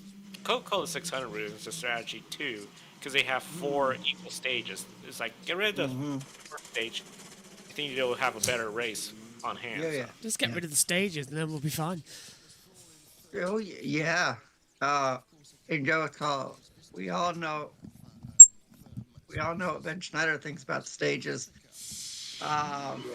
We don't have to go into detail. We don't. That was the thing that surprised me with the All-Star race was when Kyle Larson just put an old school, short track clinic in Wilkesboro. People, there were no cautions. There were no. What happened to we don't want stage breaks? We gave you an All-Star race. With no stage breaks, yeah. And we brought back the track. Sorry, Beth has found us on the second channel. Hello, Beth. Let me add you to a modded team straight away. Josh. There you go, Beth. Added you as a mod already. Hello, Beth. Lovely to see you've made it over here. We got done by Dorna for a little bit. For no reason at all. You know how most people are reminded how old they are by certain things? Yeah. I've just been reminded of how young I am. Right. You know how on glasses it has like the mark of what year they were made in? Where? On like the pint glasses and stuff like that. Oh, the pint glasses. I was looking at my glasses. No, like drinking glasses. Yes. Oh, So, like normal glasses. Yeah. I just drank some milk from a glass which was 1 year older than me. Oh. Anyway, moving on. Oh. As long as the milk's not older than you, then Did you see the pit stop for car 3 was under investigation? Yep, another one. So. Yes. The Cadillac racing. Just flashed up as soon as we went to the monitor. Hello, Beth. Nice to see you. That you managed to find one number 2, not number 1. We can't live stream at the moment. We are. Yeah, well, technically we're just doing it 2 hours delayed. Nearly halfway. Yeah. Which means massive celebrations of me going back to work. Yeah, halfway there nearly. Time to go through the night. Are we living on a prayer? Yeah, we're living on prayer. Oh, Yep. do you know? I don't want to do the MotoGP race. I really don't. Poor It's- Josh. Oh.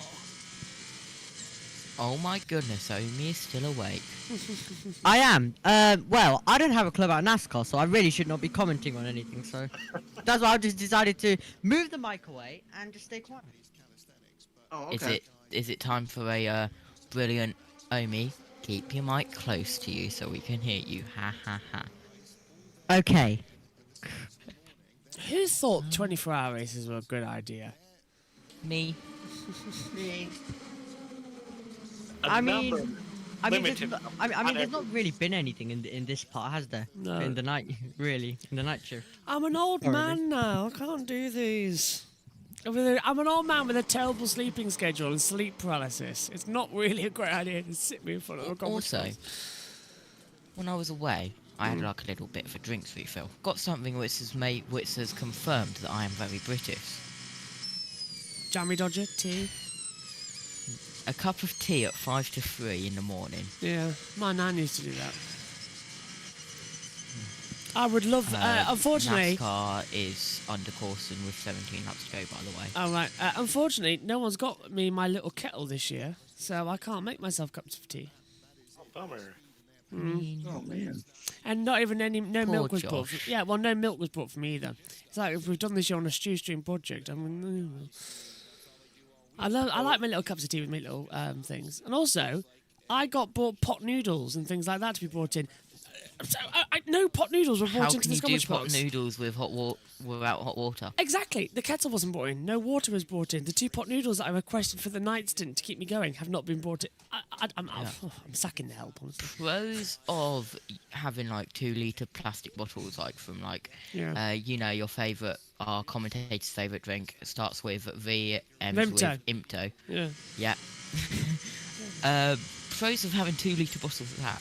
So you can fill them up with cold water, bring them up here, and bring like oven squash up here, and then bring another water bottle up here, and you can just make squash without having to leave it. We've got a giant fly. Those chicken stock cubes yet? No, we haven't got any. I've got no hot water. True. There's an annoying fly somewhere. Oh dear, do I need to get the World War III clip up with the fly? It's landing all over Please tell me you two have seen that, Joe and Adam. Yeah. I've seen it. I know what you're talking When about. Josh was throwing his shoe around the commentary box trying to get rid of this fly. That was the Japanese Grand Prix, wasn't it? And Joe, I bet you remember when Josh was outside and that bee or wasp attacked him. Yeah, if I remember that. What a bad idea that was. I thought, oh, it's a lovely sunny day outside and it's so hot in the commentary box. I'll do the grid show outside. It'll only be 20 minutes. An hour later, I'm sat up there with an umbrella getting electrocuted because it started raining and I'm getting attacked by flies huddling under an umbrella. What a bad idea that was. The outdoors that's a wild card because I thought about, especially in the Portland race weekends, maybe try to be live outside, but I mean, internet connectivity issues. It's easier to do in the media center.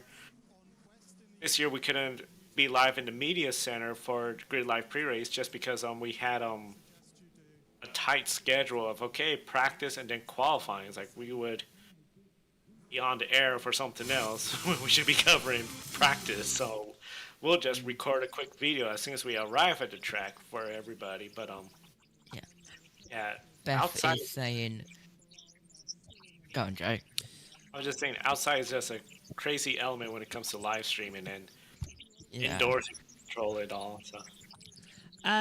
Jess says, by the way, rookie question: what does P/A mean in the LMP2 class?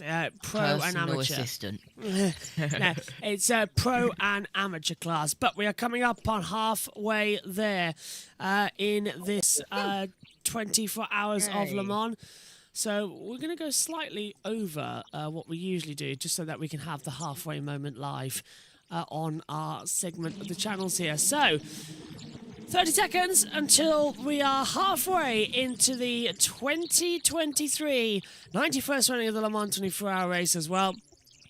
So this is always the big bit where everybody goes, right, we're halfway done, got to go again, got to keep pushing, got to keep attacking. And in 10 seconds time, 9, 8, 7, 6, 5, 4, 3, 2, 1. 12 hours down, 12 to go. We're halfway there in the 91st running of the Le Mans 24-hour race. Yay.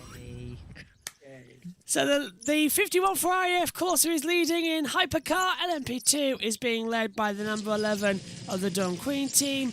And the number 56 is leading the LMGT AM with the Project A1. The Project 1A1 car in 28th position. We'll be back shortly for the next segment on JB Motorsports on the delayed coverage. If you're watching live on JB Motorsports 2, stay where you are. You're back with us for the next 2 hours here on JB Motorsports. If you're watching on our delayed coverage on the main channel, if you're watching live with us on JB Motorsports 2, welcome back. Here's your session runners. We're halfway in the session. Josh Birch, along with Anne Lemridge, Joe Samaniego, with you in the commentary box down in the pits. It's Omi and Josh as well. And guys, we are halfway in this race, and there is so much action coming up as well. So much to look forward to going forward. A lot to look forward to. It's going to be really interesting to see the battle up front between the 51 Ferrari, the number 8 Toyota. Some of the big names, number 7 Toyota, as you can see, is out. Porsche Penske 75. Then some of the drivers that are trying to get their race back together again. The 94 Peugeot, 1 lap down after crashing it. And then, of course, the 311 Action Express, 2 laps down after that crash. And, of course, all the other classes, and we're always following the NASCAR Garage 6, how they're doing. So far, a flawless race so far, but this race has been far from flawless. A lot of action, clean rain. Oh, yeah, Joe. And I can say the action in the hypercar class has been really good to see. That was with the Ferrari teammates. We saw Toyota up there before their troubles. I mean, and the LMP2 category has been really good too. So overall, it's been a really good race, a crazy race because of rain. We've had off and on, so hopefully we don't see any more rain going forward. And Josh is down in the pit lane. I'm about to send you over as well the next things, but I think we're getting ready. Boemi Radio. We might be going for hourly update. Alpha 9-2 for 12 lap target. Oh, now then. That's interesting. You don't want to go 4 wide at Sonoma. Oh God, you're going way there, aren't you, in the NASCAR? NASCAR, yeah, you don't want to go 4 wide through Sonoma. Just take your time. First sector. Oh yeah, maybe not. Right, just uploading the next one for you to upload to YouTube. This is how we're running it now. Beth says only 43,200 seconds to go. Yay! We're all very tired. Well, I don't know about how the ones over in America do. Adam, Joe, how are you doing? Pretty good. in a good day. It's only, what, 7 p.m. here in the evening on the West Coast. I believe 10 or 11 over there, Adam? 10 p.m., Joe. 10 p.m., so still used to Alaska time. They're 1 hour behind us. They're at 6 p.m. right now, but that's just what makes, I think, the West Coast a little easier for these long races, especially races in Japan, China. Oh, sorry, here's the hour date. 12 hours of racing for the 100th anniversary centenary edition of Le Mans, and it's almost settling down. However, we have Ferrari in the lead from Toyota, and Toyota are closing them down. They didn't take tyres on at the last pit stop. James Collado stayed in the car, and that means Toyota have now got an advantage. We're going to speak to Kazuki Nakajima to see how he feels the race is going. Thanks for talking to us. Good morning. Yeah, good morning. We're 12 hours in. You're in second position. Looks like you're closing down the Ferrari slightly. The race is starting to come to you guys, maybe. Well, after what happened to car 7, we had a safety car. Then it was a bit of a gift for car 8, I would say. Then since then we are having good race. Still very tough because Ferrari and Cadillac, they have a better pace than us. So yeah, but we still do our best. We have slightly different tire strategy to Ferrari. We are double stinting, they are triple stinting, so I don't know how it goes, but yeah. How are the drivers? Are the drivers happy with the balance of the car, the performance of the car? What are you hearing back from them? Well, looking at the pace difference to Ferrari, they are not, happy, but they are still patient and they know what counts in here to, have a good result. So they are patient and they are trying to, basically push as much as possible within the limited risk. Okay, well, we're only halfway through, so there's a long way to go. Thank you for talking to us. Really appreciate it. Yeah, thank you. We do our best, and we also have support from Car 7 mechanics here, so we do our best as a whole team. Okay, good luck. Thank you. Great running so far. Yes, GT. Ready? What's up? What's up?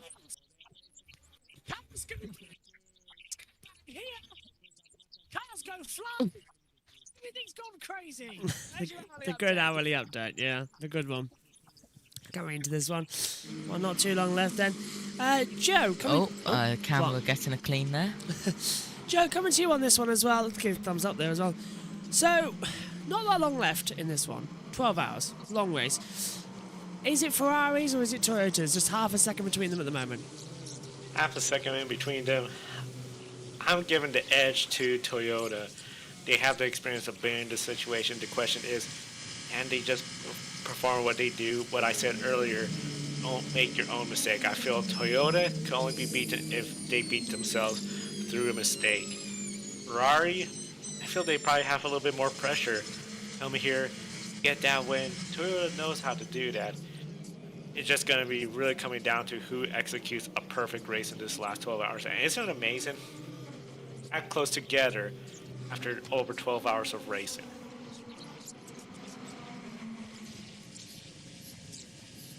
Yeah, I mean, I think even though the number 7 Gazoo racing car is out of the race, that number 8 car has been going really, really strong, and it's given a fight to the Ferrari. And we know all the things that Ferrari's done this year in Formula One, so maybe Ferrari can win here at the 24 Hours of Le Mans, give them some sort of momentum as we go into Canada next weekend for the Canadian Grand Prix. Ferrari could use some sort of good fortune in 2023. I mean, granted, it's interesting. But with the Toyota and Ferrari, they're down to one vehicle each with a shot to win. Unless it gets really crazy, then maybe Ferrari with the number 50. But I see it's going to be one of those two. Cadillac, they are there.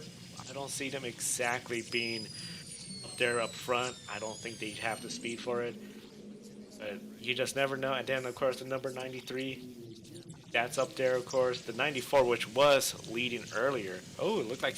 Was it after Ferrari get locked up? I believe it was, Joe. Oh, you don't want to I think do it that was, because yeah.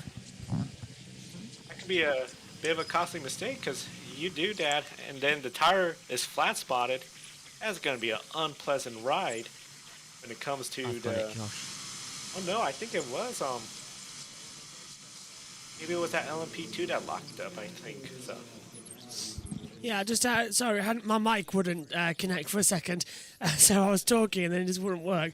So apologies for that. So we try and get everything else sorted. Oh, it's getting to that time in the morning now. It's 3 a.m. We are an hour and 22 minutes away from sunrise here in the UK. Sorry, Josh, do you say you've got it? Okay, I shall wait until it is Yes, down. I've got it and it's downloading. Okay, I shall wait until it's downloaded in order to rename it to what time it is. Now, what's happening here? Omi and Synth saying, I'm back. Hello, Synth. Hi, Omi. Oh, my God. Oh, wow. Omi speaking Dutch in the chat. Oh, Synthil says, oh, my God, I can see the first bits of light outside, 4 a.m. Oh, yeah, it's 4 a.m. over there in America. Hey, listen, as soon as you get the first bit of light in the endurance race, it's like bang, you get a little bit of energy. And we're getting ready for happy hour, aren't we? It's coming at 4 a.m., 5 a.m. here in France, so getting happy hour. Beth says, agree, no errors, and Toyota will get there, hoping Algarve will win their class as well. Looking fun, this one. Nice to have you back, Beth, as well on this channel. We'll be having the Canadian Grand Prix here too, Beth, on JB Motorsports 2, with an immediate upload and premiere to JB Motorsports straight as soon as the race is over. Thank you very much, Dorna, for 10 days, for absolutely nothing that we've been protesting about as well. But yeah, aren't they fun? Anyway, where were we? Oh, Dorna's not What fun. was funny? I just don't get that. Like No. the day of all these watch-alongs and alternative ways of viewing a race. Yeah. It just borrows my mind. Just one. I know, Joe. What was funny though? I didn't know if I think we go on, can all agree. Day that in the this Life was made it quite over. funny when it happened. What was Hello, it? Day in the Life. Was when was it? It was in between It was before MotoGP. A sprint race. Yes, I said the series name. Get over it. And I sent Josh the Dorna.com/contact page, Oh, yeah. and as soon as he received that, he was straight out the door, and we had no idea what was going on, and we was just like, okay, Josh has seen the contact page, and he is out of there. May have been. They may have been received a few emails. Waiting for them. There may have Indeed. been emails received. But A Day in the Life is here. I'm glad you've made the trip over as well to JB Motorsports 2 after the first one's issues, we keep saying. Beth says, first of all, just after midday Sunday here in Sydney. Oh, wow. Hope you're having a great Sunday as well. And watching us all still in the dark.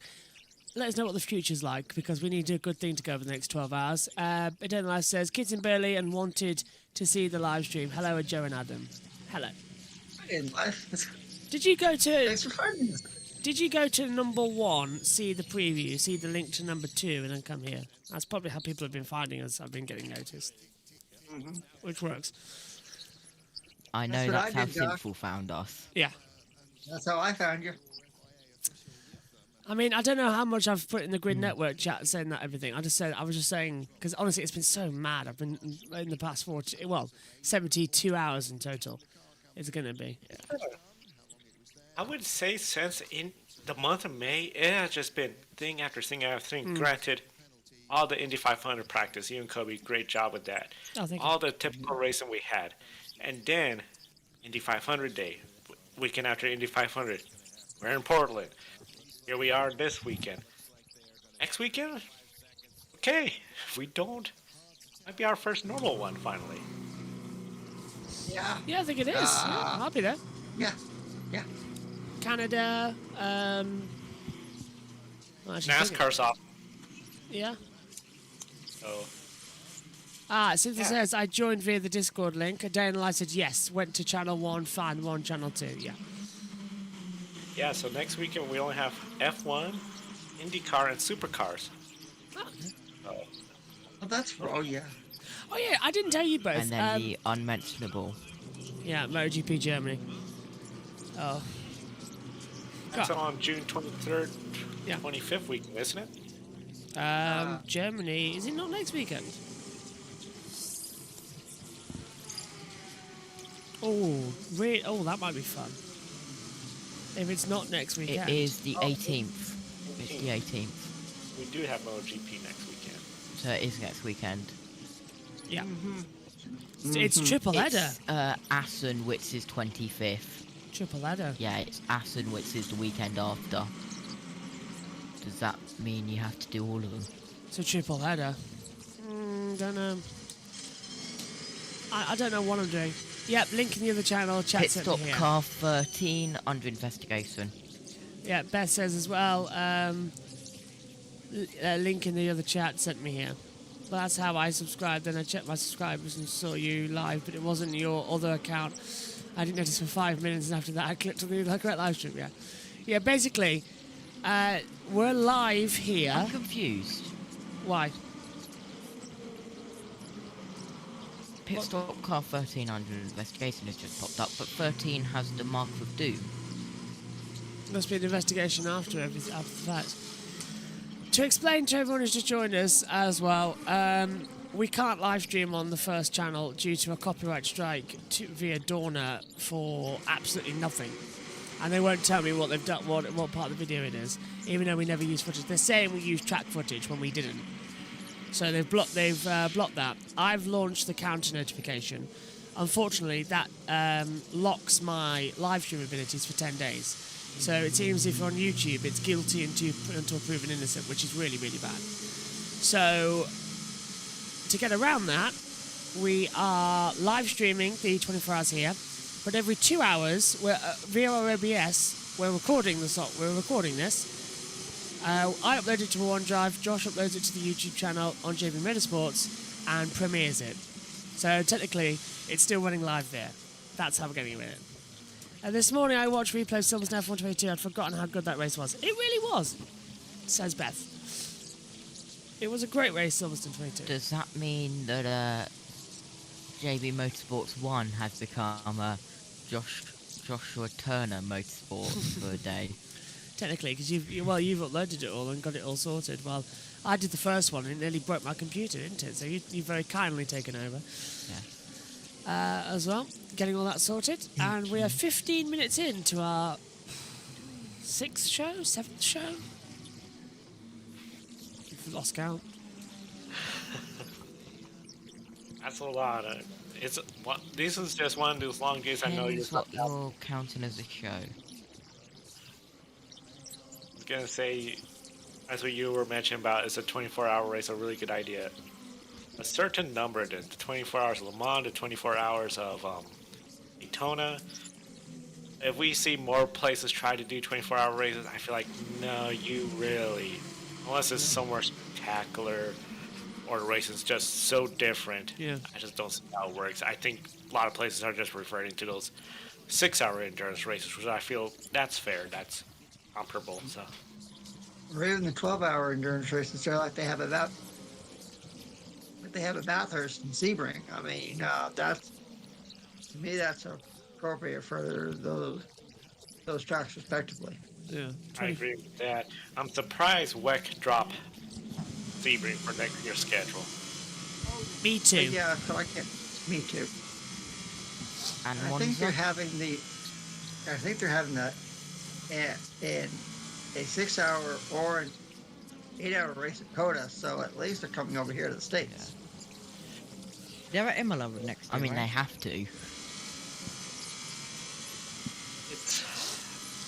Are they at Imola next year? Yes, as far as I know. So they've basically got rid of Monza for Imola. Yeah, a track where you can't overtake to a track where you can't overtake. Well, I mean, I just don't get the calendar. I mean, some of the tracks, Qatar, Bahrain, okay, there's the money aspect, they want them, so they're gonna get them.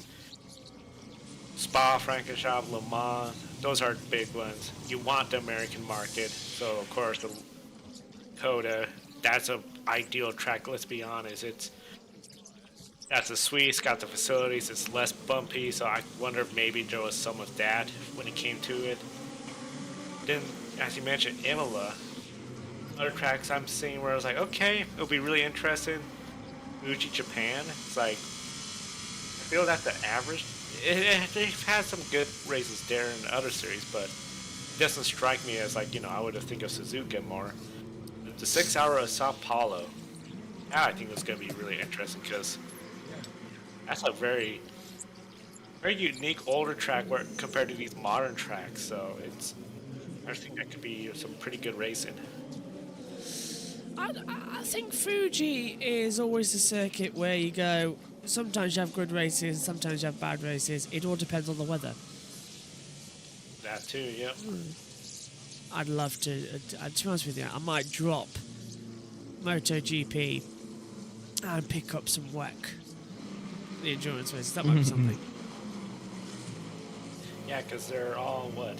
You got they clash a lot. 2, 3 scheduled 6 hours. So you the 8 hours of Bahrain, and then you got 24 hours of Le Mans. So we just don't know about Qatar and the Lone Star Le Mans. They're calling Coda, so. Yeah. I presume that's 1,000 miles. Same as what we had before. That's gonna be a long one. Synthel says it's way too hot here. I might just go for a quick nap, even though I'm not tired at all. I'm really trying to relax this weekend. Friday I had my biology test. I had to get a 6 or higher to get an average of 5.5, which is a sufficient here. If I don't, it's really hard to pass this year. Oh, I see. Oh dear. A lot of issues coming through then. Hopefully you did it. I know that's why Megan's not here. Ah, great. Josh has got the next one on for 4 a.m. Did it all work? Yeah, I've got the time which it's going. I'm just setting it up to go for that time. Fab. It's a 6 hour. And like doing the end screen on the current one. Oh, it's 6 hours of Coda. Okay. Also, say again. Sorry, Josh. I've got it so I've just set it so 11 to 12 is going out at the countdown starting at 59. The broadcast is starting at 4 a.m. on the dot. Okay. And now I'm just doing the end screen to redirect people from 9 to 10 to 11 to 12. Sounds good. Okay, carry on, guys. What you were saying? I think Eric Almirola is going to win the NASCAR Xfinity Series race out in Sonoma. He just took the white flag. Oh, nice. I'll be a confidence for him. He's just been struggling this year.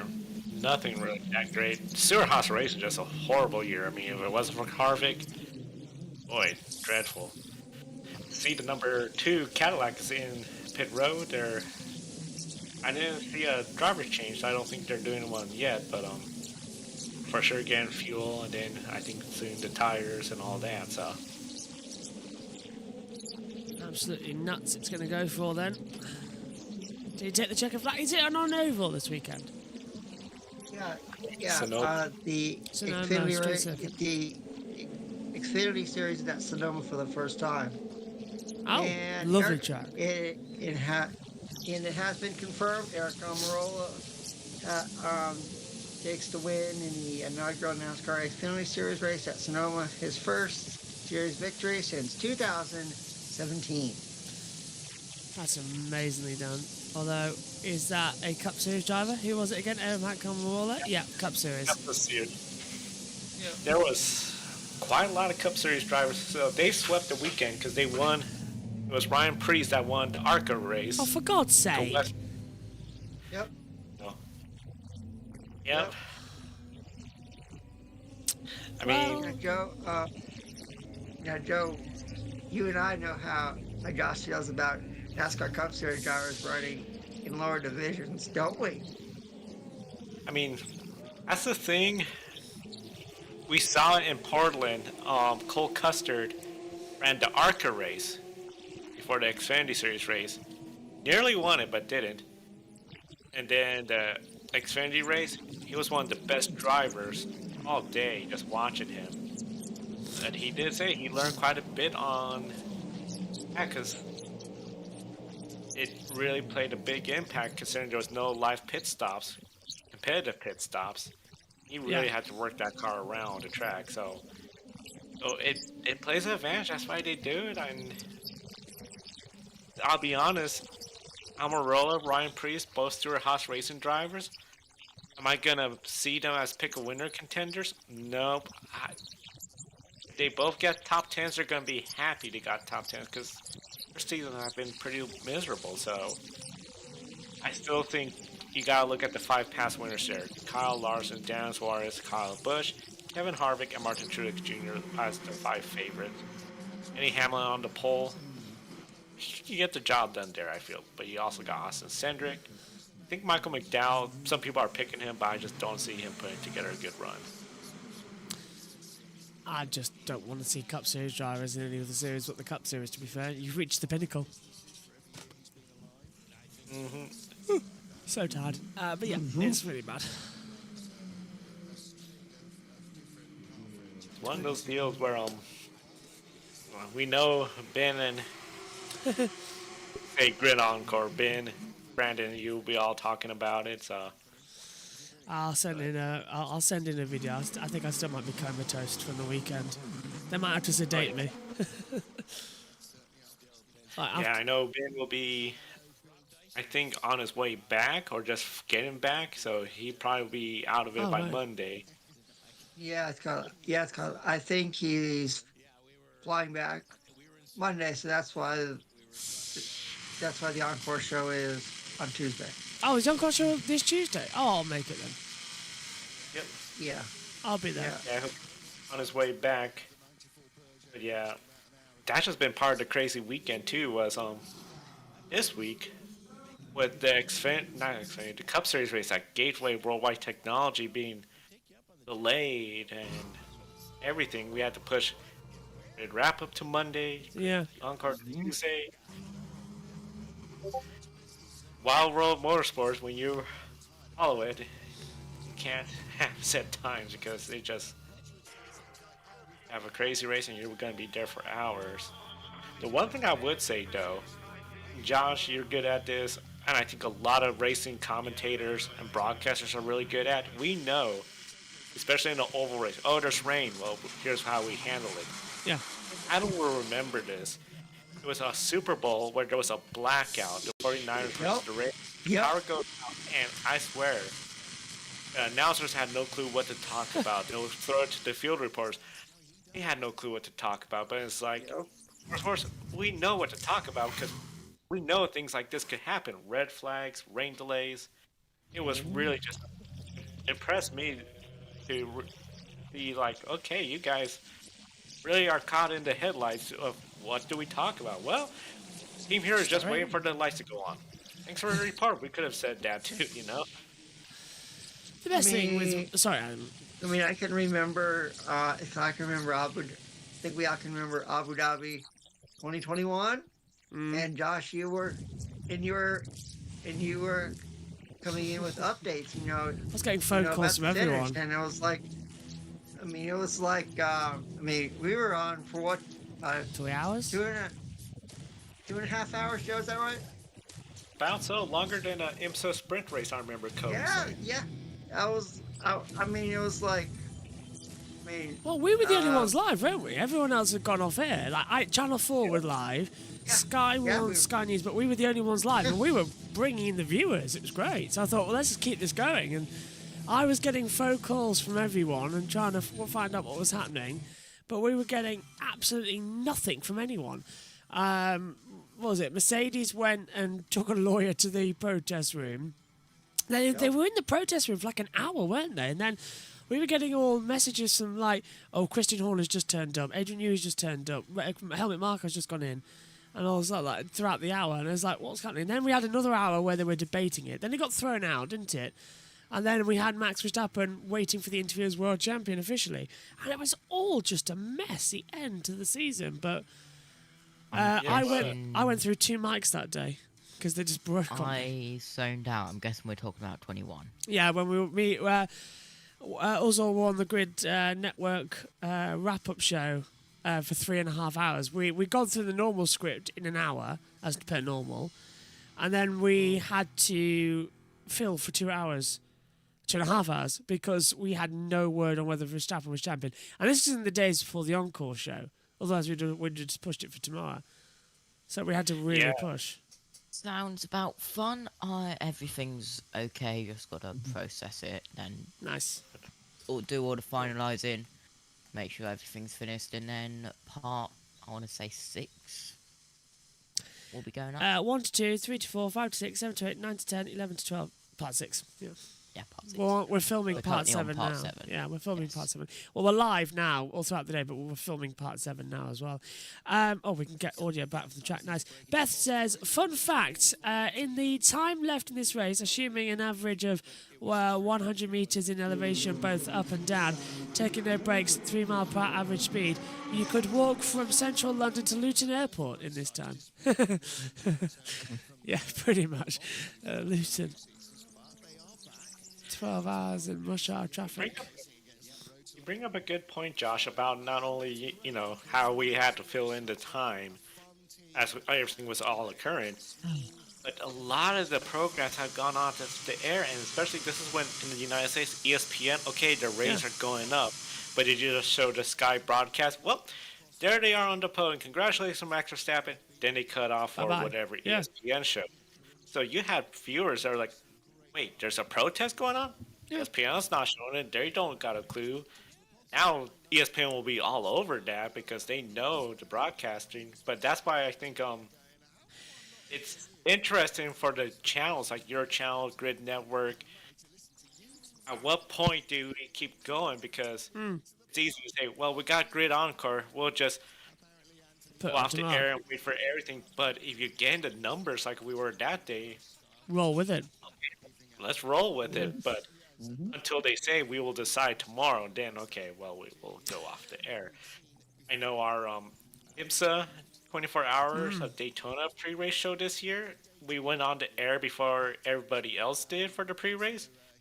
And I think that played a role in the 18,000 viewers that we got that day. That was great. I had a hard time keeping up with the chat room. It was nuts.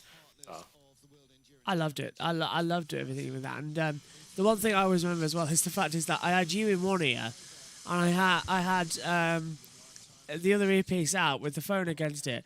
I was talking Chris Metland, I was talking with Claire Cotting, I was talking anybody who would answer my phone, and then they were ringing me and texting me back as well. And I was like, no, I've heard nothing. Have you heard anything? No, I haven't heard anything as well. And then I got a really strange message. I was sort of acting as like a go-between because I had Claire saying, what's Chris saying? And I said, well, Chris is saying this. And it's like, oh, you're not hearing that anything. And then I heard Chris shout, well, Lee's down at thingy. And that's Lee Mackenzie. It's like, Lee's down at Red Bull with a microphone. I said, Channel 4's still alive? And they said, yeah, Channel 4's still alive. I said, well, why are they gone off air? I said, don't know. They've rolled with it. And it's like, oh, we're doing the same thing. So it was a really weird day.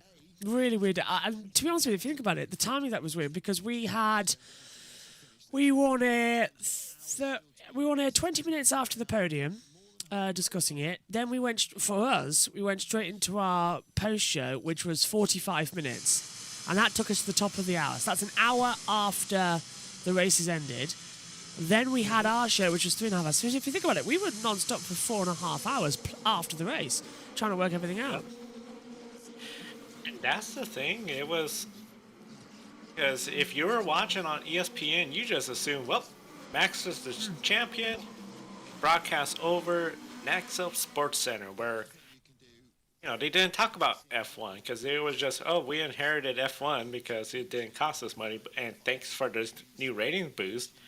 Now, if that was to repeat again, ESPN will be all over it. Yeah. They will, breaking news we got to go back to Abu Dhabi, we got our reporters there. It really shows, I think, a lot of the broadcasting teams missed out on, I hate to say it's more drama, but it is the kind of drama where fans are talking about. It's unfortunate because it was such a great season. I feel that just almost tarnishes the season that, you know, a controversial handling of the final safety car has a champion where there's still people that are, I still hear the Lewis fans saying he's an 8-time champion. It's like, all the time. And at least that's where I'm hoping we don't have these kind of things in F1 again. Especially, I just think it's unfortunate that this was your best season when it came to the competition. 2 drivers tied for the championship, and it gets blundered. I know some people. I'm curious to hear your thoughts, Adam. The Indy 500 finish. Do you think that was fair finish? Yeah. I mean, I was caught in the Indy 500 with Josh, and in that last red flag, Josh, you remember, we couldn't believe it. It was did, yeah. I mean, it was, crazy. I mean, and they were snaking, you know, down the front stretch. You know, I mean, it was like, I don't know why you're doing that. I wouldn't do that, you know, because of the pit road area that's there. That last red flag was really unnecessary and caused a lot of controversy. I will say that. So, hopefully we don't have that happen again. Oh, we will. Once was enough. someone will go wrong and it'll happen again. We all know it'll happen again. Yeah. Race control. What's happened? 5 seconds added to the next pit stop for car 23, the United Autosports LMP2, for a pit stop infringement. Oh, yeah. Seen it up on our time screen. I'm going to lay back down in my chair for the next 6 minutes before I have to do anything. Synthel says, it's bright enough for me to say it's officially a Sunday morning. It's still dark over in France, in Le Mans as well, so it's not just yet. And sunset here isn't due, sunrise isn't due for another 55 minutes here in the UK. Day in the Life says, I was at the race and so many fans cheered for the last red flag. I felt IndyCar really went NASCAR to ensure the fans left happy, and most did, including me. I think they made an interesting call. I think it was a great end. It was still a great end, but it was an interesting call. Dangerous call. The one thing I would say, I hope IndyCar makes it where it's like, okay, here's the rules, because the teams didn't know what was going on. The broadcasters didn't know. And race control, they allowed them to still do another lap, snaking through the crash. If they had planned this in advance, like, okay, immediate red flag, teams knew, everybody knew. Yeah. We would have gotten a true green-white checker finish like NASCAR's would. But you know, if they're going to do this, I'm going to say it, they should be doing that at every track. So if we get a one-lap shootout at Iowa, Toronto, Portland, we did it at Indy, we should do it for all of them. So it'll happen. And to be honest with you, I think there should be more 500-mile races on the calendar, like they used to be. There used to be, what, 3? And then there was like 4 at one point. But you remember this? You remember the Michigan 500 from Michigan International Speedway? You had race. You had the California 500 at the Auto Club Speedway. You had the Pocono 500 at Pocono International Raceway, and to me, it's sad that there isn't a lot more 500-mile races because, you know, a lot of fans like them, and, you know, hopefully they'll bring a lot more back in the future. And also, one track I want to see come back on the IndyCar schedule is Milwaukee. You know, great circuit. It was the week after the Indy 500. I mean, it always put on a good show. So, I mean, I know you, Joe. You probably want to see the Milwaukee Mile back on the IndyCar schedule as well. I would, and that's one of the things I feel Indy 500 is almost the last, besides Long Beach, because there used to be a lot of tradition. It was after the Indy 500, go to Milwaukee. Yeah. We don't got that no more. It's changed to where now it's This year was Indy, then Detroit. What's going to be next? 500s. The split between kart and the Indy Racing League, if we never had that split, we would have had, especially on the heyday when kart was really popular, a true triple crown of the Indy 500, the Michigan 500, and Fontana, California 500. Oh, Fontana. Montana would close out the season. Oh yeah, I mean, seeing those Indy cars go 3 wide at 220 miles an hour at Fontana. I mean, that was pure awesome. I mean, it was really cool to see. I mean, the action was intense all the way around. That was an intense race, and as you said, intense because that was a race where truly this were granted we had the Hanford device which made it a little bit package racing, but before that it was pure, go as fast as you could handle, 220 plus. Really great stuff. Yeah. Brilliant stuff of racing, and I feel. Oh, we've got a yellow. 47. It spun at the Porsche curves. Oh. And that was really third in class. A little bit of a curse that I was about to do a Marker of Doom update. Yeah, it's the 47 Core Racing with Degeneres at the wheel, and it's broken. The wheel suspension. There's a car coming through. Stay to the right. Stay to the right. It keeps it going. So that's at Porsche curves. It'll bring out a yellow. Oh, bodywork everywhere. This could be slow zone. This could be slow zone. Maybe full course yellow. Yeah. Oh, that's the 47 then. So it's lost it, hit the wall, and then it's gonna rip off the suspension and make it back. Go on, Joe. I was gonna say, just looking at it pulling away and the debris coming off, I think, he just ran over that big one, lose the headlight. It'll be in the garage for a while, but here's a replay coming up. Second car and shot. Oh, it's already round. Oh. It's already. Huh. It didn't touch the wall on the insides. It's gone through the gravel trap. Ricocheted, hit the front end, ricocheted backwards and hit the wall. Yeah, seeing the gravel trap, I saw those tire marks. Is that from that 47? I know, Is this it? Yeah, it was off on the gravel trap already, and maybe. Miraculously, it didn't hit that inside wall, or maybe it did, and that's what caused it to spin around, ricochet off across. That could have been crazy if there was another car in the wrong place. Josh. Yes. Do you have your Marker of Doom in hand? Yes, why? Okay, for the GTE AM, you can cross off the 77. Dempsey Pro John Racing. Yep. Yes. The 66. I already have that off. And 72. I already have that off. Cool. And here's the 47 in. Yeah, it looks like bodywork damage will be changed over. A Day in the Life says... oh no, we've seen that. I was at that circuit. I'm just going to stick my head out the back of the comment box door. I just want to see if it's light. Give me a second. Adam, I'm sort of surprised seeing how... with this race, the number of mistakes.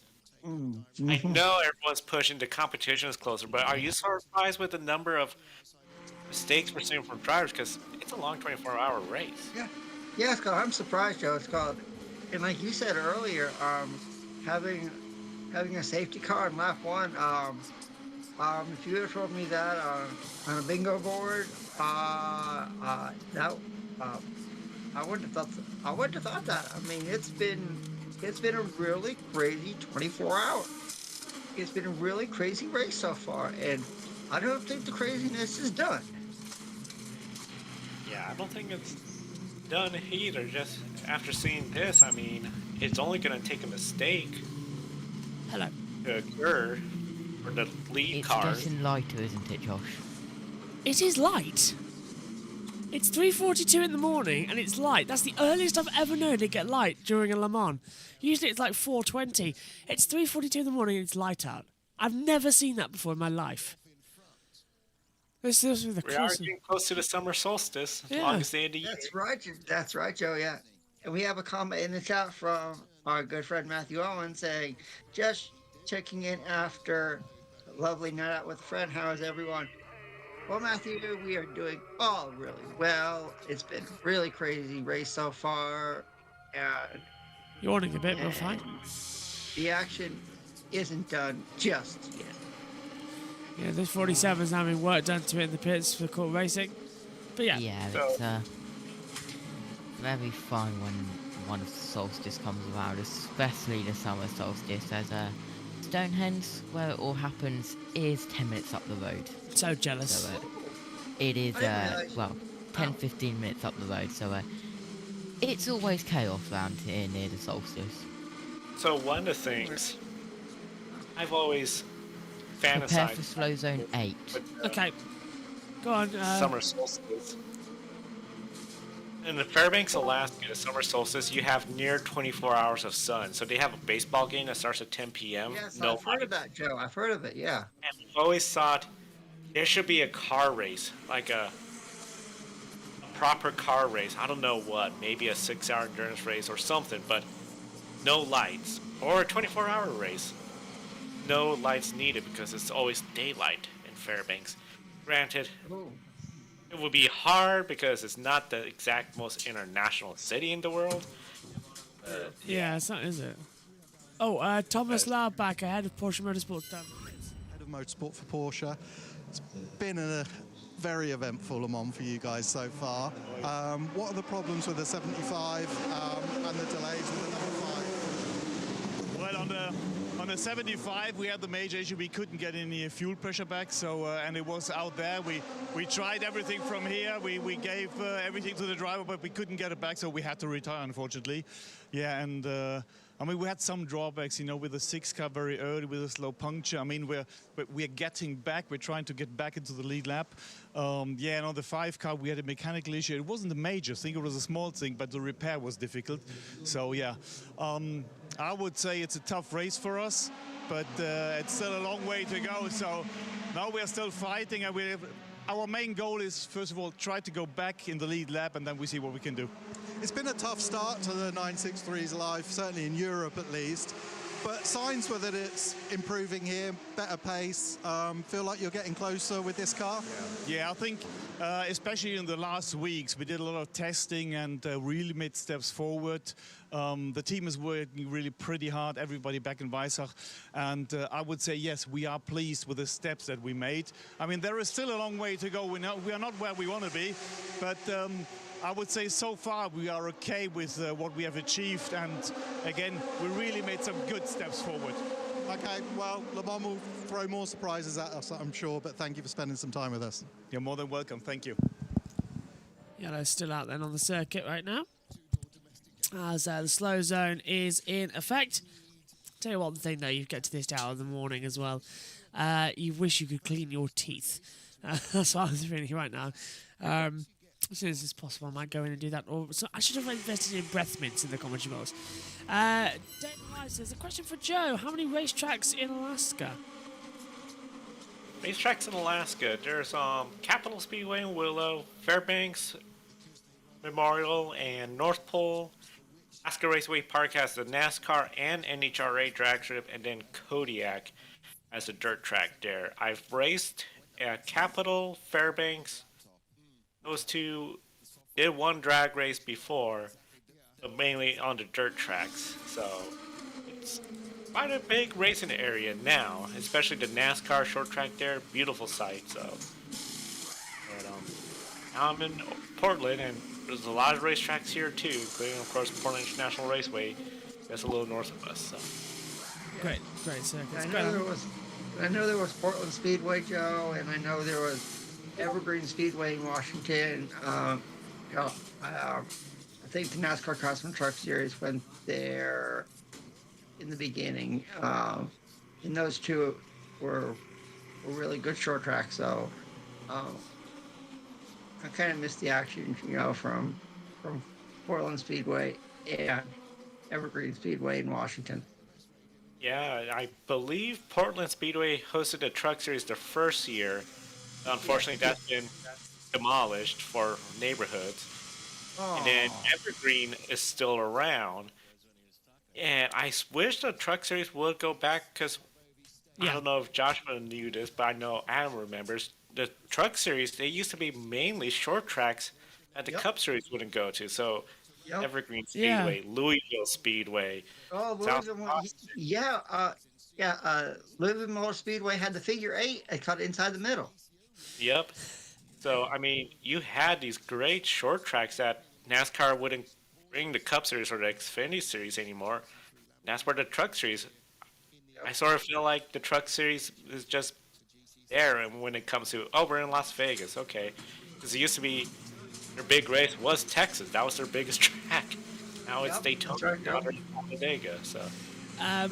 Just want to say quickly, Matthew says, Josh, you sound tired. I didn't think you ever got tired. I flag at this as well. I do not handle well throughout the nights anymore. I still suffer with a lot of insomnia. Well, not insomnia, but in sort of sleep paralysis, and I do get tired. And then I do need to sleep. But as soon as that sun's up and I properly, and I go get a bit of fresh air, I'll be right back up. And it's like you get a second wind, and you all go punching already. So I'm sort of just like saving my energy right now, getting ready for the end of the race, which is very handy to have Joe and Adam who are buzzing, but not for very much longer because they're both, I think, leaving in 10 minutes at the end of their stints. I'm here for quite some time. I signed up for hour 10 through 14, so. Oh, what have we got on? What are we on? Hour 13. Oh, right, it's the next one. Right. Adam, where have we got you to? We are currently on hour 13. Okay. So we've got one more hour. Never mind. The Fat Stig's made his way over. Brilliant. Good morning from the Porsche Curves, brother. Good morning. Glad you found your way over from JB Motorsports 1 to 2.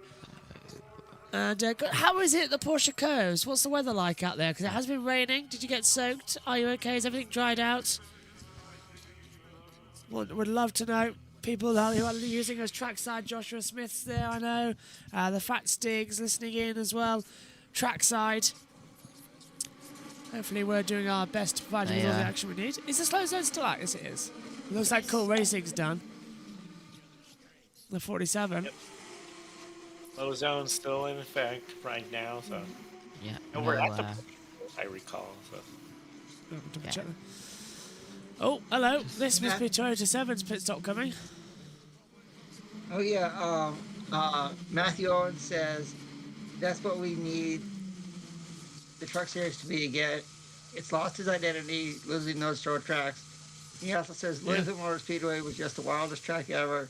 It's an amazing trucks around there. Yeah. Oh, yeah. I've driven them. Yeah, that was. Yeah. One hour factor. Yeah. There was a lot of beating and banging around there. And also, Truck Series needs to go back to Richmond. Richmond was a great circuit for race control. Yeah, Richmond. Yes. Slow procedure in zone 8 will end in 5, 4, 3, 2, 1. Slow zone 8 is ended. Green flag. If our timing screens just want to go back to green, right now it's just sort of holding off on doing so. It's still showing yellow on my side. Oh, that's because I'm 8. It's way behind.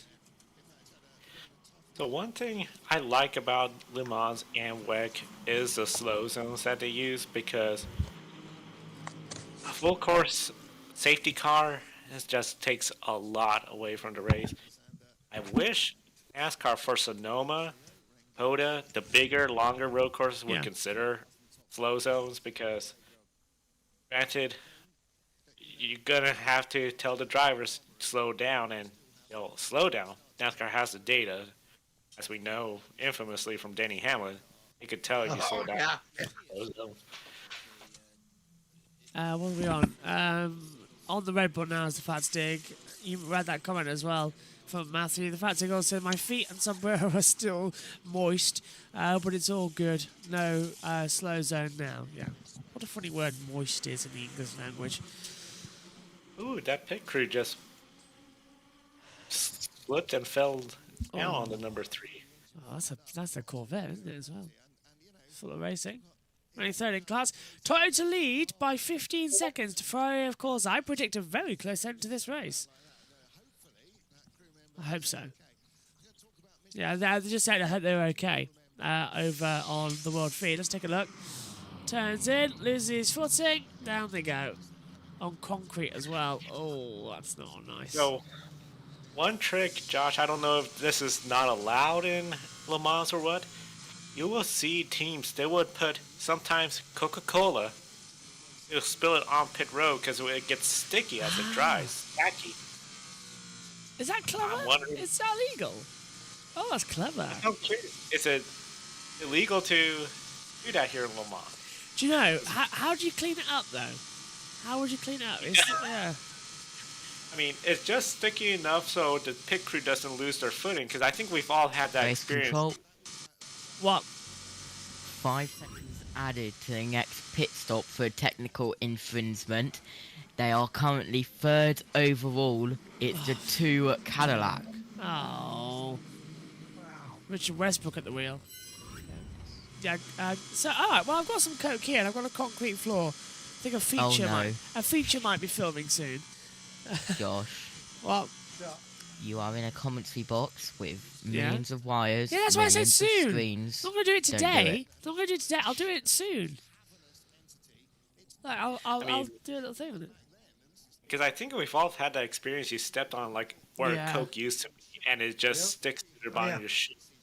That's the big thing, is to help their pit crew guys not slip and slide. Oh, That's what they'll do, and it just makes that little tiny bit of a difference for the car. Oh, and the number 2 just locked up its brakes, I saw. What about all the wasps? Good idea. The amount of flies that are in this commentary box right now, they might just make a beeline for it. Yeah, the sugar could draw them into. Not on the big track. Yeah, not there. Matthew says as well, God bless you guys. Have a great rest of the night / early morning. We'll check in the morning prior to Sonoma. Have a great rest of the night, Matthew. Are you back in America now? Or are you back? Are you still in France? Wherever you are. I think Matthew's back in America. Oh, nice. Yes, I believe he is. Also, sorry, hang on, Matthew. Did you get that headset? The other one? Did you change over? Yeah. I sent him a headset. the number 37 LMP2 has a pit stop which is currently under investigation. That's the 37 LMP2 Pro-Am Cool Racing. I'm looking at it. We've got 3 cars on the lead lap in hypercar that could win it. The Toyota 8, the 51 Ferrari, and the 2 Cadillac. But the Cadillac's got a penalty. This is between Ferrari 51 and Toyota 08. Both who've had cars, teammates, have problems. The 7 retired, and the 50's a minute and a half down. This is going to be, I think, a battle to the end of the race. This could be a last lap showdown. Wouldn't that be brilliant? 24 hours Le Mans, and it's a last lap showdown between the two. We had that in a couple of years ago at GT, and that really livened it all up. Really, I mean, that's the thing. A safety car could just bunch the field up again, and we'll see what happens. It's still very early in this race, 11 hours. I mean, we've seen plenty of things happen already. I would not be surprised if we've seen a lot more things to keep us talking about. It just seems every hour something is happening and we're talking about an incident. Hello to Chambers, who is skipping the long yellows on the main channel. And saying if I get synced back up, I will stop back by. Does he know that what he's going to sit by number 2? So Chambers is watching on 1, trying to sync up, and come back to 2. That's a good idea. We didn't think of that, did we? That's a great idea for reviews for people. Yeah. The sound of that NASCAR car is something else. Oh, Joe, yes. Joe, I know where you're going. I know where you're going, my friend. Yes, it's called. Yeah. So, this is a question, Adam, Josh. I know we haven't talked about any of our grid programs. Do you think Formula One should bring back the old-sounding V6, V8, V12 cars, or stick with the turbo hybrid eras? I like the old, it's called. For me. I like it old school. V6 and the V8. I mean, I've been watching a lot of classic F1 races, and that sound is just incredible. I love it. Do you know, I was literally, I had just before the race started, what was it now? 13 hours ago coming up as well. So I'm about to have our hourly report. I was having a quick bathroom break, and before I went to the bathroom, I was looking at my TikTok, and it was the last lap of the V8s with no commentary, and the music that you heard from the V8s was unbelievable. But to me, the V8s were good, but they were never Formula One. To me, the V10 era was the true beast of Formula One. Loud, screaming, gorgeous music as well. And to be fair, you've got the V8s, which were 60s, 70s, 80s. Then you've got the V6s, which is like 2010s. Some's good, some's rubbish. But you've got the proper classical, the Beethoven of the V10 singing away. And I think V12s are too weird. V10's the perfect high note. And I would love it if we had the V10s back with sustainable fuel. I don't know why it hasn't been done. Because we don't need the hybrid technology anymore. If we have sustainable fuels, we don't need the hybrid tech. Because the sustainable fuel would be the thing to push it forward. So V10, sustainable fuels, hydrogen power, go. You've got the car. Yeah. Okay, that was so smooth. Oh, is it smooth? Has it changed over on YouTube perfectly? The switch over, as soon as the 9 to 10 cut off, the countdown for 11 to 12 started. Oh, perfect. That was so satisfying. Cool. It's keeping us going, even if we can't do it. Yeah. Fat Stick says, thanks for the stream, guys. I'll drop by later. Drop by. And if you miss anything, It is Fat now Stick. light outside. Number one. Yeah, I can see it in my comment box. It's starting to break in. Go on, Joe. Before we throw to our hourly update. I was just gonna say I missed the sound of F1, but now with these 3 cars, including Las Vegas, would they really want a loud, noisy event like that? That's what I'm thinking. Unless there's a change, I don't know if it'll come back, but I do miss the sound of those old bigger engines. Amy, are you awake? I've got some dulcet tones for you. So we ride on board with Brendan Hartley in the lead now. He's Yay. got a 1.2 second advantage over I was actually the very- Cadillac of Richard Westbrook, but it has been a evening. Go on. I basically, technology just let me down, so I've just been depressed for the last few minutes, but yes, I'm back on my feet now. Thank you, Josh. Josh, Pleasure. Go on. are you ready for the hour update? Oh, go on. Volume, everyone. Go on. No, because it's the actual one coming up.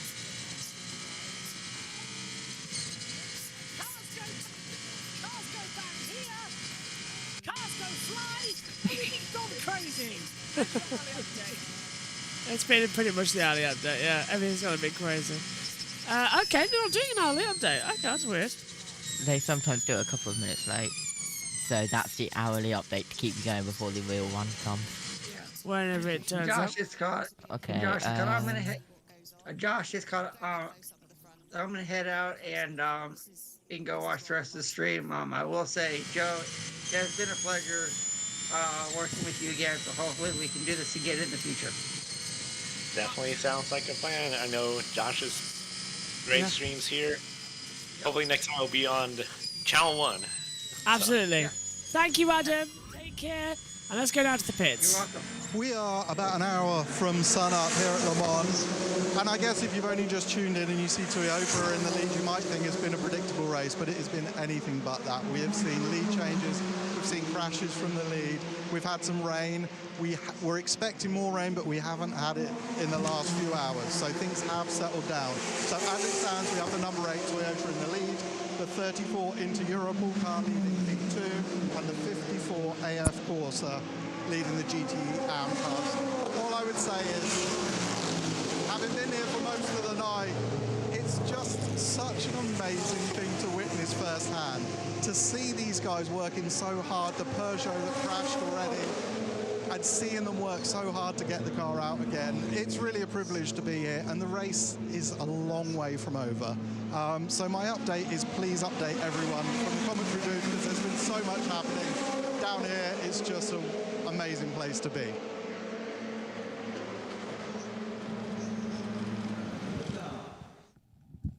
Wasn't isn't really much of an hour update as into the pit lane comes the number 2 Cadillac who's got that penalty in, is it? Our hourly update was definitely better. Yes, it was. Okay, so Adam stepped out. Josh come back up to the box. Joe's still with us for the next hour. As, One thing I do have is I still have this shirt on, but I have a tea stain. Oh, the golfer. You see nothing. To be honest with you, I'm banging my head slightly. I really don't want to do MotoGP. In fact, I'm now counting down the hours until I can go to bed. Like physically like that. I'm so not tired, just drained. It's been a draining weekend to be fair. Even without Le Mans. Okay. I still hear a certain Alex Drake's in the background. Yeah, he's bleeding through. I can't turn him down. To be fair, you can't turn down Alex Drake. I've tried, but it's Eurosport's mics are more powerful than mine to turn him down. It's a weird thing. Let's take a look at the hypercar. Some things going on right now. It's the number 2. That's the Cadillac coming through. Pit out as well earlier on. Oh, come on. Toyota versus Ferrari. Good little battle, but I would actually really like the Ferrari 51 to win. I'd like Ferrari to win for the first time since 1965. It's just got such a good news story to it as well, and it'll certainly make our grid wrap-up show interesting. Joe coming into it and say Ferrari win at Le Mans. A Ferrari win will, I think, be very popular. I mean, nothing against Toyota winning. If they win, they definitely earned it. I think fans always sort of like the idea of somebody new, and the case of Ferrari. A historic team, a historic win on the 100th centennial. That would be, I think, a very popular win. And I think it would just really lead up to next year when we have everyone back again, and potentially more. Another 5 seconds. Sitting at pit stop for car 37 of the Cool Racing LMP2 Pro Am for a pit stop infringement. That's their second one in 2 pit stops. So they've had one each for their last 2 pit stops. Just getting worse, isn't it? Finding on board with El Bamba in the number 2 Cadillac Racing. Just a reminder, what we're going to do as well, I know we've uploaded all these to the JB Motorsports main YouTube channel, but afterwards we will upload the whole 24 hours combined together at some point and premiere it during the week. Probably Monday. Probably Tuesday, actually. I don't know. We'll figure that out. Probably Wednesday, actually. Probably Thursday, actually. Probably Friday, actually. It's just so much to do. Don't forget, live coverage of the Canadian Grand Prix is on JB Motorsports 2 with a shorter pre-shows so that we can get straight into the action. Like really short pre-shows. So everyone can keep on the main channel so we can upload them still. Because the thing is, Dorna may have stopped us for one session despite us having an agreement, but Fom and me, we still need to broadcast them, so I hope they're okay with me doing it here. Car's getting ready to go in. Michelin's checking the tyres there, actually, after their stint. Brand new wets coming in. It's really interesting to seeing how we have the different compounds here. You got Goodyear, you got Michelin. I don't get any sense like there's trying to be some sort of, competition between the two, because they're, pretty separate, and when it comes to their classes, their goals. And even they were talking about Michelin role in IMSA, which of course we know IMSA, that falls under the NASCAR umbrella. Really, I think this is just all part of a nice thing of seeing all the teams sort of, and the partners making it work for such good racing, where we're not talking about a tire war and commonly seeing flat tires. So. Do you know, I think this is the first time, as I'm a bit laggy, don't know about anybody else, it's lagging a little bit. This is the first time I think I've ever known it be light in the UK before it's light at Le Mans. I've never known anyone else. It's always risen in Le Mans first, not in the UK. Generally in the summertime, especially as we're getting closer to the summer solstice, you'll get longer daytime further north compared to south. So it makes sense that you're seeing the sun first because the way the Earth's tilted. That's why in the wintertime, the sun will come up first in France and then you guys. Ah.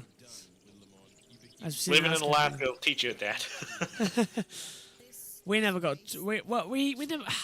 It was a difficult one when we did geography as well, in terms of the fact is that what they actually got to teach us. We have to mainly learn it for ourselves in the UK on that little matter. Learn? I mean, brain not where making I sense. was, the shortest day of the year you had maybe 4 hours of sunlight, if it was sunny. But it was still 50 below, cold. Oh. So, then in summer, 24 hours of sun. So it's very much first-hand experience. Jensen Button now in the Project 56 NASCAR race car. I take it then you got used to sleeping with an eye mask. Blackout curtains that really are helpful. So. Oh, yeah. I know, because one thing I know is that after I finish today, I'm going straight to bed after this is finished. I'll probably film a quick little something for Grid Network and send it over to you, Joe, as well. But I am going straight to bed, and Megan has very kindly lent me an eye mask as well, so I can put that on and just sleep. As oh look, little dinosaur. Little teddy bear for someone to go to sleep with. I'll take it. Dinosaur. I'll definitely take it. All the mechanics getting ready. That's Hendrick Motorsports. Do you know what? I think major respects to them because they're not racing, they're not doing anything in class. That's a major respect to do it for the fans. Go on, Joe. I was just going to say, praising Garage 56 effort, coming out here, putting on a great effort. They've been really sort of, I think, fan-friendly too. We've seen how they've been everywhere, engaged, having a good time. They could have easily just been, we're here, we'll just do what we need to do. They've just been, I think, great ambassadors for NASCAR and for this partnership of celebrating 100 years of this great race at Le Mans 24 Hours, 75 years of NASCAR. I think this is truly something special, and I think it's really going to pay dividends for both entities with hopefully a larger American viewing audience for this race, and of course a more international audience following NASCAR, but mainly the Cup Series. So.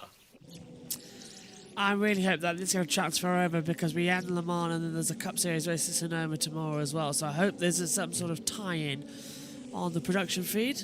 Got to give and take. Do you reckon we could see a GT car adapted into a NASCAR to run a special event? Like a pace lap or something? I mean, they could easily, work something to have it where it does some exhibition laps or something. To get it certified for a race, unless it was a circumstance similar to the 1990 Daytona 500. The 1990 Daytona 500, they had two NASCAR cars, but they had filming equipment because they were used for the movies Days of Thunder. So they ran the back of the pack, not interfere with the race, and they weren't scored, but they only did the first stint. So if they were to do something like that, I could see that could be the potential, especially on a road course. Sonoma, Watkins Glen, or Dakota, I think will be three ideal tracks. It'll be really interesting. If it is, I think it would have to be somebody from Chevrolet or Toyota, because I think that's where the manufacturers might step in, like, hold on a second, we don't want Porsche out here with us. So, Chevy or Honda... Chevy, Toyota, or... Chevy, Toyota, yeah. Oh, we've got a Chevy. We've got a Chevy in here, yeah, I'm pretty sure. We got Chevy Chevys Corvette, here, so. Two of them, yeah, perfect. Let's get one of those adapted in. Oh, so, is the sun up yet, Josh? Because if it's up where you are, it's up where I am. There's someone messages. That's Tom waking up. Let's have a look. Oh, it's you. Let's put my countdown as 6:01. Oh, so it do be kind of light. Let's have a look. I can't see because unfortunately, if you take a look, That's the soundproofing at the back of the commentary box. So it's completely blocked off my vision these days. It's light for me now. Oh, come on, we can do with some light. Through the night, as almost becoming, but it is pitch black still at Le Mans. Pitch Yellow black. light. Why? Where's there a yellow flag? Like some. Wait. Light. Give me a couple of seconds. I'm not like Jess. Where she's got it all on. Oh, yellow. Where's the yellow? Megan's little rant from Mexico last year. Great little thing that she did. Megan will be with us for 1 hour later. If she got her voice back. Yay. Oh dear, someone's murdered one of the engineers. Pit stop car 93. The 93 being the the hypercar Perso. Yeah, Peugeot 93.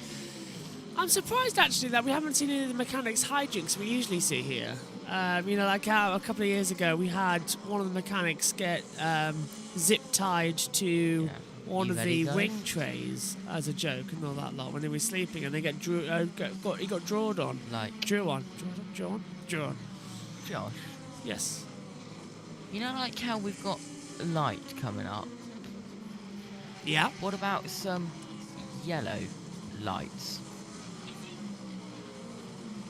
Can't hear her. Yeah, I can hear it just about. Oh. Let me turn it up. Quite in, doing a driver change in the number 56. That's Looked high. like over at the Mans, you could just see the slightest hint of a little bit of twilight light. It's still pretty dark, but if particularly you start to look a little bit more up on the video, when you can see the sky, it doesn't seem like it's pitch black anymore. So it's slowly getting there. I think this is what makes Rolex 24 very unique too. It's in February. It's much more darker, longer. That's true. That's very true. That track used to have little to no lights. Now there's quite a lot of lighting around there, but still, you need the headlights and taillights, especially the infield section. I really like the Daytona 24 Hours more because it starts at 7 p.m.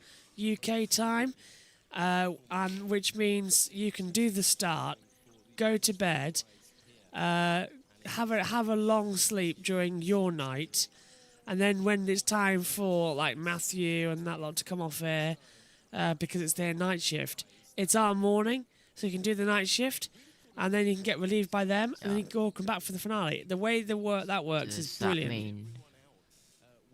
It's a bit like, it's the reverse actually for what Joe's experiencing right now. Do the Daytona 24 soon? Probably, yeah. It's a bit like what Joe's experiencing right now actually, but in reverse. Another pit stop for car 23 United Autosports under investigation. Oh dear. Yeah, it would almost make sense for Rolex 24 to have. It's time for the novel one. In night shift. We do the night shift during our morning. It works perfectly. I don't know I don't know what's happening with Daytona next year. With USRN, I presume we're covering it. We never did this year because we ran out of time. And we weren't there actually. We were doing where were we? 28th and 9th of January. We were at Diriyah, which is an afternoon race. Yeah. So it was out of time. Yeah. That's the thing. I'm really curious what's going to happen with the Daytona next year. If we'll see any of the WEC teams show up. Scheduling with the other series, because we know Formula E, there's no racing this week, and that's how we have Felix Acosta here. His next race is going to be in Portland in 2 weeks.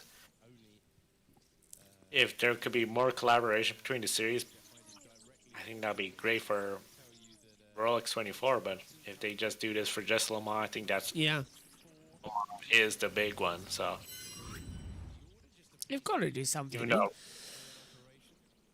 I hope we get it good. Go on. Yeah. I was just gonna say, seeing all the Rolex ads here, it's like, man, Rolex would love the idea of some sort of challenge. It was like, if you could win the Daytona 24 and the Le Mans 24 in the same year, get some big bonus or really fancy watch from us. Why not? We've also got the Spa 24, haven't we? And the Nürburgring 24 happened recently. It's like the four big ones, isn't it? Daytona, Nürburgring, Spa, and Le Mans as well. America, France, Belgium, Germany. I believe, isn't there a 24-hour race in Bahrain? But I believe that's on more GT cars, correct? Yes, I think so. Yeah. And then the UK used to have the Brit Car Silverstone 24-hour race, which was like for GT3s, but that disappeared. Really disappointed. I think it still goes on, but it's like now in a really lower class, like GM ones or something like modified ones. So you could clearly see on The the British Mans, GT have the Silverstone 500. All right, yeah, go on, Joe. I was gonna say, on the coverage, you could really see the sky lighting it up. The sun's coming. Everyone's tripping over each other because there's a little bit of a delay. Sorry, Joe. Go on, try again. I was just saying, in the Le Mans coverage, you could clearly see the sky is getting lighter and lighter, especially on the wide shots. You can see the tree lines, the sky is that darker blue, so sun's coming. It's not pitch black no more. So Into the golden hour then, where the track's going to be at its best the entire day. Early sunrise, some fast times. Time for coming into the pit lane, fuel up, get some new tyres. JT.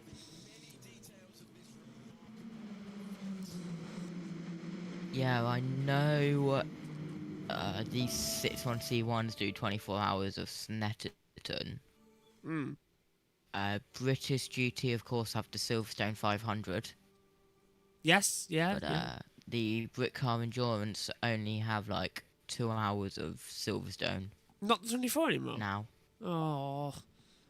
Don't believe Why so. don't we have a 24 hours? To be honest with you, I don't know why Silverstone isn't put up as a night circuit as well. Like, they haven't installed lights. I think Silverstone with lights would be amazing.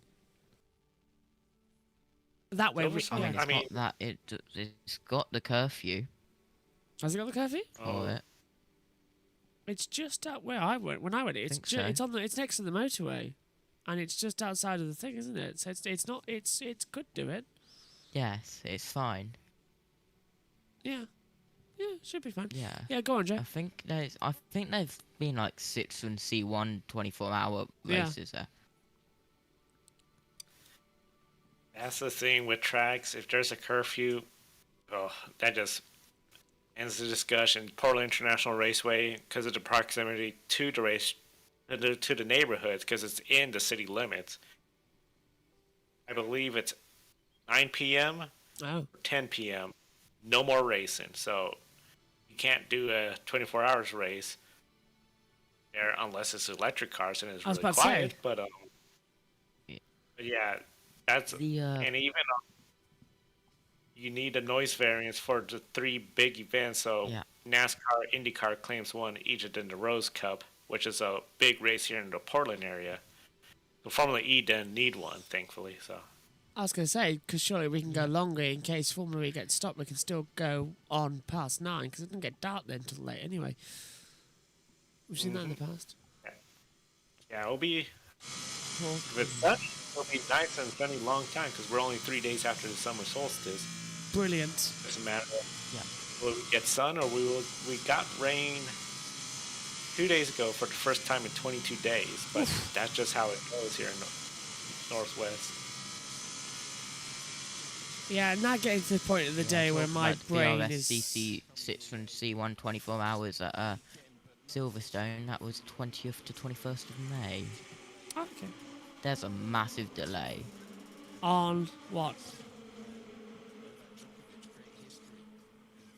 Discord. Oh. I was going to say, we're all tripping over each other, aren't we?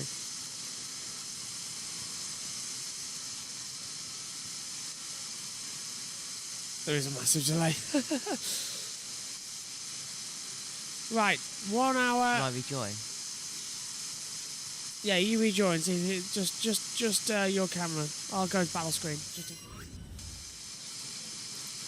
As it should now be raining. Amy, how are you finding it? You staying awake?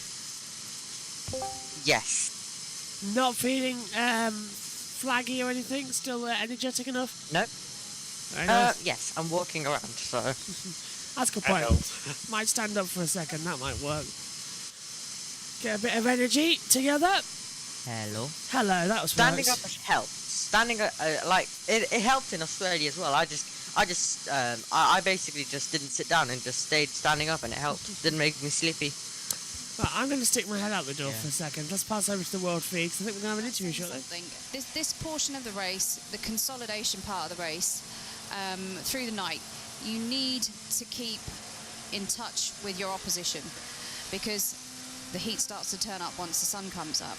So it's interesting to see that that's happened. It will also be interesting to see what comes along as soon as we do start getting the cooler temperatures, the track temperature increasing, and the speeds that the cars can take.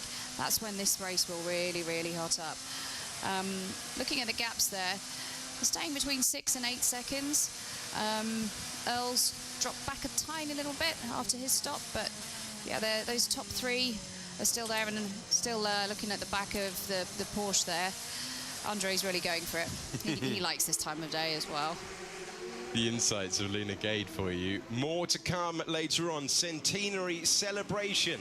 The 24 hours of Le Mans. Plenty still to be decided as we look down in the pits. This program is presented by Total Energies, official supply of 100% certified sustainable fuel for the 24 hours of Le Mans.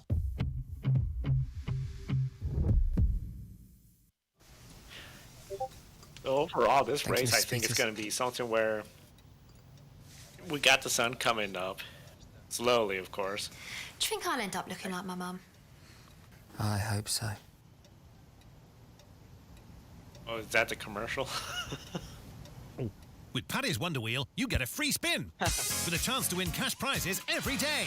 So even if you're left wondering what might have been, you won't be wondering when you'll get your next free spin. Paddy Power Game.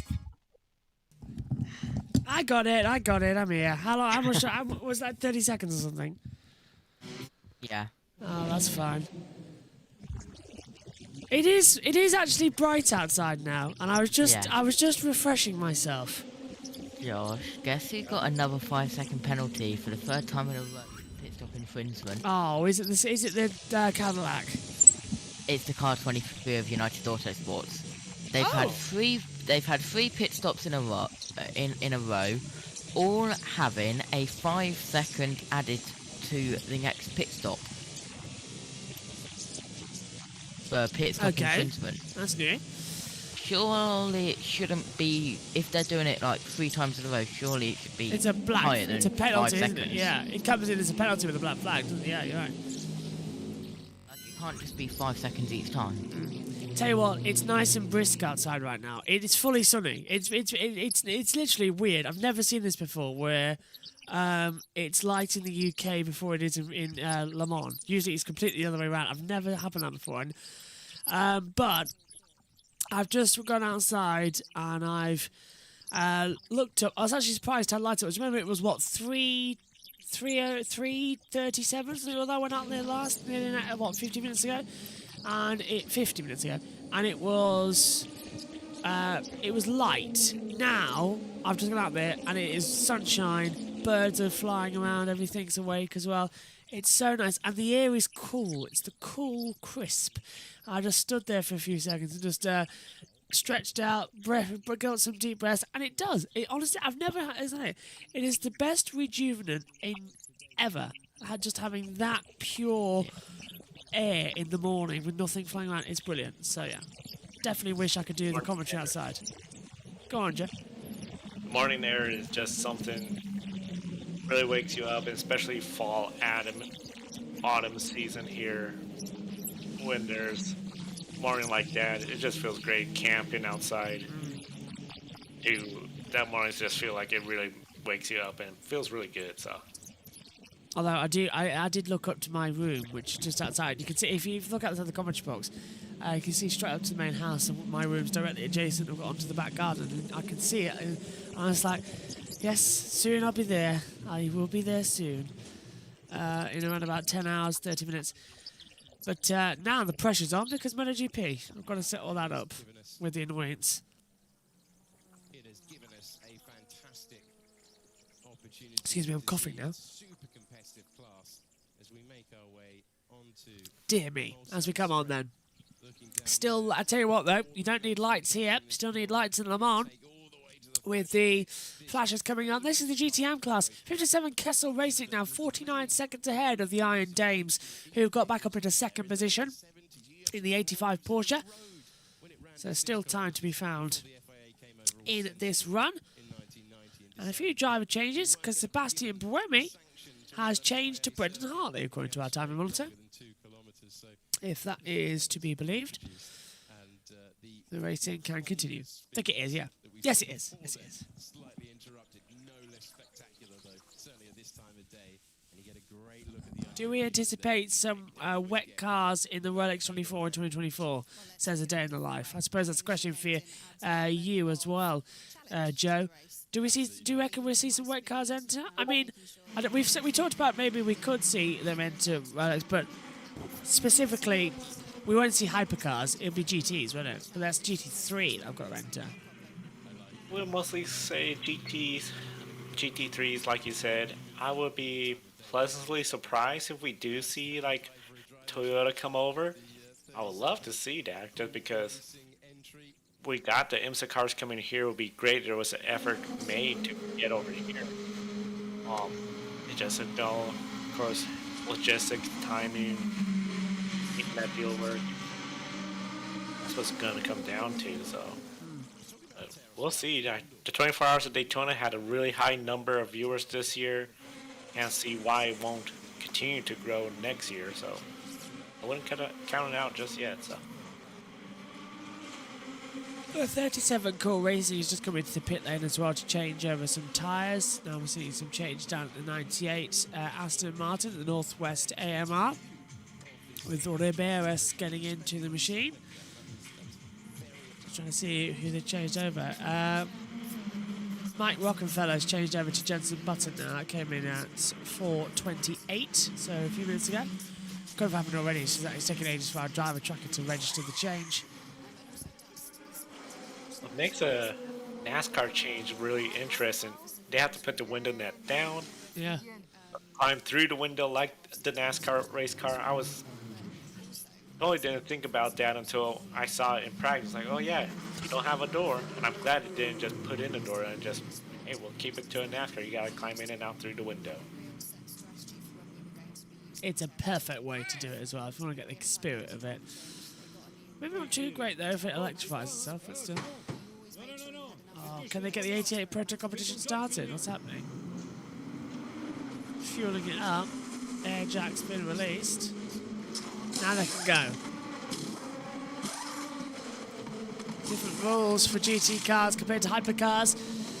Only if the refueler's on, no one else can do anything, and only 4 mechanics to change the wheels. 1 on, 1 off. We find the kind of way. Go on, Jeff. Very good. I was gonna say that didn't sound good. I was afraid like maybe something had broken because we heard a rev up, but it got going.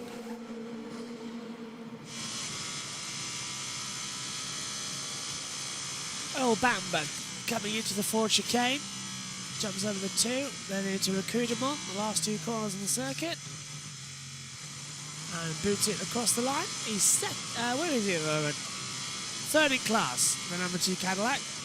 Josh. Yes. You know how the 94 had that big accident? Yes, the Peugeot, yes. Yep. From when it... Oh. That is to lock up. That's the number 25, the Max Verstappen machine, we like to call it, because it's bright orange. It's gone round the roundabout. It's gone to Dijon. Yeah. Well, try and guess how long it took to repair the 94 after that big incident that it had. 20 to 25 minutes. Yeah, 20 minutes. Oh, really? Okay, that was a complete guess. Yeah. I was guessing. I thought it'd be quicker, but okay. 22 minutes. That's not bad. Not bad at all. This is the one day that I become a WEC expert and then just sort of just go over to the next year and remember everything then. With WEC in their season, I feel it is really hard for the casual average fan to get into because they're all such long races. They're spread out. Yeah. Especially in the United States where you have not just NASCAR, IndyCar, and of course now F1. You got all the other sports like you guys have soccer, football here, baseball, NFL football. Really, I think the best thing is, you have something like the 24 Hours of Le Mans where everybody from the motorsport world comes together for this race. This is your Indianapolis 500, your Daytona 500. This is your opportunity to shine and get the celebrities because, especially with next year's calendar, I'm disappointed that we're not going to see Sebring. Although I think it's a great track, has the potential to host a great race, it will be a great venue, but no historical significance with that one. Qatar, we know there's going to be talking about the sports washing probably coming up again with them. Just one of those deals where this is your big race to get the average person to make that effort to, hey, let's make this into a fun 24-hour extravaganza. And I feel that this year has been really good with this new hypercar. It's really livened up the entertainment factor on this. And it has put a focus back on the top tier, not having to look down through LMP2 and especially the GTE category this year. I think GTE Am has been okay, but it hasn't been as exciting in previous years, and I wonder if that's with the removal of the pro class.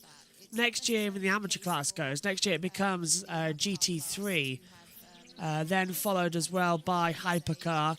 That will be the only two entries on the WEC calendar. For Le Mans, LMP2 can and will enter, but if outside of this event, LMP2 is confined to the European and Asian Le Mans series only.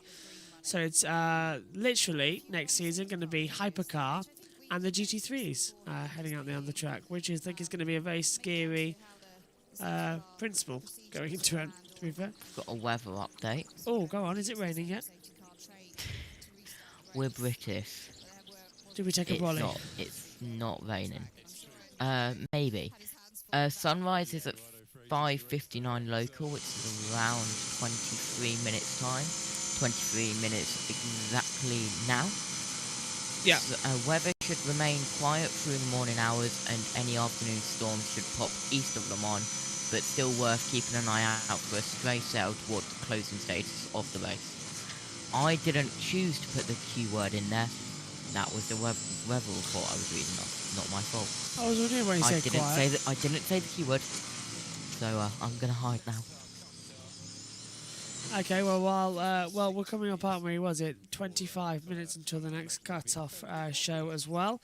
Cadillac Racing into the pit lane from third position once again. It's bitten me on my elbow, and every single time I put it on my chair, it feels really weird. To be fair, really I've just commentated annoying. on the past 35 seconds with my eyes closed, standing up, so at least I'm doing something right. I can still see everything. Coming in, it's starting to hit. Like, it's really starting to hit. I'm getting old. I'm getting so old. I can't do 24 hours anymore. It gets harder and harder with age. It does. I used to do a couple of 24 hours all night. But now it's like, boy, that will just throw off the sleep schedule, throw off work schedule. One thing I gotta say with the hypercar class, looking at the top, you got two Cadillacs in the top 5. I gotta say, they're gonna probably be thrilled. Yes, if the one gets on the podium, even better, but to have both of them finish in the top 5, I think that'll be a great effort for the Cadillac team to feel proud of, to come to here and have two cars in the top 5 where you only have one Ferrari, one Toyota, one Porsche, because their teammates have had some trouble.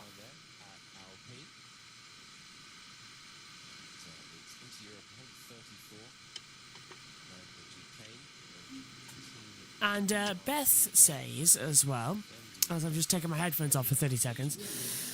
A fun fact, I attended Le Mans Series race at Adelaide in 2000. McNish won with Aussie driver Brad Jones sharing driving. Watched from a house inside the circuit. Guess who lived next door? Well, Adelaide living next Joshua door. Birch. No, it couldn't have been me. Who? Go on, Beth. I'm interested now. Who lived next door? It's got to be someone. It's got to be someone fun and entertaining, isn't it? So who would have? Yes, Oscar Piastri. It could be Piastri, right? Yeah. I think you've hit the nail on the head there. It's Oscar Piastri, isn't it? Beth's piqued all our interest. Oscar now. Piastri wasn't even born in 2000.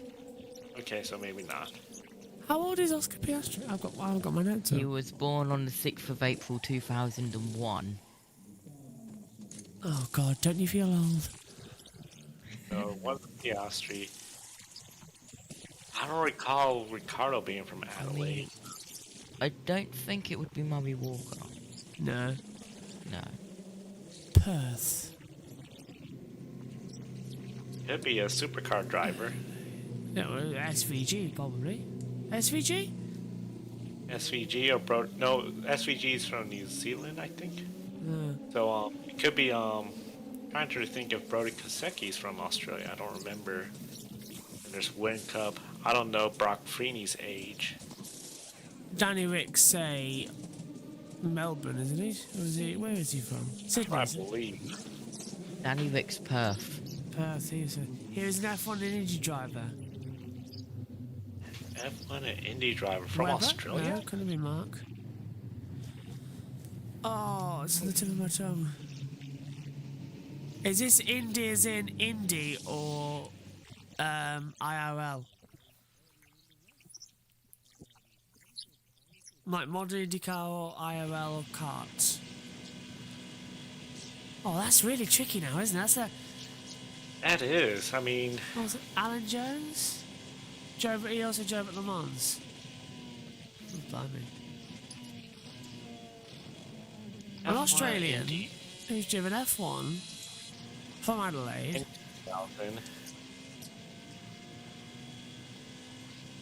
This must be of somebody that isn't an active driver currently, I would assume. So it's an older driver. It can't be Scott Dixon because he hasn't raced in F1. New Zealand as well. Correct. And also New Zealand. Hint, he is still alive, but in early 80s now, I reckon. Well, it's got to be Alan Jones then, isn't it? Possibly. What's up, Barry Sheen is British, who acts Australian. He drove the Indy 500. Yeah, he did. He drove it to 100. Oh, God, it's on the tip of my tongue, isn't it? Is it Charlie Cox? Is it Charlie Cox? You know, he never drove the Indy 500, did he? And he did touring cars, but he was Aussie. Oh, Beth, you've chosen a really good question to wake us all up. Okay. 51 Ferraris in, by the way. Out of the car, gets down at the pit lane. So he was an F1 and Indy driver. He drove at Le Mans. It's not Brabham, is it? Oh, is it Matthew Brabham? Matthew or Jeff Brabham? Oh, yeah. He is probably one of the in his 80s. That's the only thing I could think of. I mean, there's a Briscoe that was from Australia, but he did not do F1. I think he did Le Mans. Matthew, well, he's not 81, no, so that's... There's another one that I'm remembering. Another AJ. Could it be Alan Jones? Alan's the only one I think he's in his 80s. Porsche 956. Oh, you have the Porsche 956 then. That's a really good one. That's a really strong question there. Yeah, I don't know. I have to throw in the towel out. That's a really... it can't be Alan Jones, otherwise it would have been got. So another F1 driver. It's too early. It's both too early and too late in the evening to think of... Oh, the 33... Sorry. 33 has been tapped. Coming into the chicane. He's trying to get the inside of the 57. Lost the rear of the car and half spun at the Dunlop chicane. Okay, so he was an F1 IndyCar driver. He drove at Le Mans. He's still alive, but in his early 80s, possibly. He drove the Indy 500 and a Porsche 956. Yeah, I don't know the answer to that. It's like it's right on the tip of my tongue. I can't. Nope, it's gone. I can't think of anything. Rothmans. Yeah, the Porsche 956 Rothmans livery from Le Mans. And I know who it is. I know who, I can see it. I can't think of the name. It was the Porsche 956 Rothman livery at the WEC 24 Hours of Le Mans. Won it as well because it was a throwback livery a couple of years ago. And I can remember the name. Yeah. It's not Denny Holm. No, can't be Derek Bell because he's British. It's not Derek Bell.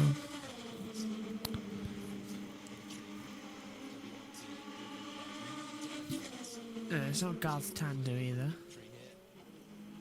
Because I know Garth did run this race once. Yeah. Hello, Aston Martin slow. Unless if it is Derek Bell or someone who's not Australian. Could be and Derek. Beth's just Josh, messing us you around. will know this. I really can't. We've got a slow car on the track right now. I thought he was coming to a stop actually, so.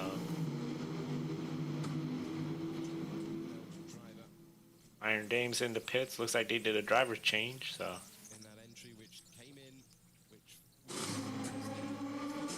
Just having a look again. And it was crawling in, wasn't it? Yeah. It was the Porsche. It wasn't even a GT car. The 956 was like a proper VS. Oh, hang on.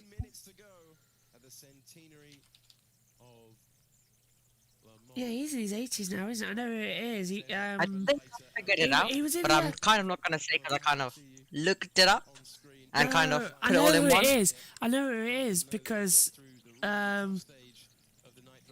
he drove. I think I know who it is because he drove for Graham Hill. He was in the Embassy Hill team with Graham Hill. In that year, he wasn't in the plane crash. He was the second driver. He wasn't in the plane crash. He is Australian. Right, if you guys don't get it, then I'll just say it and then see if it's correct from what I've looked up. Hang on, VS. Vern Schumann. Yes. Oh, thank God for that. I would have not guessed that, so that's amazing you got it. So. It's 77. He wasn't in the plane crash. The 777 has stopped on track at the Golf Curve turn 18. Oh, great. And that's put out yellow flags as well. Yep, a yellow flag. Actually slow zone to get that car out of there. I They didn't can't know. get restarted. So I didn't know. I got it because he drove for Hill. I didn't know Vern Schumann did the if that's how you pronounce his last name. It is Vernon. It was J something, wasn't it? Was it Vernon J? No, it can't be Vernon J, was it? James, no. Jonathan. Vernon John. Chupin. That's it. Vern Chupin. That's the one.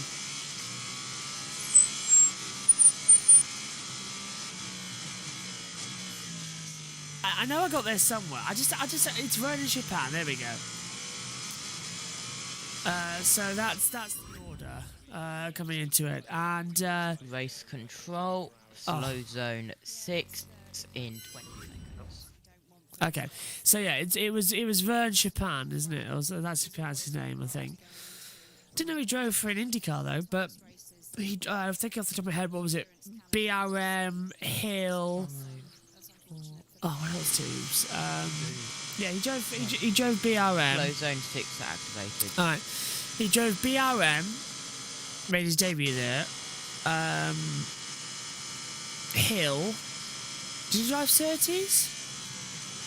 He had that Durex livery car, didn't he? In '76, and he was maybe '77. It was one of the cars that the TV deal says no, we're not going to broadcast it. Virgin, where's the middle name? It was John. Oh, brilliant! We sent the link. Oh, let's have a look. Oh, I've opened this up now. Vern Chapin. Yeah, they've got a blower truck out there now to make sure everything's okay. Vernon John Chapin, born 19th of March 1943, retired Australian motorsport driver as well. Now, who do you drive for? BRM Ensign Hill 30s. Yeah, the Embassy Racing with Hill Racing. Yeah, with Graham Hill. Ensign he drove for, and 30s. It was Ensign, I can't remember. Yeah, 9 starts, 13 entries. That's incredible. You can see me pull a really funny, weird-looking face because I drank the rest of the bottom of the tea, and there was tea leaves in it. That's gonna be clipped by someone, no doubt. That is, yeah, because I don't think it was in the plane crash, was it? When was that plane crash for the Hills? Was it? Where was it? End of the team. 1975. Yeah, I don't think he was in the car, was it? He wasn't in the plane because it was the test driver that got killed, not him. No, it was Rolf. Yeah, so this could cause it has caused a slow zone as they get the car to tow away the 77 Dempsey Proton. That's already been kicked out once before. So yeah, that's great to hear, isn't it? What's Beth saying as well? Adam says, Beth, I remember correctly, Adam McNish and Brad Jones won in Adelaide 2000 driving an Audi. Yes, I think they did, didn't they? What a little way to spend your morning. That's woken me up a bit. Beth says, anyways, he was next door and popped in for a barbecue. I had no idea who he was. Oh, wow. Now, that's mega cool. I love how our sun has risen, Joe's sun has set. He's got that fantastic night glow at the back. What's it like over there? Yeah, it's getting dark, but the sun is setting, so where you can see the sunlight sort of shining in now, it's not. And, well, at the green light for hopefully green flag racing and then the blue. Or if I had a third light, I was thinking of France theme, blue, white, red, but yeah. It's only 2 colors, so. It does look good, though. It pops quite well. As we're seeing the... Blue and purple tomorrow, so for the wrap-up show. Yes. So, I do enjoy those colours. Our timing screen synced up. Where's the slow zone? Yeah, it's all seemed to be correct. So, 10 hours and 8 minutes to go. In the next 8 minutes, we'll be syncing up. What? Oh, there you go. There's the red. I've just got the normal. I've got the normal white as well with although no, I get a little bit of orange. We're going to let Joe go at the top of the hour as it'll be the end of his mammoth stint in the 500 in the Le Mans 24 hour. 10 hours to go. Yeah, call it at 9 and then get up 5 a.m. MotoGP tomorrow. It's like, oh, that is early. Got to get up early for that. Then wait for NASCAR, but then catch the end of this race. Should be, I think, a good finish. I think this is going to be a very entertaining race because it's just going to take one safety car to bunch up everybody.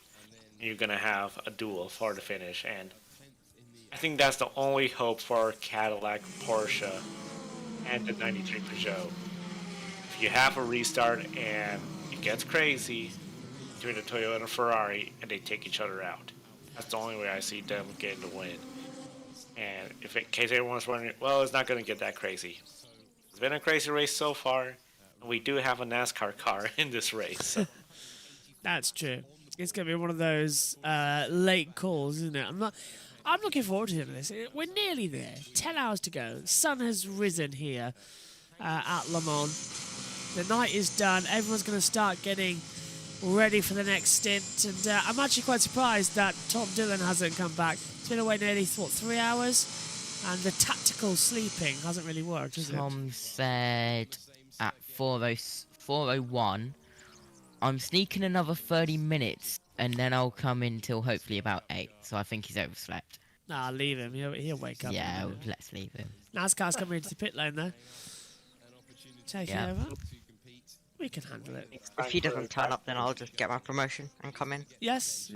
I'm impressed with you, to be fair. I mean, first Le Mans is staying up 24 hours. Well, I guess if I want to stay up, I will stay up. That's how it works. Yeah. I don't have a choice. I've got to do it all. And sort of just moan about it later. I mean, I would say neither do I, but I do. Yes, you do. I could do it. Right. Slow procedure in Zone 6 will end in 25 seconds. That's good. Hendrick Motorsports come in. And they can just check everything, can't they? See the NASCAR have tear off. Yep, they got tear off in the NASCAR Cup car. I'm amazed that thing's run nearly. What is it? It's run 14 hours. Engine the brakes. Green flag. Fantastic. Yeah, it's an amazing car, that, to run 24 hours. Also, Josh, do I sound different? Yeah, why? What have you done? Headset. Yes. Yeah. On phone. Because now I'm downstairs. So, you might be getting a tour in about 5 minutes of what walls I've destroyed down here. Okay. Maybe don't fall over as much.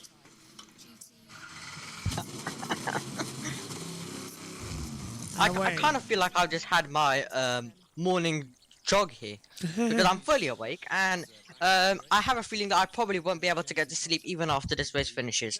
I'm so awake. I'm literally, I don't think I'll be able to fall asleep after this even. Hey, you say that now, wait 10 more hours, then you might be feeling a little bit different. I've got Le Mans 24 doing this, and then I'm starting my new school for my first day on Monday. Oh god. That's not good. As I yawn. To be fair, at least you get some sleep. I am very much looking forward to finishing everything. As soon as I know that the last thingy's on, I'm going. Yeah, same. Yeah. Same. I'll do that. Don't worry, I'll do that. 777 goes. Yeah, I can do that, Josh, because we won't be on air. We're finished. So as soon as we're off air, you can go. But that's what? How many shows away is that?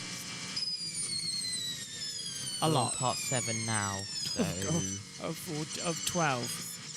Yeah, 4, 5. You haven't necessarily been to green. The track is back to green. We lost about 40 seconds. The gap is 45 seconds. Yeah, they did.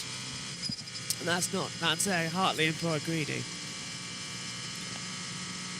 Well, we're under the 5-minute mark. At 3. Oh dear. 1:56 while on the board. Might be a good idea if I press skip ahead to live broadcast. There we go. Yes. 3 minute and around 3 minutes.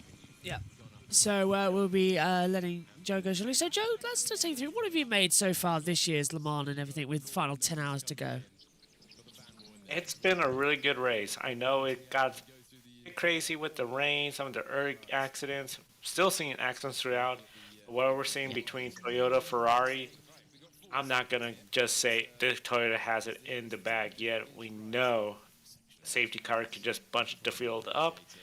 As I mentioned earlier, the Cadillacs, the Porsche, and the Peugeot to have a shot at the win, I think they're going to need some bad luck for those two up front to occur. Iron Dames, they're still running strong, first and second. If they could get a win, I think that would be huge. They still got some stiff competition, but they've been up in either first place or second place, as I mentioned. I think that's being really great. And then LMP2, I think that's going to be really one to follow too. But it's going to be a fun race. I think a lot of fans are going to be, especially for first-time fans coming here because of the NASCAR Garage 56. I think this has been a great Le Mans to be watching this year. And it's been a pleasure to have you up in the box for the last 4 hours. We had a little Grid Network reunion with Adam as well after he left us to do some radio work as well. And it's been a pleasure to have you once again on the coverage like we had a year ago for 4 hours during the night shift. It's always fun to do the graveyard shift. It's always right as well because it's a little tradition on the broadcast, especially on Haggerty Radio Le Mans. They always get the Americans on during the night shift as well. So it's always fun. So, Joe, thank you very much for joining us.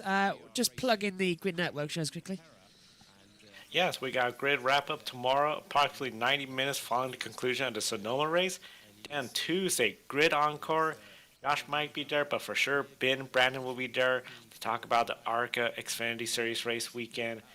Moto 2, if Josh is available as well. Wednesday, Grid Tonight, Kobe Lamb with Joshua Birch, all the latest news. Then Friday, the Women in Motorsports, I'll be back again, and then we do it all over again with pre-race Saturday on the Grid Network on YouTube. Thank you, Joe. We will see you shortly. It's the end then. We are 14 hours down, 10 to go here. Oh, we got a yellow flag. In double yellow at Indianapolis. Oh, no. I don't like seeing the double yellow at Indy. This is a perfect time to do a cliffhanger on the the main JB Motorsports. It really is. Double yellow out at the moment. We'll see why in a short second. Don't go anywhere.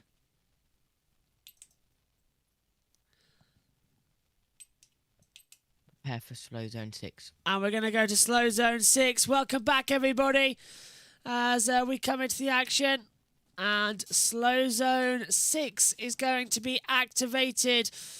And welcome to everyone live still on the JB Motorsports 2. And welcome to everybody who is live as well on the JB Motorsports 2 hours delay stream coming on as well.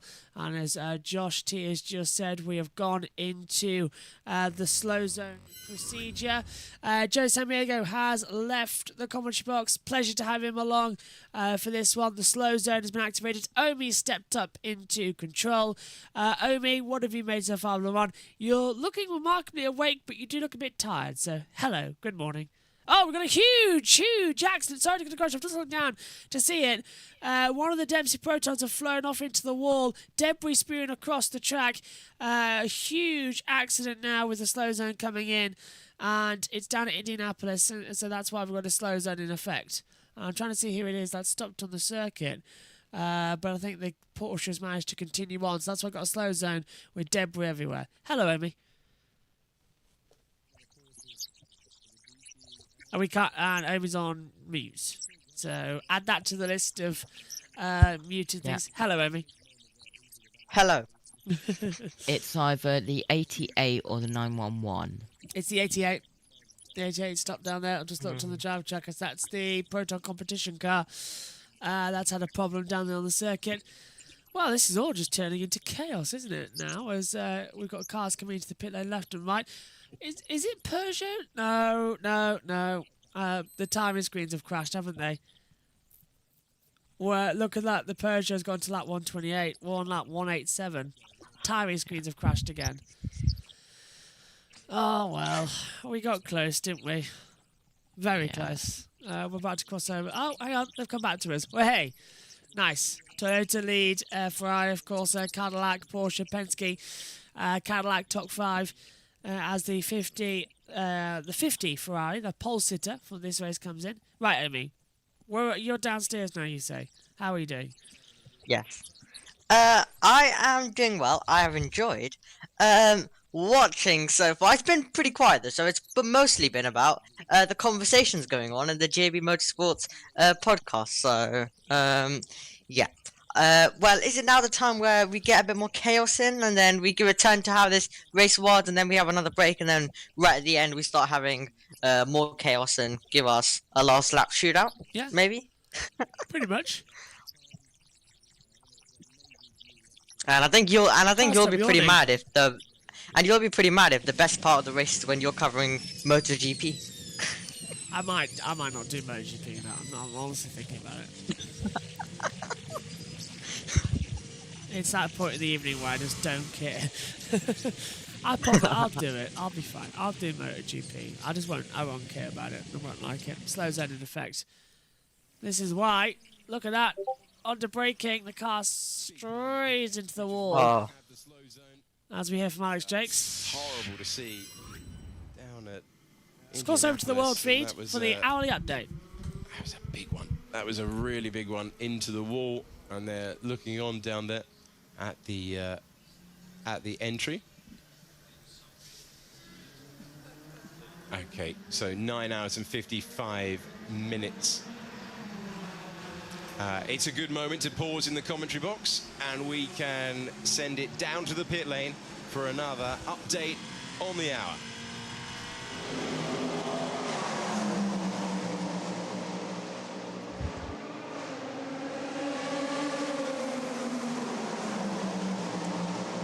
We are 14 hours into the 24 hours of Le Mans 2023, and the Toyota number 8 is leading the race. I'm with Paul Sitter, IDEX Sport, Nicolas Minesian, team manager of the IDEX Sport. You set the pole position, and you started from pole position yesterday. You're now P5 in the race. Can you talk us through what happened since the start for you guys?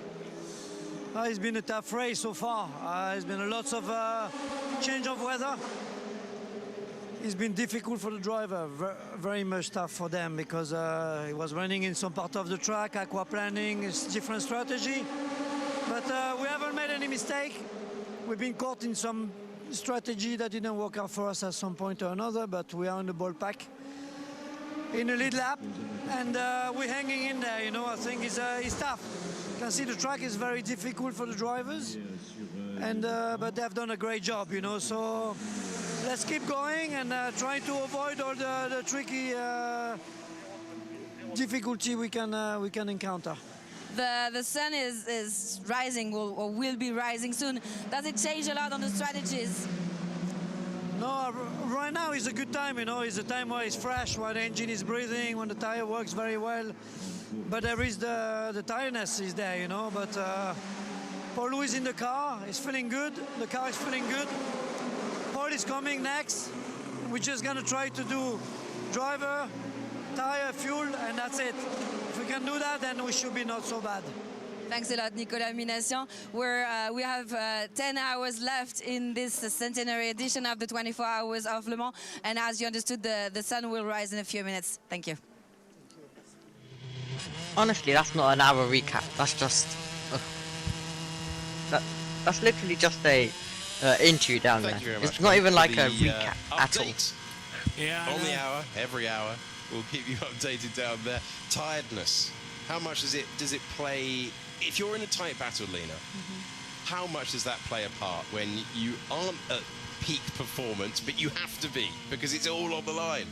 So, as a team, you've got all the different mechanisms in place, and the drivers get some rest. Let's not joke about this. It's not really rest, okay? They're away from the car. They're still engaged. They take some downtime. They're focusing the car, and one thing about Le Mans is about getting the rhythm. And once they get in, as they're keeping their stints going, they get into this zone where they drive. From the point of view of the mechanics and engineers and staff that are working on the team, it's very, very easy to fall asleep and there are tough parts of the day. Everybody has them, and it varies. Mine used to be sometimes at 4 a.m. It could sometimes be at 10 a.m. So tiredness is a problem.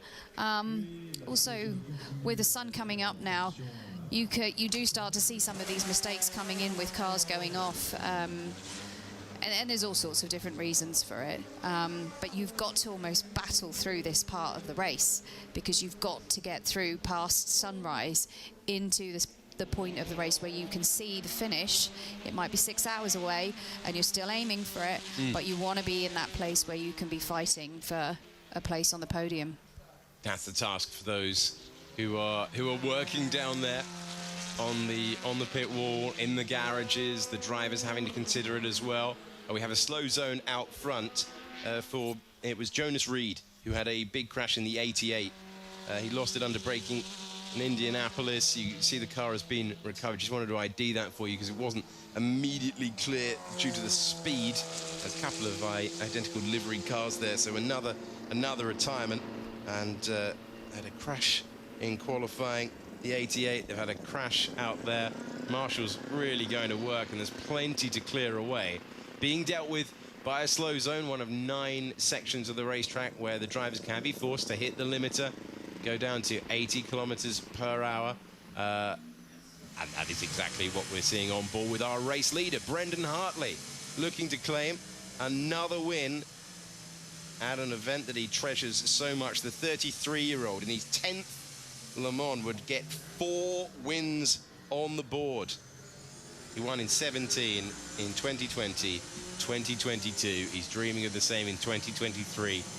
Toyota, when they finally broke the so-called curse, that must have been a sweet victory. But if they take it today, it would be incredibly sweet. This is a Nye Ferrari and the other manufacturers, including Porsche, that have returned. But there's 9 hours and 50 minutes to go. Could completely change. 9 hours and 50 minutes ago, it was a completely different race, and that is the joy of this event on a scale that is just ridiculous, just joyfully ridiculous.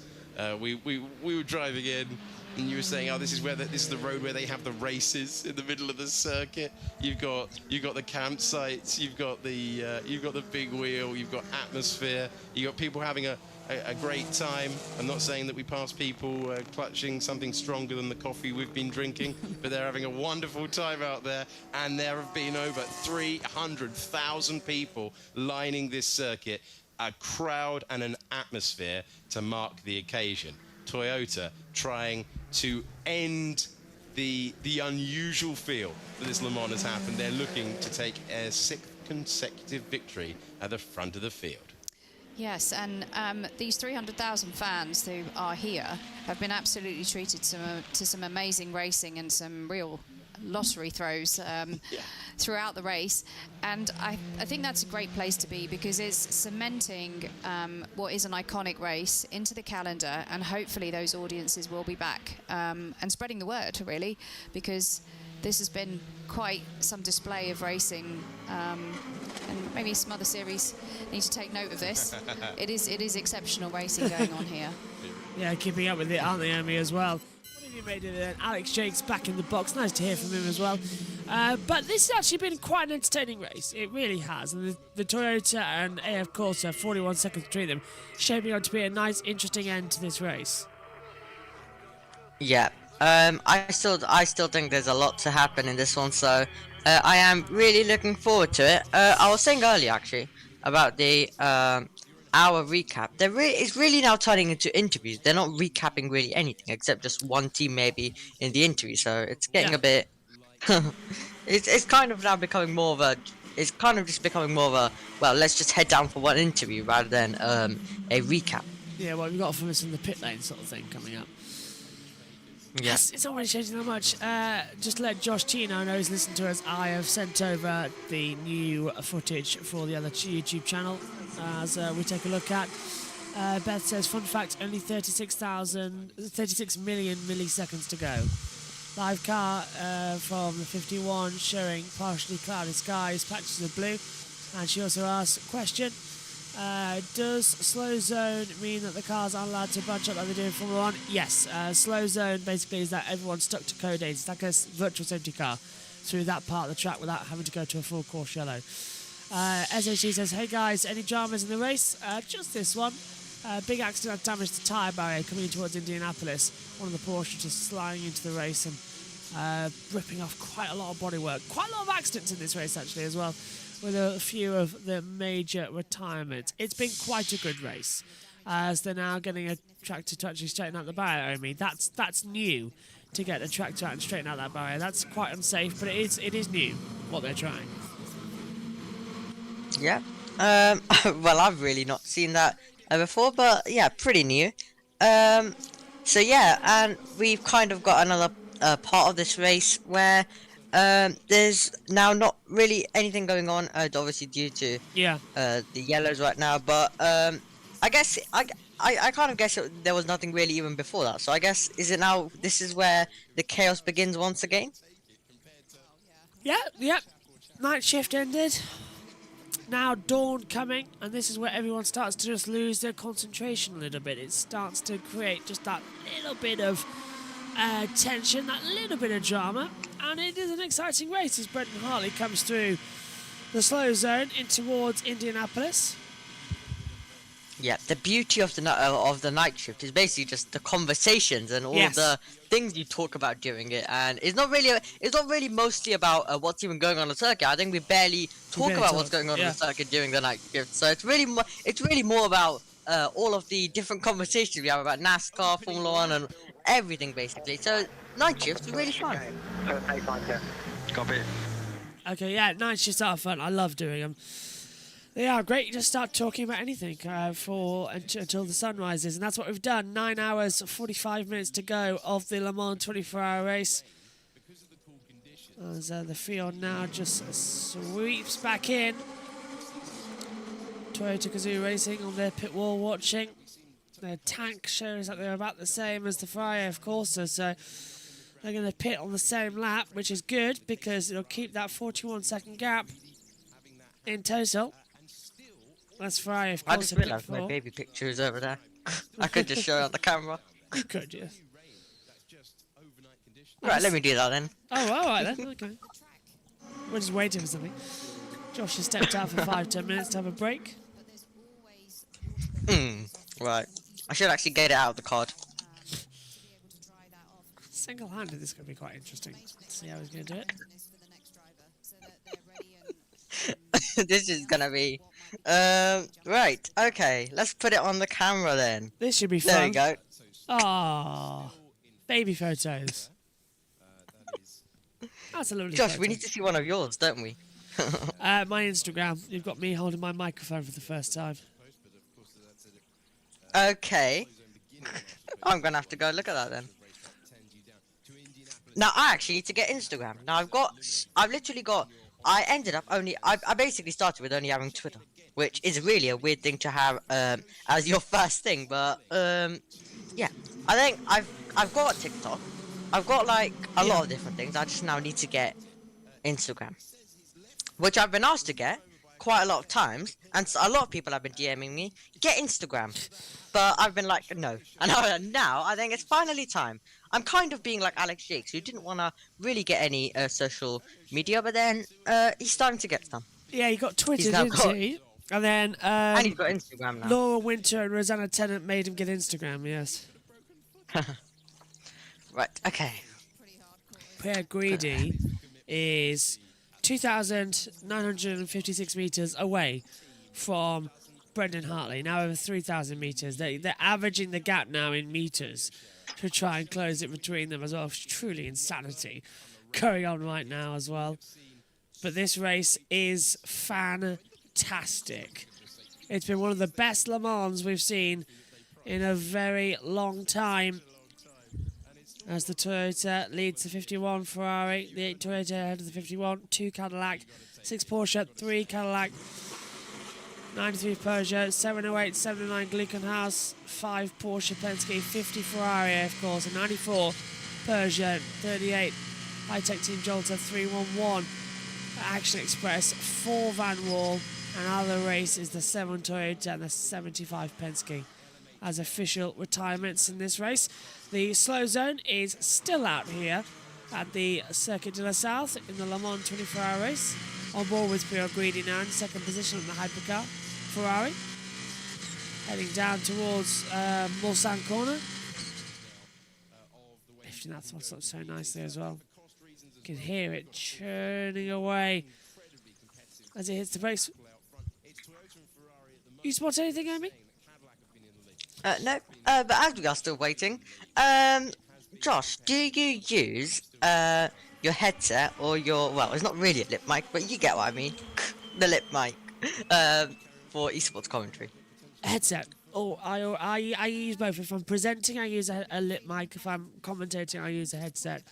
As they now cut the barrier in half with some sparks. Barrier damage. I was like, what the hell was going on? And then I just looked, so, okay. Hey, Justy. Yeah, I use both, basically. Hello. I think I already know what I'm going to use for better quality, audio quality. Lip mic? Yeah. Yeah. I sent you the footage, Josh. Have you got it? Yep, it's already been downloaded. Well, But Nice. I really hope that my other commentator is able to stream it to me on Discord, or I'm going to be literally having my controller in one hand and then holding it with one hand. Yeah, that's the one problem with lip mics as well. Is the but you can plug it. You can use your keyboard to use short keys. Anyway, I guess it's time to show Josh T what walls I've destroyed here. Yes. And Let me sit down. well, let's begin. Yes, my hair might be a bit wet. I definitely didn't just throw a bucket of water over my head. It might work. Number one. Then I guess now you need to guess what this one is. I don't know. Abu Dhabi The 21. door being slammed. Oh, right, okay. Because this hits here.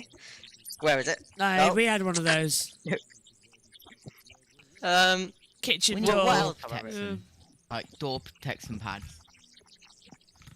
We had one of those. Right, then I problems. gotta run over now. Oh, why did my camera? Right, okay, running over now. Over there and there. So this is And 3. there. Right, okay, I'm almost 5. tripping at this stage. And there. That's 6. Where else? Where else? There must be somewhere else. Come on. Oh yeah, upstairs. Basically, I have a big crack in the wall, so if I was to push it over, there's a big chance it'd probably just fall on me. So I'll show you that in depth later on, because I don't. If Ferrari don't win, then you're gonna get to see that. Right. What else have I ripped here? I need to go find it. I guess you can kind of see I damaged this door if you can see it a bit. No. Yes. Maybe. Slightly. Yeah. So I guess we can count that. 8.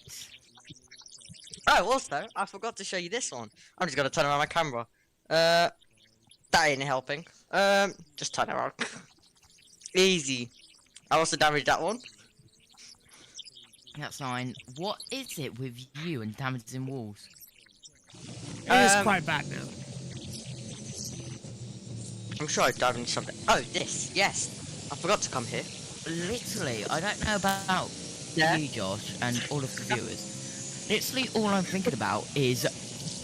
Yeah. Sanding out the doors and making sure they're all alright, yes. Right, there's another money, money, money, money, money, money, money. That's 10. Then I gotta go over. He's destroyed so many doors. That's 11. 12. 12. 13. 13. And you can kind of see I ripped this wall. Does that count as 14?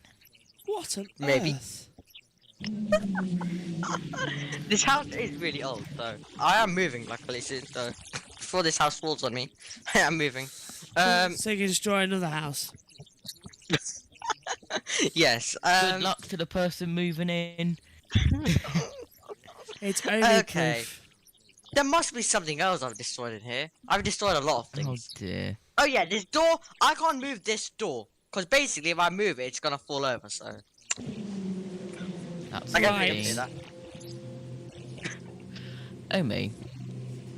This is gonna take hours, and this is gonna take In this hours. house. Number 30 is down from the chat, by the way. Go on. In this house, I can see... In my whole room, there is one nail in the wall. That's it. One nail, that's I'm it. kind of... Also, if you want, we can count drawing on the wall. But if you... Scribbling as well. Okay, well, on that note, Right. let's head over to the World Feed for a few moments as well. Catch up with them because they've got to have some interviews shortly. Looking on, and let's hear now from a driver in this class. Prema's Ben Viscow is downstairs in the pit lane. Ben Viscow, it's been a tough race for all Prema racing teams so far. Can you take us through what happened since the start of the race for you guys? I think the conditions were challenging for everyone. Until I think 5 hours into the race, we were looking quite strong. I think whenever we had some clear position on track, we were up there with the fastest. Unfortunately, Philip took over the car and it started to rain and he was still on slick, so he crashed out with quite heavy damage. Very disappointing because also the 63 is out of the race, so yeah, we are a bit disappointed for sure. It's sunrise time right now. What are the track conditions? You just came out of the car. I expected the track to be a lot faster because usually during this time of the day it's the fastest of the whole day. But it's very slippery. I think there's a lot of slow zones on track. I don't think I've seen a Le Mans with so many things happening and so many crashes. So there's definitely a lot going on. Thanks a lot, Ben. Have a good rest. Thank you.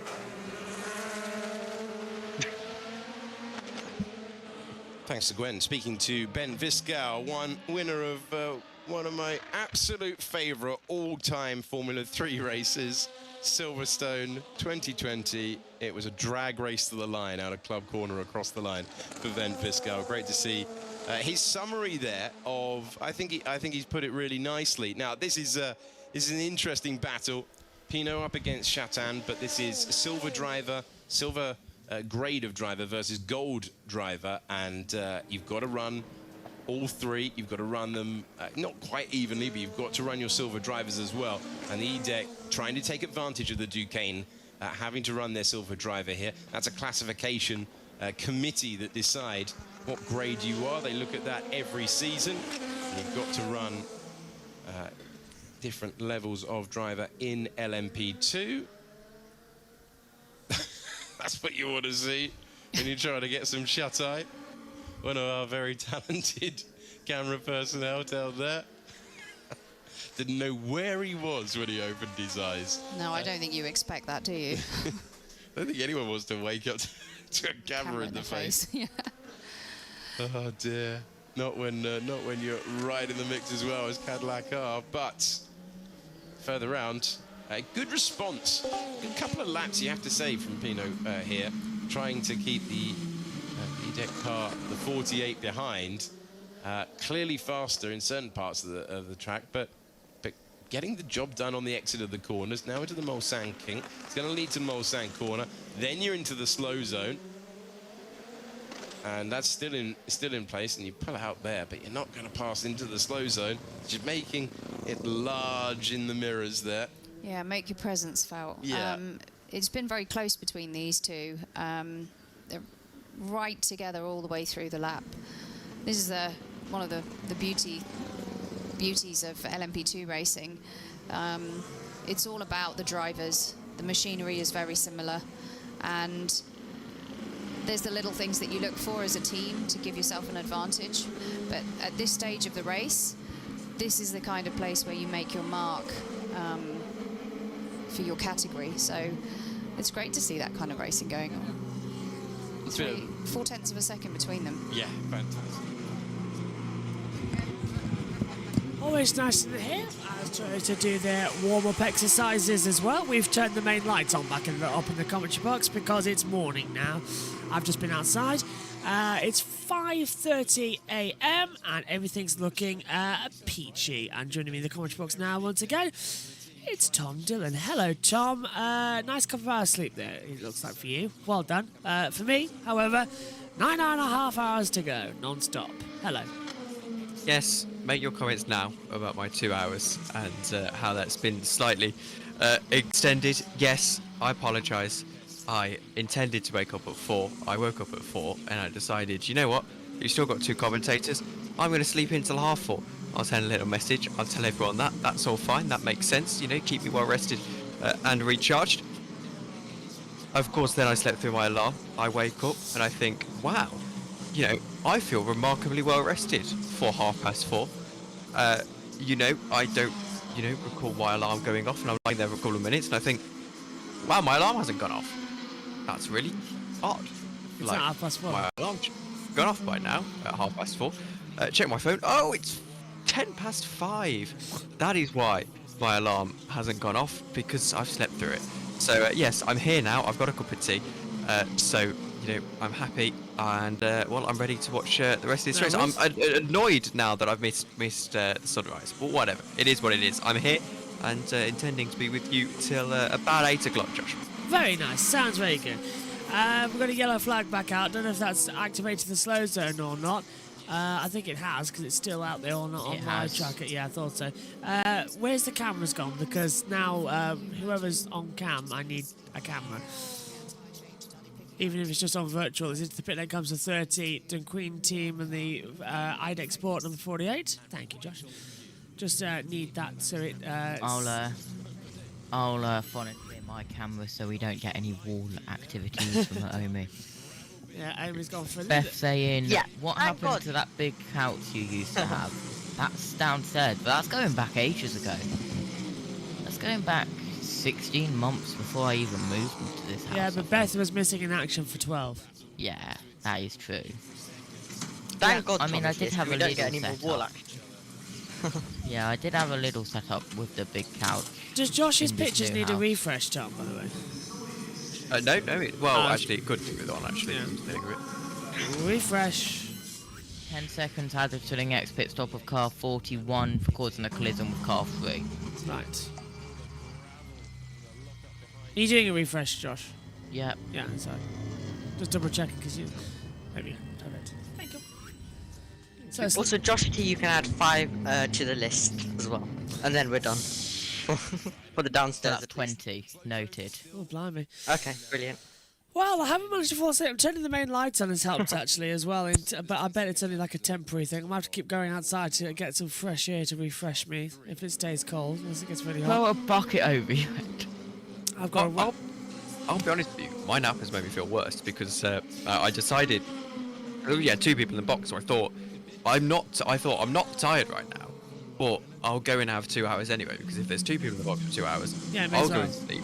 I'll wake up about 4 and I'll be refreshed. You know, so it saves me basically having to scurry off at 6 o'clock to try and scramble 2 hours before my karting race. Yeah. So I thought, yeah, like easy, I'll go off and I'll get 2 hours. I fell asleep really well for someone who wasn't actually tired. I thought that's going to be tough. And yeah, now I wake up and I feel 10 times more tired than when I went to bed. But good morning. Adam says, I've got plenty of coffee. Should not drink coffee until an hour and a half after you've woken up. So I will be off to get a coffee at about 7 o'clock. Yeah, but haven't you got a cup of tea, which is actually worse? Decaf tea. That's Okay. why I drink tea. I drink tea because my mum takes decaf tea. So yeah, that's why I drink tea. It's to save me having to drink coffee. I've got a bag of sweets and some crisps and a fly that won't go off. Anyway, I'm fine. I'm ready for the Le Mans to be over now. This one's hit me worse than ever before. I don't know if it's because I was in a miserable, depressed mood before we started, or I've been up early since been trying to fix everything. I don't know, but I'm ready for bed. In 9.5 hours. Let's hope it flies by, hey? Yeah, well, I'm a little bit disappointed that I don't get to watch the conclusion of the race from anywhere but my phone when I'm at the track. I mean, it's a weird one because we should be finished by comfortably before 3 o'clock, but it's more about getting that last hour in, if you know what I mean. Yes, We'll usually finish it by about 2, and then it's an hour drive home. So yeah, it's going to be watching in the car and so forth. It should be okay actually, but you know, it's just a little bit disappointing after being invested so much in the race. Disappointing for Peugeot, wasn't it? 94 and the 93, in fact, both cars looking very well and truly in it for a time in this race, and now well and truly looking out of it, and as we expected, Toyota to sort of leading away 37 seconds their gap. Now, also quite interesting, this is something I didn't expect, Josh, but seeing the Inter Europol car at the 34 in the lead of the race still. Fabio Scherer with a broken foot is driving that car at the moment, so that is very interesting in itself, leading in the LMP2 class, of course. I thought they were naturally going to fall by the wayside, and they haven't. It's a little bit of a good news talking point, isn't it, actually, that they've actually managed to stay up there. It's a great achievement as well. As you said earlier on in the night, really painful it must be after it, because he's had a sleep in between and woken up. Can't imagine the pain. Really can't. Well, obviously they're not in the lead anymore because they've just had a pit stop, so they've come out into second. WRT have taken the lead, but once it all cycles round, by looking at it, eyeballing it, that should be WRT's race once more. And to avoid being cliche in a race, you know, you do look at the clock and you've still got 9 hours and 25 minutes to go. That would still be our longest WEC race, barring I was going to say barring Sebring. Well, no, Sebring is set to 8 hours, isn't it? So yes, the time limit. So no, it should be 10. Really, that's an adjustment they should make. But whatever. Yeah, it's you know, there's still 9 hours and a half to go. This is still the longest WEC race on the calendar. So actually, relatively speaking, there is still a very long time to go in this race. 9 hours and a half is actually just under half distance. And it's getting just about on the attack, is it? I could do with a cup of tea. I just had to rub my eyes to make sure they were actually going to be working as well, like a screen cleaner, making sure they're actually on.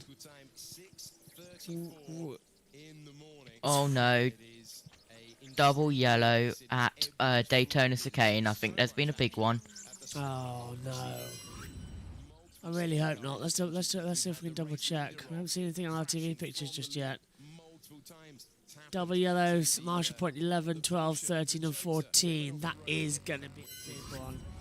Daytona to the middle of Mulsanne. That's a huge accident if it's a big one. Well, we're here. That's at the exit. This is the back straightaway coming out of Michelin, where the other yellow is. This is Daytona. So what's happened? This isn't Daytona. This is Mulsanne, end of the straight. Mulsanne, sorry, yeah.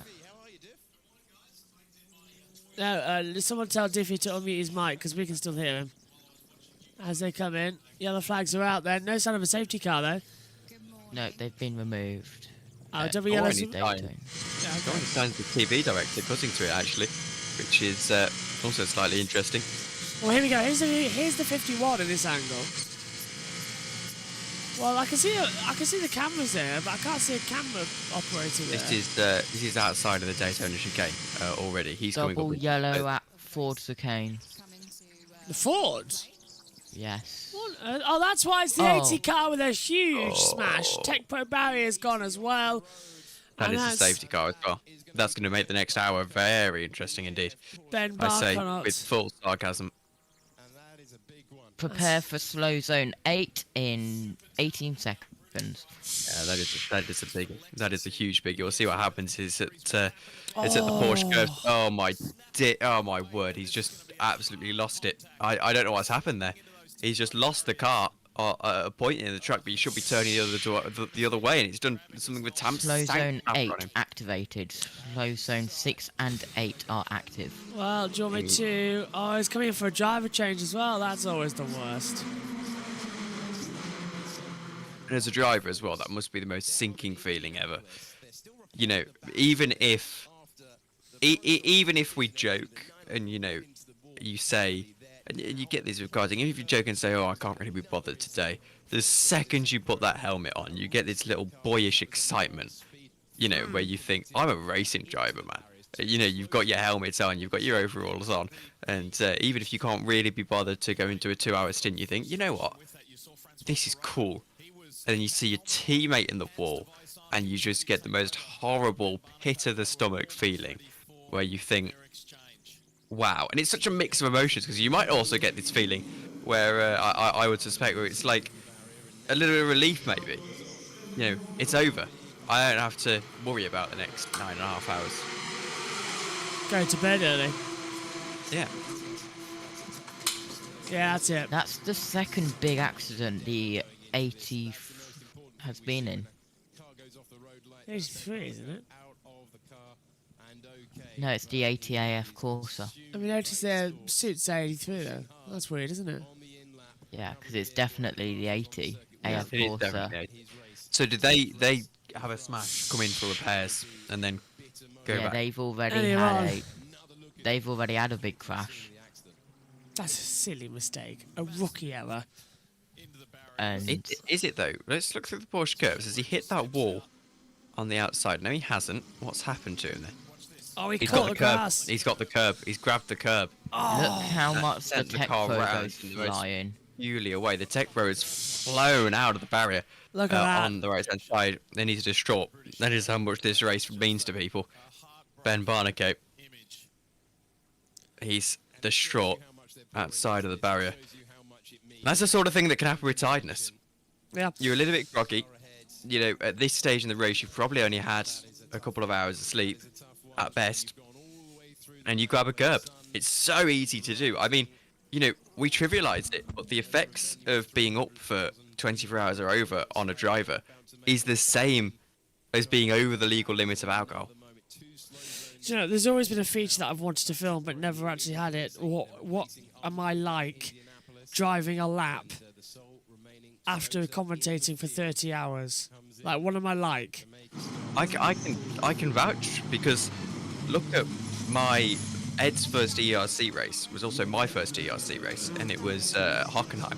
This is only on the 2-1 slow zone 6 is green. And this was only on the sim as well, remember? So it's not even properly driving. Yeah. And I crashed 3 or 4 times. I'd been on an all-nighter the night before. And I'd been up for about 24 to 28 hours. And I was driving a 3-hour stint, and I just could not focus. It was impossible. It wasn't horrendous. You know, if I'd have done that now, when I'm much better than I was then, I'd have probably got away with it. But back then, my brain just couldn't go onto autopilot, because I was having to think about the driving, and then when you're off autopilot, you're required to not be effectively drunk. Yeah. A lot of fuel going in right now, the 51, as he gets a splash and dash. Number 8, Toyota They leads again. had to come in due to their first energy.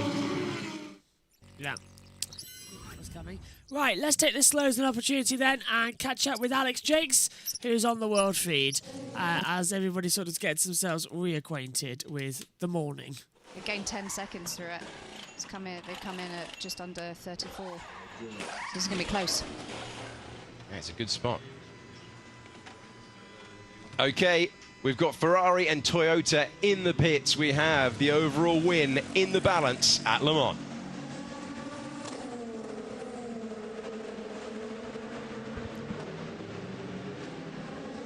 Great camera angle there. There's the competition heading past the most famous name, Ferrari, back in the top class at Le Mans, and they are in the battle to win it. Look, when you wake up here at Le Mans and you know, you've had a few hours sleep, you wake up and all you want to see, because the daylight lifts you anyway. It lifts everybody here at Le Mans, no matter what you're doing, even if you're a fan. And sitting, if you've had a couple of hours sleep, you come back, you know, the daylight's here and we're racing to the end. But the thing that lifts you the most is, you know, we've got a race. We've got a race. You know, you want to see multiple cars on the lead lap. We've got that. How about, by the way, you saw the Hendrick Motorsports Chevy Camaro come in the Garage 56 entry. They're up into the top 30 overall, running Yes, in 29th overall. Phenomenal effort. Been so many decades since NASCAR was at Le Mans. Back in the mid-1970s, so a really wonderful experience for everybody, and you know, they're here not just to tootle around. They're here to show what the immense creation and collaboration can produce. This is out front. This is for the lead of LMP2, the 41 of Robert Kubica, up against Fabio Scherer, who, if you're just pressing play or switching on this morning, you're finding yourself with the 34 driver Fabio Scherer. He had his foot run over in the pit lane. He is still out there. He's still competing, and he's a car's width away from the lead in LMP2. Wonderful grit and determination. You saw the visual image of what happens when it goes wrong and the utter dejection of Ben Barnicoat. You're seeing the tenacity of Fabio Scherer refusing to give up, and tenacity is a word that we have used so many times about Robert Kubica. They are looking to clear the 33 ahead. These two not separated by much out there. They're currently going through one of 2 slow zones out on the circuit. Oh, look at this! There you go. Some gamesmanship. Some games being played between the top 2 in LMP2, and for WRT, for Inter-Europol, and for IDEC, Dakeen as well. There's been great consistency from those teams. Gwen spoke with Nicholas Manassian not too long ago about what the race has been like for the pole-winning car in LMP2. They've got some catching up to do, but this is it at the front of the P2 class. They have the opportunity across the line, so the WRT got the jump out of the pits. That gap has been eroded away. We had a very tight battle as well between Duquesne entry, the 30, and the IDEC, the 48, that was on the way in. And to the across the board, that's WEC. He's looking to win the class at Le Mans here for the first time today. And Robert Kubica just has really gut-wrenching memories of Le Mans. Yes, that podium, as Alex just mentioned last year, but in 2021, in his first appearance here, he said, boy, that was tough. We lost the win on the last lap when the car simply stopped on the final 16 kilometers around Circuit de la Sarthe, which, just imagine that feeling. The Toyota group know that feeling. So many have got so close after so much and so long. So that would be a win that would be celebrated by so many if Kubica could get there with Rui Andrade and Louis Delatraz, who's shown such great speed here at Le Mans, as he always does to the young Swiss driver. And Delatraz was part of that entry as well with Kubica. So those two trying to avenge one of the most painful defeats. Someone always seems to stop late on here in recent years. There's an image that was all over social media. Robert Kubica just dejected, just absolutely thrown into temporary chair after that wind got away from him while he's in the battle. Long way to go, of course, as the sunlight pokes through. We're looking through the headlights, but this circuit ever more illuminated. And you're looking at the battle for LMP2, the 41 ahead of the 34. That changed after the stops. Good work from the WRT team. Remember, they had a 10-second penalty as well for contact with the 3 car. That's the Cadillac in the Premier class. And it's been getting really entertaining throughout this race as they're closing back up. Right, suggestion, if you're struggling with sleep, 110% go outside in the fresh air and start punching the air as hard as you can and getting yourself more energized and ready to go. Because it helps. As we're seeing now, a battle around the outside again. This is going to be coming. Which livery is that we need to take? It's the battle of the 3rd. IDEC Sport 48 on the inside of the 30. Dunquin team as well. Into the braking zone. This is going to be coming in towards the Michelin chicane. And the IDEC Sport gets up into 3rd position. Runs a little bit wide, but gets a better exit. Good move there as well, Tom, as the action continues on. And now we're very much into just sort of waiting to see where we're going to go, aren't we? Big pot of coffee on standby. Needed. And fantastic move, but there might be a little bit of seconds here if they aren't too careful. And obviously we've got away from it, but the 30 was looking quite racy in response. Yes. The Cadillac is back into the pits as they break down into the Mulsanne corner. And, well, there is going to be a move. The Toyota pulls out to the right-hand side to try and get the better of them, and then immediately following him is that number 30 behind. Here they go. Might just be on here. No, and now we've cut away. Wrong TV pictures, wrong TV time. It's the 34 we're looking at now. This Inter-Europol trying to close down the race leader. That's the second team WRT. WRT. That's the 41 coming into Ford Chicane and Rakudamont here out of the last corners. So Robert Kubica leading the way for Fabio Shearer as well into Europol in the 34. But did the other IDEC keep an eye on the number 48? I think he did. And Kubica definitely looks like he's gone here. That 34 is going to have a difficult time getting back into this race. 3:36.4, fastest lap of the race for WRT. Fastest lap overall in LMP2 with a 36.4. 38.5, the fastest lap for the 34. That's a tiny Polish bakery. Is into Europol competition. It is. It's a Polish bakery. That is the team. And yeah, it's a car developed predominantly by Alex Brundle as a driver. He's been driving that for a couple of years very well. Indeed, not in that car this year, which, as I said earlier, I feel very, very bad for him. That is the case. But they're going to have to fight relatively hard. Here they go, though. Here is the move for the lead of the race, Josh, around the outside. As they go down into Mulsanne corner, I think it is. And Kubica just cuts him off. Kubica's really holding off the brake now as well as they come down then. That's through Daytona and then into the second phase now. But here we're going to see Kubica have to go really defensive here. Fabio Shearer gets in the toe, coming down the back straight away into towards the braking zone then. Can we get an action shot? This is what we need to be watching, Eurosport, not Derek Bell into the braking zone.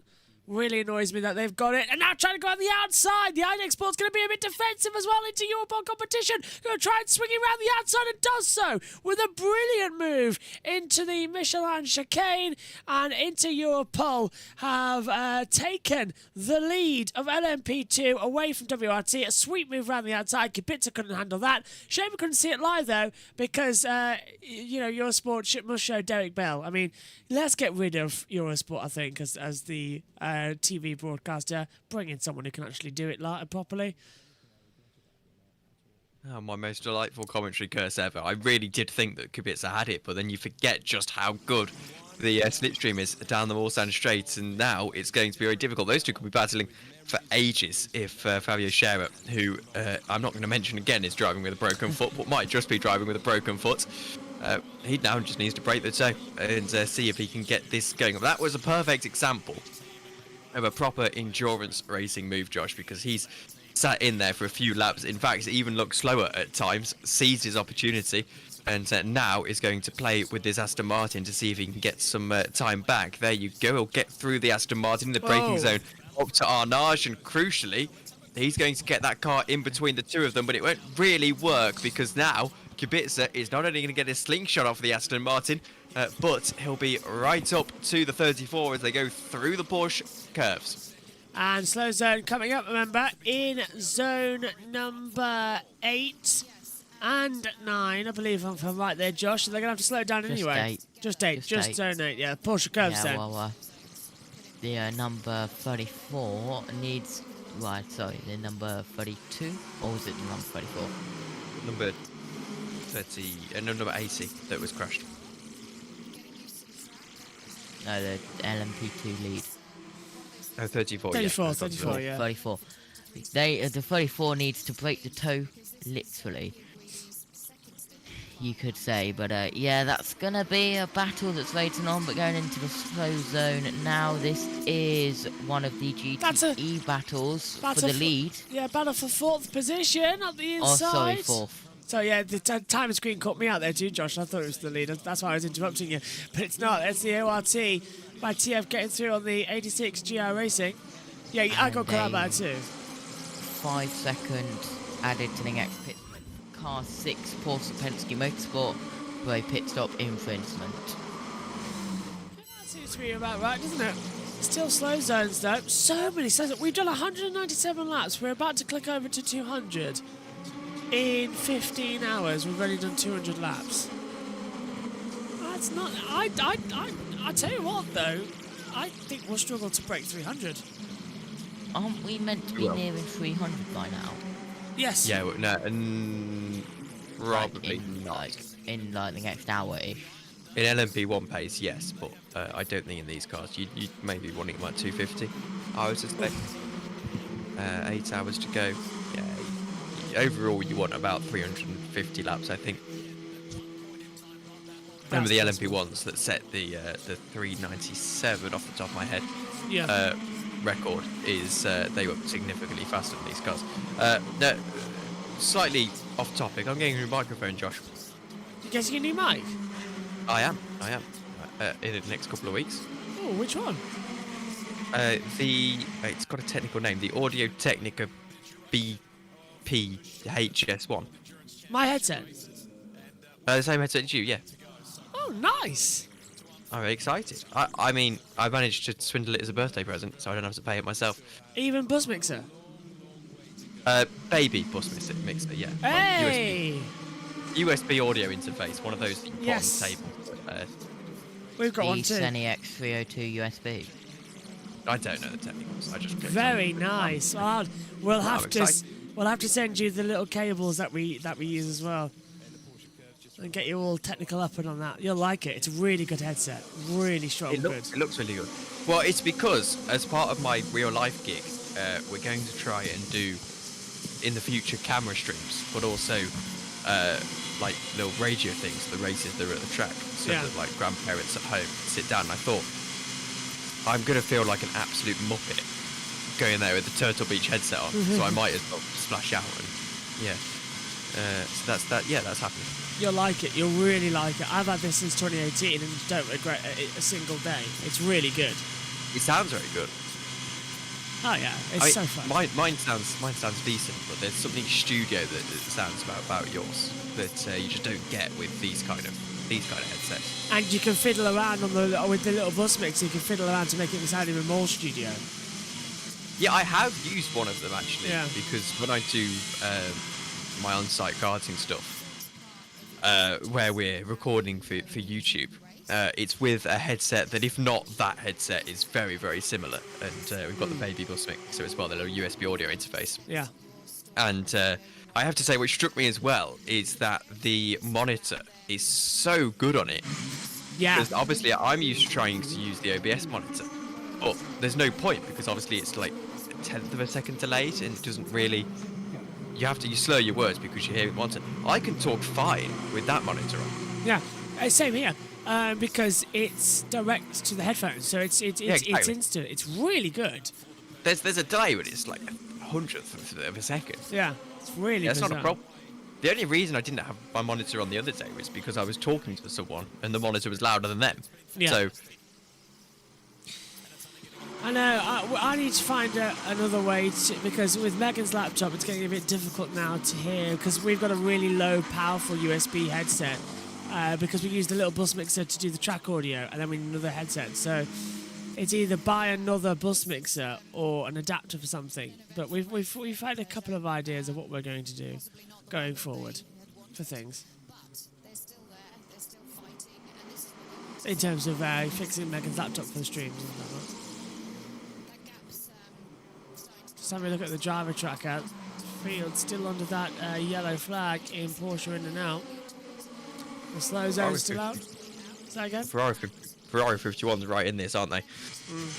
Really are. 13 seconds the gap now. And it's not quite a case of, they're rightly in it. Yat says at current rate they'll only do 136 laps. Does that sound about right? Yes. Yes, it does, I would imagine. From here, that would sound about right, yeah. Spot on, Beth. This is going to be such a weird end to the race. Super weird. That's a slow zone Ferrari. So that's normal with the double yellows to come through. Coming up on 9 hours to go and the end of our first hour on this next segment of broadcasting shows. Last year we got 380 in. Oh, is it really? And so, timing screen's dead again. Oh, is it gone again? Yeah. Did it last year, if I remember correctly, in the morning. It got to lap 128 and just froze. Did it do it at Texas as well? Lap 128? Slow procedure in zone 8 will end in 10 seconds. I'm surprised that wasn't a safety car because of how nasty that smash was. Yeah. But, yeah, Slow zone 8 ended. I suppose the good news is it is very difficult for a car to repeat on the slow zone. that crash. Back to racing. If our timing, there we go. So Toyota leads. That's number 8 to the 1151 Ferrari by 12 seconds, and they're both on the same fuel load now. This is going to be fun. We have a real battle on our hands here. Toyota was in the pit lane less time than Ferrari as well. That's entertaining to know. As they try and just keep themselves. I've no clue what's going to happen. Beth says I'm back in Toyota, but gee, that Ferrari is looking pacey. I need to put my glasses on. That's what I need to do. Keep my rest of my eyes so I can stay awake. Yeah, that Ferrari is looking very tasty indeed. It's getting to the point where it's looking like we're going to have the attack. Coming up then on our hourly update for the 2023 91st running of the Le Mans 24-hour race as well. As everyone just keeps on the accelerator and push. On board with Pierre Guidi, you can hear in the background attacking the Tête Rouge section on the entrance to the Mulsanne Straight. Gap now 12 seconds on the board. We've completely lost audio at the moment. It's really quiet. I think that's because we're preparing for the hourly update. TK, what's your overall impression on the performance of the Ferrari? It's there, it's legitimate, it's very good. Oh, TK. I thought he was on about Tony Kanaan for a second, but it's not. It's Tom Christensen. TK. Coming into it. Okay, so we are 1 hour into our next stint, if you like, here on JB Motorsports. We're live all throughout on JB Motorsports 2. But 9 hours to go. We are 15 hours down in the Le Mans 24 hour. The sun has risen, and we are 9 hours to go. So then, Tom, we can easily make it to the end now. 8:59 on the clock. It's coming. Yeah, and disappointed that I'm going to have to scurry off to do my karting race. I mean, I'm going to have to figure out some way to get Radio Le Mans on the headset in the karts, but no, I won't actually go to that extent. I'm quite lazy. I'm enjoying this. I really am. That 51 is catching a couple of seconds a lap, actually, at this point. Asked what are our predictions for the outcome. Toyota realistically are going to win this, and the ball is well and truly in their court. And I think anyone who says otherwise is perhaps being a little bit optimistic for optimistic's sake. I think this is well and truly Toyota's race to lose. They're such a well-oiled machine that losing it from here is virtually impossible for them. It's going to require a safety car at the right time. It's going to require a little bit of luck for Ferrari, which is quite exciting because that means they're in this race. I think Ferrari might do it. I don't think I think the curse of Toyota is gonna live again. So I'm definitely going for Ferrari. Go on, Josh. On earth did I manage that? What? Our 11 to 12 finishes with 5 seconds to go until the start of 13 to 14. Very well done. Is that now? Has that just happened? Yes. I've lost it completely. It's that was an hour into our show as well, our next show. In total, it's all crazy. So if you're now watching on JB Motorsports live now, it's just gone over to, I believe, 13 to 14. Yes, and this is 15 to 16. Hazy on the hour update. We're 15 hours into this centenary edition of the 24 Hours of Le Mans. Let's have a look at what happened in the past hour. Plenty of crashes keep taking place on the Circuit de la Zart. It was the case a few minutes ago for number 88, Dempsey Proton competition, Porsche. A few minutes later, it was Ben Barnicoot's time to hit the wall. The British LMP2 driver was about to hand the car back to François Perraudot. Race is unfortunately over as well for number 80. Let's have a look now at the standings. It's Toyota number 8, which is leading the overall standings ahead of number 51 Ferrari and number 2 Cadillac. Interopol competition is leading in the LMP2 class ahead of WRT number 41. And in the GT Arm class, it's Kessel Racing, which is leading ahead of the Iron James Porsche. There are 9 hours left to go in this centenary edition of the 24 Hours of Le Mans. 50 cars still on track, but we don't know yet which one is going to collect this very special trophy.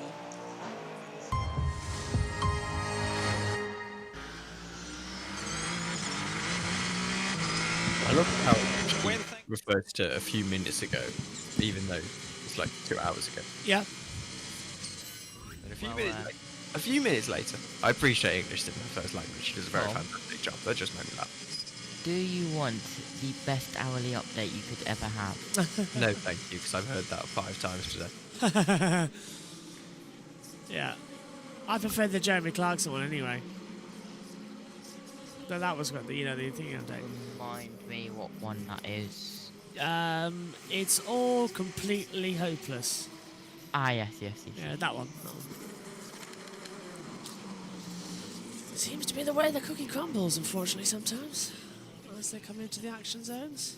There's a lot of anticipation work coming on here at Le Mans. For the 2020... Can I be an absolute nightmare? What? And say that, Tom, you went off at midnight, didn't you? No, I went off at 2 a.m. I got here at midnight. It was Jesse who went off at midnight.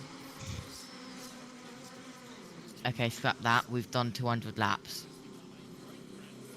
Ah! Brilliant. 200 laps on the board. And 9.9, under 10 seconds is the gap between Toyota and Ferrari. 9.999. Come on. Pierre Greedy is no stranger to a big 24. If you remember 2021 at Spa, overtook around the outside at Blanchimont in the rain to win that race. He was driving for I remember that one. Mad Panda, I think, at that point. I'm not too sure. But either way, it was an incredible overtake. And, well, he has lost a little bit on that last lap, only 3/10 of a second.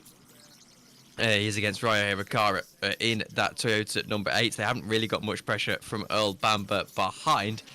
And obviously then after that, 4th spot is 2 laps behind all of them. This is a little bit of a battle. It's between 2 GT cars and one has slipped it up the inside. It's the Porsche on the Ferrari. You'll have to forgive me. The television pictures aren't showing me much I think here. it's a 56. 86. 86 has passed to 54. Yeah, there you go then. And the NASCAR just ahead of them as well. But might be a round 2 here. As here goes the Ferrari back around the outside of the 57 Kessel. Sorry, my apologies. The AF course car. The 54 looks around the outside. Indianapolis, they'll go 3 wide with LMP2 here if they're not careful. Still, the Porsche holds it on the inside. And I think there was a brief realization there that we've still got 8 hours and 54 minutes to go. And, well, that AF course stays well and truly behind. But that is a fantastic move from the Porsche. Fantastic action then happening here at Le Mans. Look, there's the NASCAR for the first time in a couple of hours, appearing now on the circuit. Tell you what, though, this has hit me more than ever. This one. They would have been all over the NASCAR. Like, we would have seen nothing else, just the NASCAR. A little bit what happens with like Tele Monte Carlo at times. You focus on like one driver for like an Same hour director. or something like that. Yeah. But surprisingly, we've not focused on the NASCAR as much as I thought we would. In fairness, though, the racing has been spectacular. So This has been great, yeah. In years gone by, we focused on Garage 56 entries because, you know, there's been not a lot. That being said, the amputee car last year was not focused on too much. But yeah, there's not really been a great deal too focused on with it. I mean, at the end of the day, all the NASCAR circulating still, wow, but there's been 8 battles going on throughout all of the classes. I don't think we've had a consistent leader throughout the race for any of the classes so far. They've always been chopping and changing, especially after pit stops as well. They haven't really had a chance to push forward. Now, a question then, for those statisticians and trivia people. Have we ever had a Grand Slam in a Le Mans race? Has anyone ever done the Grand Slam?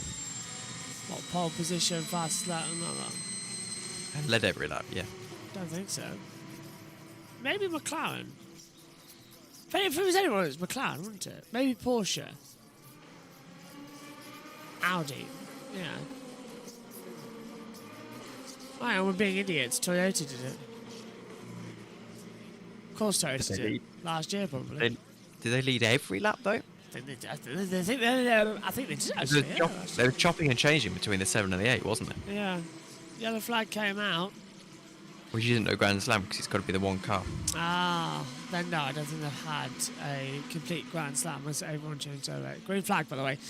I think they've swapped. As a team, no one else led, but as 2 separate cars, they've changed over quite a lot, haven't they, over the 24 hours. There's James Collado as well in the car. I'm always Pierre Guidi watching on. So Collado's in the stint next, and then presumably ending it as well will be the other one. Oh, I've really got a headache now. Into the comms box. It's getting quite bad. Oh, 8. I don't, this one might actually hurt me. Yaka now, Harry Yaka leading by 11 seconds to the front of the field. As they push on, 8 minutes 50 to go. Well done, I think, though, Tom, into your pole competition. As you said earlier, 13th place, looking strong. And closing down as we see the 51 Ferrari lapping the Porsches. And he's got to really, really push. 7.9 now. This is getting exciting. And Josh, I've been up for about an hour now. I might go off and grab a coffee for 5 minutes. I'll be back, obviously. All right, we'll go on the battle screen for a few minutes and pass over to the world feed. With 8 hours, 50 minutes to go, here is the Glickenhaus, one of the 2 Glickenhaus. I just feel like mentioned Fabio Scherer. I feel like he has been in the car every time I'm on watching the TV. He's doing a great job in that Inter-Europol car. Well, the maximum drive time is 14 hours, so he may be getting close to that during the course of the 24-hour race. Here we see a big moment there. Oy, oy, oy. Wow, just glances the tyre wrap there.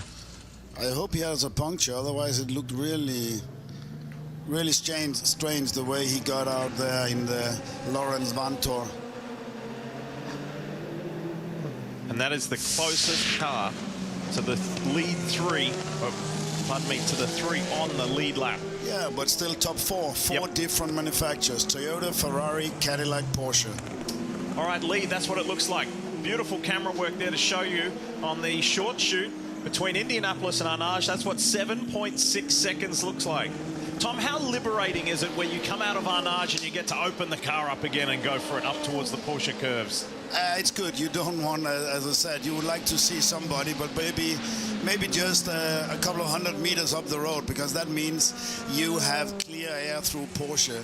And it's fine to pass them between the Porsche corners after piff-paff into the last chicanes. But it's wonderful. Just listening coming through here. Mise en blanc, let it roll, let it roll.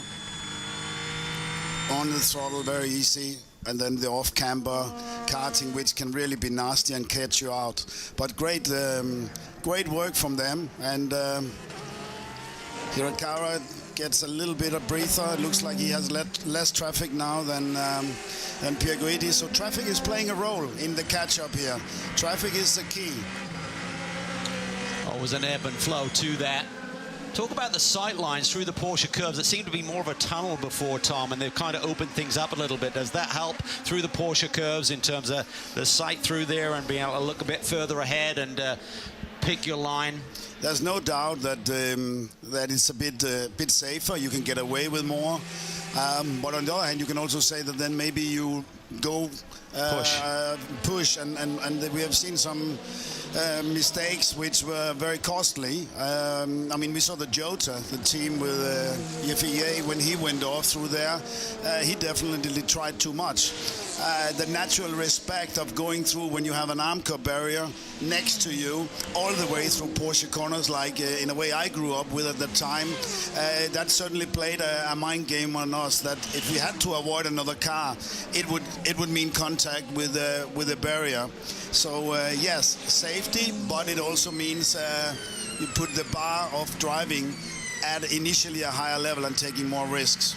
Such a tough sequence of corners there, and I think it was the Corvette that got into it with Anthony Davison many years ago that really made the Corvette team think about how do we give our drivers better information. They created that rear-facing camera with the radar that showcased a fast car coming up behind. So everyone learns from experiences here at Le Mans, and the new technology is great to give the drivers a little bit more information. Yeah, that was actually Jan Magnussen who was caught there at that time, and that barrier he went into. That's what they opened up. But if you look back with the flat bottom car and the bumps, we have seen Marc Jenner in the Peugeot flying into the fence in testing. We have seen Loic Duval with the Audi also making into the when it's a speed of 278 when he sort of left the circuit. So it is a very dangerous game through that part. So yeah, it's safer, but also less respect. Gap from first to second down to 6.6 seconds. James Collado continues to get worked on by the physiotherapist and trainer, just getting ready for his stint. You want to know how precise things are with the lead car at Toyota Gazoo Racing as far as the workload share? Sebastian Buemi has done 35% of the workload to now. Brendan Hartley, 35% of the workload to now. And Hirakawa, he's at 30%. So what a beautiful share. Yeah, that's a perfect way, the perfect race so far for them, even with all the chaos as we described, as so many lead changes early on in the race. But that's due to the conditions. With that share, that looks like they are kind of following the plan. So well done for Toyota 8, but they just have one issue.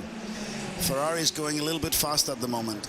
I think the key with the driver lineup, certainly they all have stacked decks in terms of these factory programs, but even so, on a particular racetrack, particular weekend, one driver may be feeling it a little bit more than another, and I think it's really key to be honest with one another in terms of who's going to be the finishing driver. Right now, we're just under 9 hours to that checkered flag here later today, and the teams will already be back timing this race. Oh, problem here for the Van Wall. Uh-oh. Oh, no! The Van Wall's on fire, and that's coming through the Porsche curves. Wow, it's done. It's done. It's completely done. Mute. Yep, can't hear you. You're on mute, but yeah, just a Voltier in the Van Wall has stopped, Tom. Fairly sizable car, fire at the back of that car, isn't there? That is pretty big. He's okay though, and then he's out of the car, and it has stopped being on fire now. I say that, it's still smoking. I won't walk directly past it, my friend, and walks to the safety behind that barrier. Yeah. Where's the slow zone? That's what we need right now. Slow Double zone. wave yellow, cover it for a moment. Yeah, it's going to have to be craned away, isn't it? What's the data screen saying?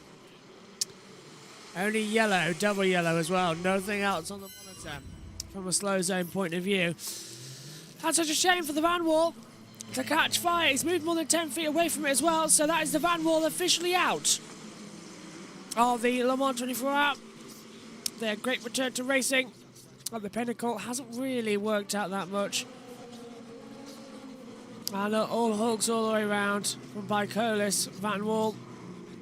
Well done, lads. Great job getting that car ready after a problem in quali as well. And that car smouldering away after 15 hours and 16 minutes. And yet to cause the slow zone out of the second. Oh, it's a big one, so it just blew up. Absolutely. And it is going slow zone as well out there on the circuit at the top of the hour. 5 seconds. 4, 3, 2, 1, and the slow zone's been activated. It did completely blow up, and a lot more oil than fuel, didn't it? So that's an oil line that looks to have burst. Yeah, I'm not a particularly technical person, so your guess is better than mine. Oh, he's going back into it. Now, what's he allowed to do? Has he got him within 10 minutes? Is he got him within 10? Or is he He's got just to pushing steer back? it. Yeah, okay. That's a yellow zone only. Earlier on in the race, we saw that car, spinning out of control, so... Not done too bad. Yellows are out. Oh, yeah, slow zone 2. It's slow zone, so I don't know why they're taking this long to recover it.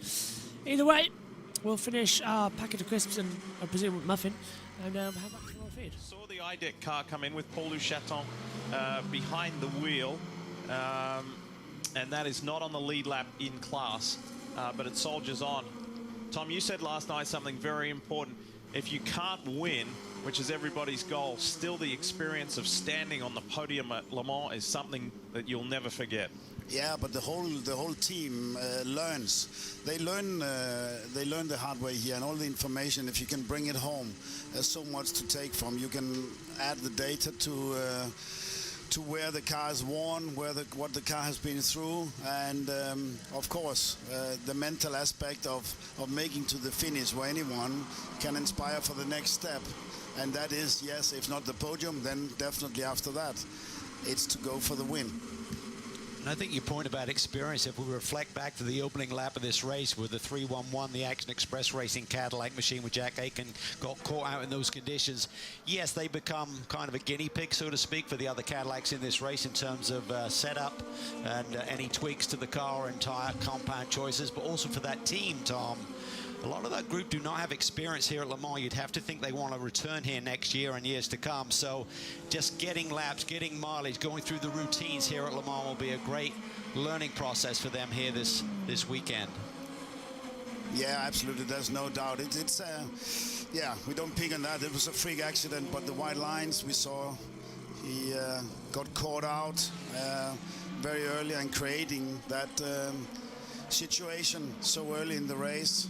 Everyone else kind of took a breather because it was very tough conditions, and to have to run through the safety car at that time put a little stabilize on the field very early in the race.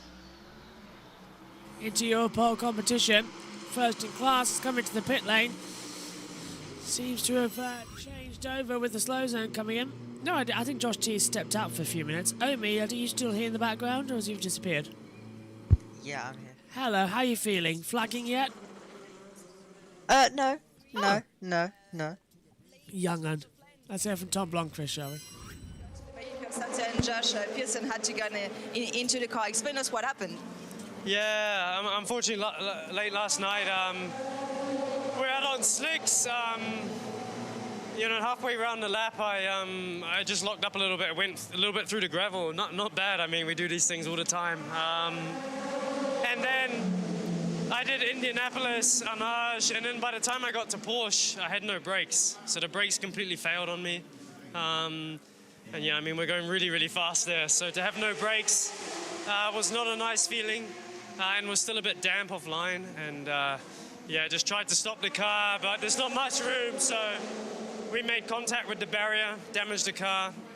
Luckily, I managed to bring the car back to the pits, and yeah, the guys fixed it, but obviously we lost a few laps with that. And yeah, just because of the impact was quite big, it set off the medical light, so I had to go to the medical center to get checked up, but I'm fine, I'm totally fine. But I'm just really, really disappointed. It's such a freak incident that, the chances of that happening are very slim. I think not once has that happened to me before in my career. I mean, so yeah, just so disappointed for the guys and my teammates because, we were looking really, really good. Staying out of trouble, the pace was good. We were leading at the time, and now, we're a few laps back in 7th place. So it's disappointing, but we just need to do our best now and see what we can do and see if we can salvage some points for the championship. How long was the night for you? I've had about 2 hours sleep now so far, so I'm very tired. I'm going to head back to my little bed now and get a few more hours. Thank you, Tom. Sleep well. Cheers, guys. Thank you. Next year, I don't think I'll do the entire 24 hours. I think I'll rotate the comms team. Oh, my word. Oh? Anyone else see? Okay, that's quite alarming. 3.6 the gap of the lead, by the way. And that Ferrari number The 50 LA is right in the view of the Toyota number 8. The LED. It won't be long before we L- start seeing yeah. those headlights in his mirrors. The LED light just massively flashed. Like a power surge. That's never happened before. That was quite alarming. You have been up for quite a long time, Josh. Do you reckon it was just my eyes? Yeah, I didn't see it. Okay, that's good then. Oh, never. Yeah, I thought does it. 50 on Yeah. Ferrari, by the way. I said 50. My apologies. See that we're all feeling it. Next year we will do this better and at least let me get a couple of hours sleep. I was going to say, I was thinking I was making my coffee. It's like I'm going to lead the morning next year, whether you like it or not. Yeah. And if not, I'll ring your doctor and get them to do it. I am fit. I can usually do it, but this. Well, I mean, I'm struggling now. This season, this Le Mans 24 Hour, I have felt the worst I have ever felt. I know. Technically, I faulted with my little tactical pit stop that was also Hey, it worked. slow pit stop. You know, rear left jack was or rear left tyre didn't go on so smoothly, or whatever. But it has actually really helped. Yeah. Oh, your spot. No, yeah, I'll let you lead the morning next year. We'll get it sorted to get everyone together so that I can at least have a little bit of a nap. Because honestly, I am cream crackered right now in the commentary box. I wonder if it's because now I haven't got any water. Also, this bloody fly is doing my absolute head in. I would throw my shoe at it, but it's having a go at me as well. Oh, never mind, I got it. Wait. I think I got it. I'm not sure. No, I didn't. It's absolutely annoying. Oh, and yeah, well, Jess will be back at 9 to really. When are you off anyway, Tom? 8. Yeah. Yes, I can do longer, but No. realistically, I probably shouldn't. You need to get ready and get off to karting. That's the important factor. Actually, you say that I'm already in my. I'm in my. Are you really? Yeah, my jacket. I'm in my thermals. Yeah, in preparation. Which is a bit silly because I've still got to go for a shower. So, I'm going to change out the thermals just to change back in. But anyway, I thought it was better than getting my clothes from yesterday on, and just feeling. I don't know if you ever get this. When you've had 3 hours of sleep and you feel dirty. Yes. Like you're not actually any, worse than if you just stayed up 3 hours, but you feel dirty. Yes, I've had that before. Nice. And you probably feel it right now, where you just feel a little bit, I I've do. been up for a while. The hair as well. It's the hair that gets me. Yeah. But your hair can get quite greasy. It's quite gross, particularly in this sort of heat. So it's nice to just get a change of clothes, and it was better to put the thermals on now rather than. Yes, good idea. And it's going to be it's going to be 30 degrees nearly, so it will be a sort of thermals day, which people will laugh, but my thermals are actually my summer wear pretty much, because it's like if you only wear thermals, that's about the right temperature.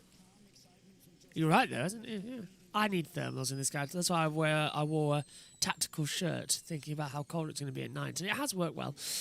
But yeah, I'm not looking forward to MotoGP. I'm also worried about who's going to be in the commentary box to actually lead the hour. What hour is it? It is 12:45 till 1:45. No help, unfortunately. Yeah. Otherwise, I would have stepped in. But I think Jess is Maybe around. Ed? Yeah, it's someone, isn't it? Jess isn't around. At It's 12. gonna be Ed, Josh, T, and most likely me who are around. That sounds good, because I'm not sure what Megan is like, whether or not she's got a voice or not. Maybe if all 3 of you, or 4 of you, and just take it through. Put Megan on voice or something. But, yeah. As they come through, we've got a battle for the lead. Really close battle for the lead. And they're coming into the pit lane. Toyota 8, Ferrari 51 in. Oh, it's getting exciting, isn't it? It's getting exciting. I'm glad I've finally got Discovery Plus up on another monitor so I can see during these ad breaks. But, oh dear, this is going to get exciting. Who's going to take tyres in a new wing? for the Oh. 8 is that no, they're not going to use it. It's just there in preparation. They will be about to start putting their morning wing on. Collada's Remember, in. they do have a morning wing and a sort of evening wing, just for the change in air pressure throughout the course of the evening. And we'll see if they are going to take a full service or not. It looks like the Ferrari has taken a driver swap as well. And there's the morning wing going on for Toyota. Yeah, it's taking a little bit longer than I thought, hasn't it? So that might put the Ferrari out ahead. Well, Toyota will be marginally faster. So they do have a morning wing and an evening wing. And that is for the different aerodynamic necessities throughout the difference between the night and the morning. Ferrari's got out ahead. That was important. They've done a driver change, but Ferrari have got out ahead of Toyota. That's interesting. How long are they going to stay like that? So Ferrari jump, Toyota in the pit lane. Game on. Yay. Oh, we've been waiting for this. Now this is what Ferrari can do. Can that 51 that started second in the race take victory? 8 hours 30 to go. An awful, awful long way. We want to take this all the way to the end. Ferrari look pleased with themselves. They've made a correct strategy call. That's rare. For once. For once. This is the Ferrari Formula 1 team, remember. This is where they put their most main efforts. That is true, yeah. WEC, actual people who can actually do the job. Josh T, have you gone for a break? Or you're still around somewhere? Yeah, we've lost Josh T. Uh-oh. He's unplugged his camera as well, because that's what the OBS Yes. virtual camera means. Not to worry. As we see right now, the 51 closing in on the back of is that the secondary Ferrari? I can't quite tell. Or Toyota. They were all on number 8 now to the 7 retired earlier on. And that entire crew will be on number 8 now. Yeah. The 7 crew won't have been given a respite. They'll probably voluntarily as well turned up. So, 5.5 seconds is the gap at the front of the field between the Toyota and the Ferrari AF Corse. It's going to be very interesting indeed. That Toyota will be a little bit faster now as well, because they've got that new wing on. That wasn't a damage repair, I don't believe. No, they it do wasn't. at this time in the morning like to put that new wing on. Maybe takes a bit of downforce off. I think you typically want a little bit more downforce in the night as the atmosphere drops, is the turn of phrase. But a little bit more downforce during the a little bit less downforce during the morning, as you can get away with it. Hurts Team Jota into the pits as well. They'll feel like they really should have won this race at a point today, as many have done throughout the history of Le Mans. And they sit now fairly down the order, the 38 car. In fact, they're behind the majority of the LMP2 field as well. They're last in the LMP2 field. This little fly is really annoying me. Really annoying, because it's been flying around here since about 2 a.m. this morning. As we on board with... go on. Sort of moral question for you. Yes? If you are Ferrari, do you treat the 2 world championships as equal? Because this is a world championship, in my opinion, with the exception of Formula E, because that shouldn't be a world championship. The 2 world championships should be treated equal. Yes, because it's one for WEC, one for what became of WEC. It is a, it is a genuine world championship, the same as Formula 1. Yeah, they both started out pretty much the same, didn't they, WEC and Formula 1? They just segregated off into different parts. And now they sort of come back together again in different ways. And in my opinion, a world championship is, because I always see, particularly today on Twitter, I've seen a sort of rhetoric of your sort of drive to survive type Formula 1 fans who are like, oh, well, these sort of failed Formula 1 drivers. It's like, well, no, you put Alonso in one of these cars and he wasn't the fastest in his car by a long stretch. These aren't failed Formula 1 drivers. A lot of them have gone for another career path because they're still very competent racing drivers and people don't give them credit for that. For example, I saw a lot of hate for Jack Aitken. Armstrong. I was thinking a thing about Lance Armstrong on my other monitor. Jack Aitken. He crashed out, and I saw some arsehole put on Twitter saying, he's done the same thing he did in 2020. I'm crying. It was like he won Sebring. I mean, you're cherry picking. People crash. Yeah. Oh, you right? Sorry, I thought Yeah. several driver changes. You really are tired. I didn't know if you had I didn't know if you had a point there. Forget it. They can all read it. I'm tired. Okay, so several cars have actually retired from the races. Into the pit lane now comes the Cadillac number 2 of Earl Bamber. And I think they're going to change over shortly as well. Now, what's happening in GTM? Oopsies, 56 having a spin. Rexy's had a spin. He was the leader as well. He is the leader. No, was. In fact, might be or was now. And, 57 Kessel Racing, I think, has got the lead in the AM class now. yeah, they've gone to 5th. I don't understand why. They weren't truly the lead. Yeah. Must have had more problems than we have. Yeah, possibly a pit stop. Did you see Tom Christensen say slow puncture? I did hear him say slow puncture, yeah, on the background. So that's what I was just thinking, is he had a slow puncture, and that's why he's crawled back in. I think he's crawled back in. That's why we had a yellow flag out somewhere on the monitor.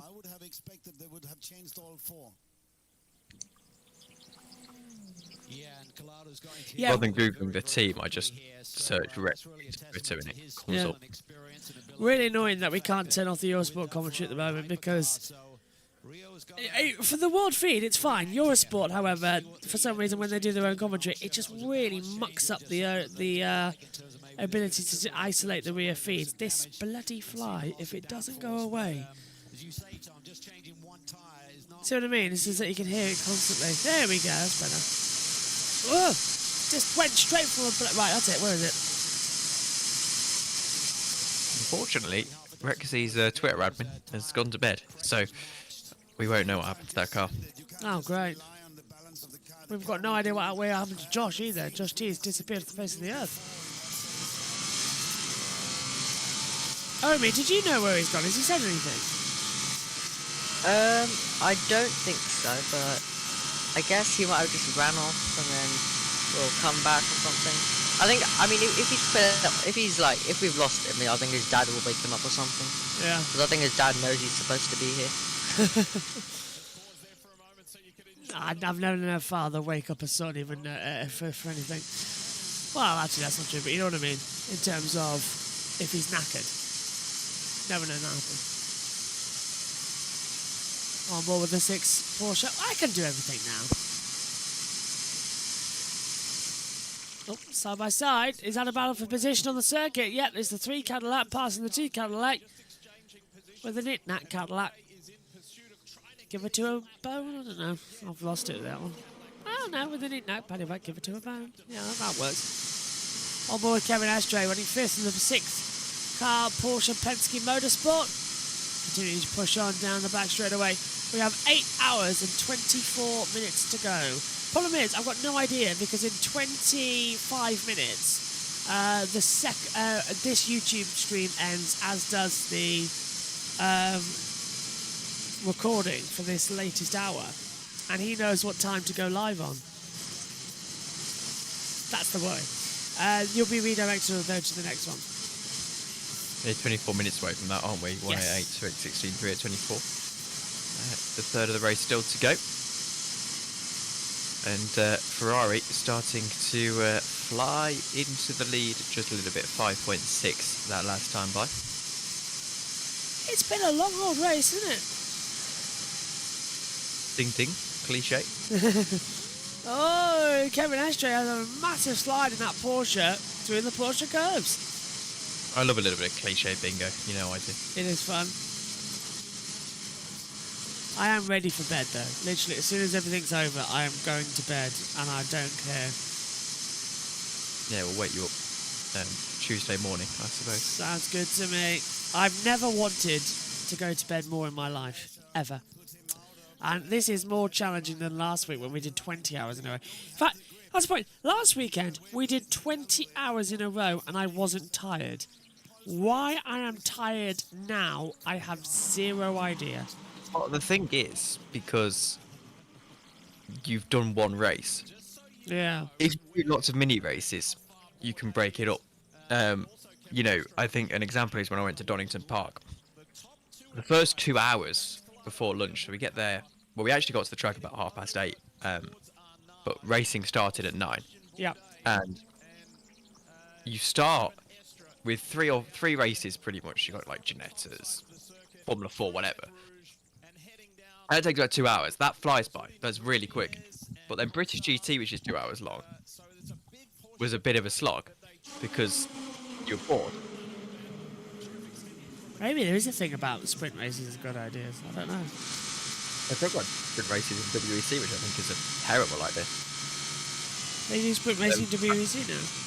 There was a fan survey, and they were talking about a sprint race, and yeah, it was. It's unfortunate. There's been sort of inklings of it earlier on in the year.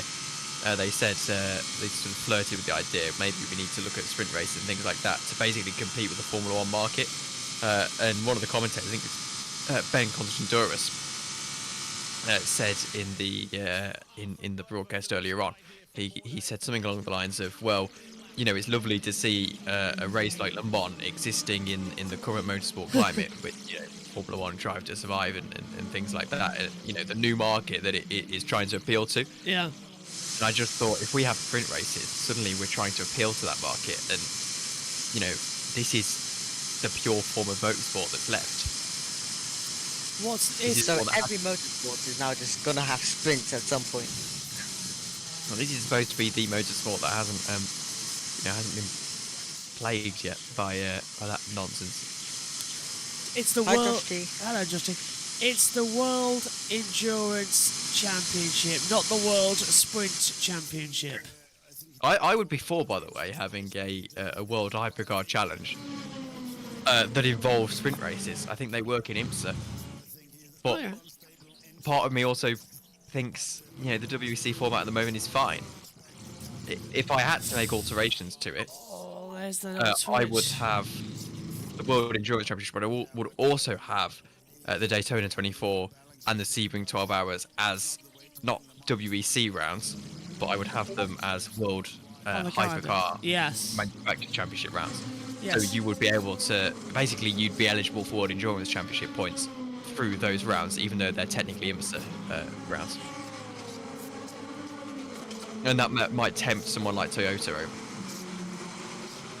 Oh yes, so Josh, you did say that. Yeah, I am a massively. I can assume you are as well. Or you doing all right? Have you had a break?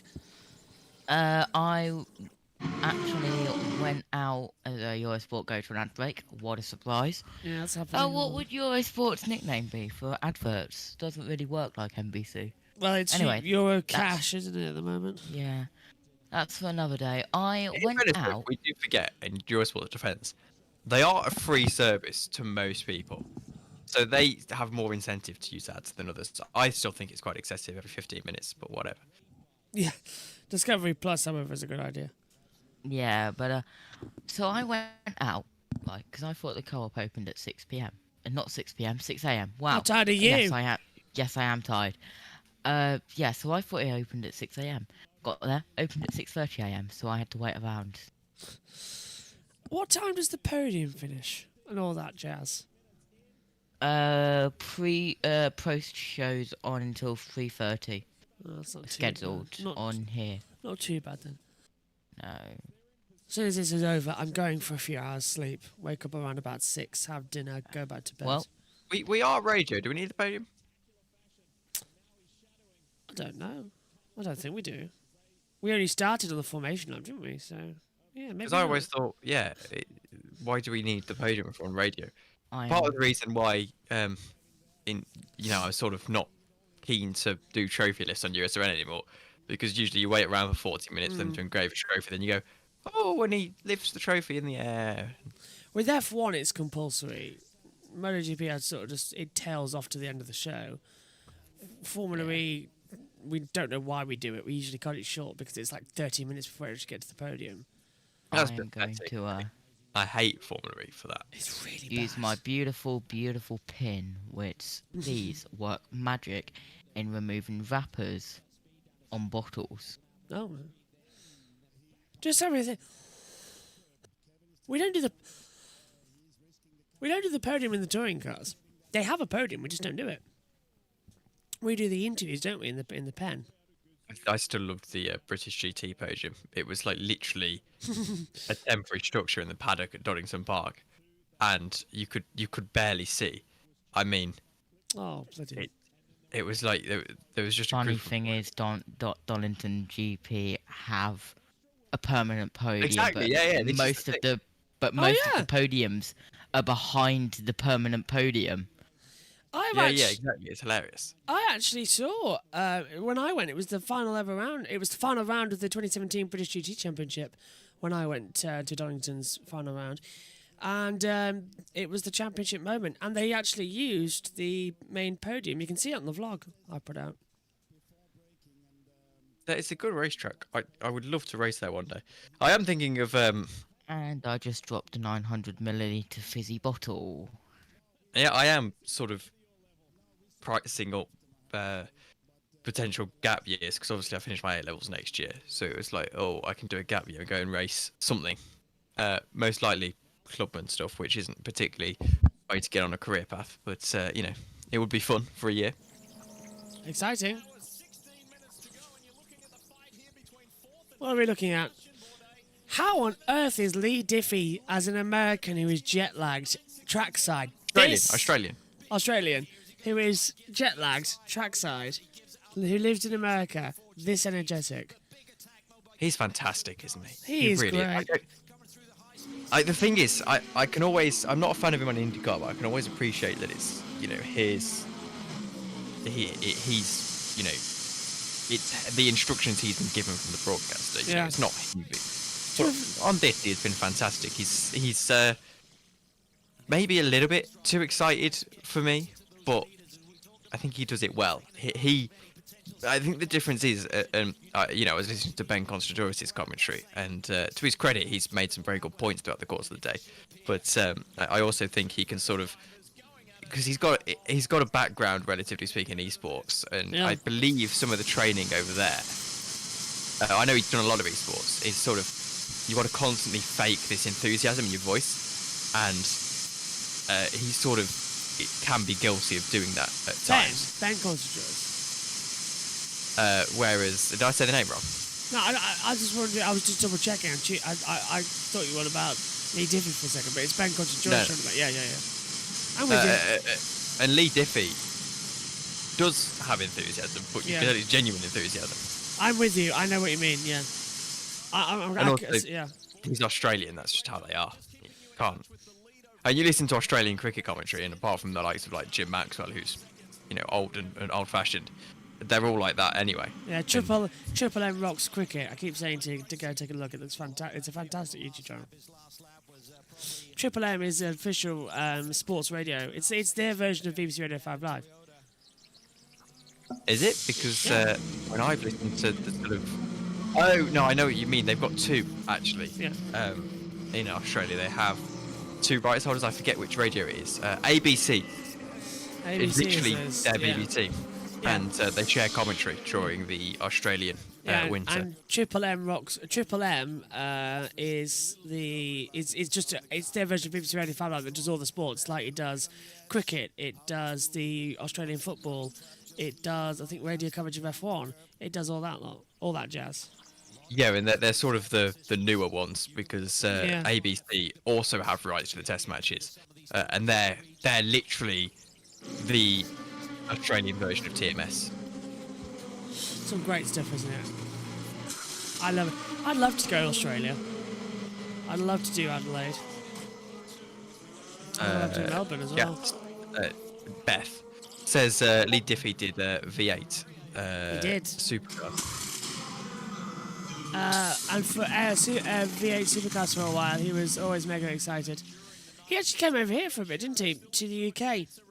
He was a BBC commentator on motorsports. Athletics as well. Yeah, and he left the BBC after a disagreement over something. I can't remember what, but he hated using lip mics, and he was hated being forced to make them. And I think he left out because he was being bullied. Oh right. Also, there was something between. There was him and Susie Perry. Him and Susie Perry worked together and on MotoGP, and they never got along. He was a MotoGP commentator as well. They never got along, and there was something going on. And then all of a sudden, in 2002, Susie left. BBC took over. No, he left. Susie got the presenter role, and Charlie Cox went into the commentary box alongside Steve Parish. No clue what happened there. Oh, yeah, no, Lee Diffie's a fantastic broadcaster. He's your perfect example of the difference between an English broadcaster and an Australian broadcaster, actually. Yeah. He's the difference. So, it's 6:47. What time? I've got to think about what time the Moto 3 and Moto 2 race is on. Because Moto E finished yesterday, didn't it? So what do I need to record today to suffer with tomorrow? I've got them here. So I need MotoGP warm-up, 8:45 to 8:55. Moto 3 at 10. Moto 2 at 11:15. MotoGP at 1. But we're alive for that anyway, so that's fine. Such a weird day this is going to be. I'm guessing part 3 is in, like, soon. Yes, it is. Yes, it is. It's coming up shortly. We're just getting it ready. And all wanting to cry. Like we did before, we'll do the crossover, so it will be live at the same time. Oh. If we get it right. If. Oh, that's the 100 as well. That's the Walking Haas Motorsport. Trying to get past the Penske again. That's a lead Penske as well. Just having a little bit of a fumble around. So, come on. After, what is it? When are you leaving, Tom? 8. Yes, of course you are. Yes. And then, once I've had a shower and things, I may choose to come back. It depends. I might also go and watch a little bit in the lounge. Yeah? Go take a relax. I know it says a lot about watching it on the high quality of your television. That's actually why, as well as hay fever, I wasn't on the night practice the other day because I was sort of had a bit of a runny nose, a bit of an itchy eye, and I thought, you know what, it's higher quality to watch on my television, so I'm just going to enjoy night practice. Night practice is great. Go around Le Mans. I feel like I'm going to be sick. Oh. If you need to take a moment, I don't mind leading for Please do. 5 minutes. Okay. Well, we'll bid farewell to Josh for 2 moments while he goes and figures out whether he's going to vomit everywhere or not. And I suppose we can take stock of where we are in this race then. So Ferrari, of course, James Collado at the wheel at the moment. He's seemed to have been in that car every time I've looked so far throughout the course of the last 20 hours or so. And he leads at the moment from Toyota Gazoo Racing, the sole Toyota of Ryo Hiragawa. My apologies. And yes, that's 9.3 seconds. Caddy is still in this, sitting in third, but they're quite a ways behind. The hypercars lapping in the 31, the Caddy lapping in the 32s. Then Alex Lynn at the wheel of the number 2. The number 3 has Sebastian Bourdais at the wheel, sitting in fourth. Then it's Porsche Penske Motorsport. As for LMP2, it's a surprise leader. Actually, by the looks of things, about 55 seconds. It's into Europol competition, that 34 car, who have essentially been a bit of a midfielder throughout the course of the last couple of years, finally leading a race and leading the big one as well. Fabio Scherer, if you are just joining us, driving with a broken foot. He was ran over in the pit lane and said, "I don't care, the pain is worth it for Le Mans." Robert Kubica, after his heartbreak in 2021, is still right in there for Team WRT in the 41 car, sitting down in second with Binder Rene. Rene Binder, I should say, sorry, in the 30. In LMP third. As for the Pro-Am, it's Algarve, the only Pro-Am car still running in that class, or still running on the sort of main gaggle, that is. They are led by Colin Braun at the moment. And then as for the GTE AM classification, it's Kettle Racing in their 57 car. Takeshi Kimura at the wheel at the moment. Iron Dames are still in this in second. That is the 85, not the championship leading car, I don't believe, but the 85 of Michelle Gatting.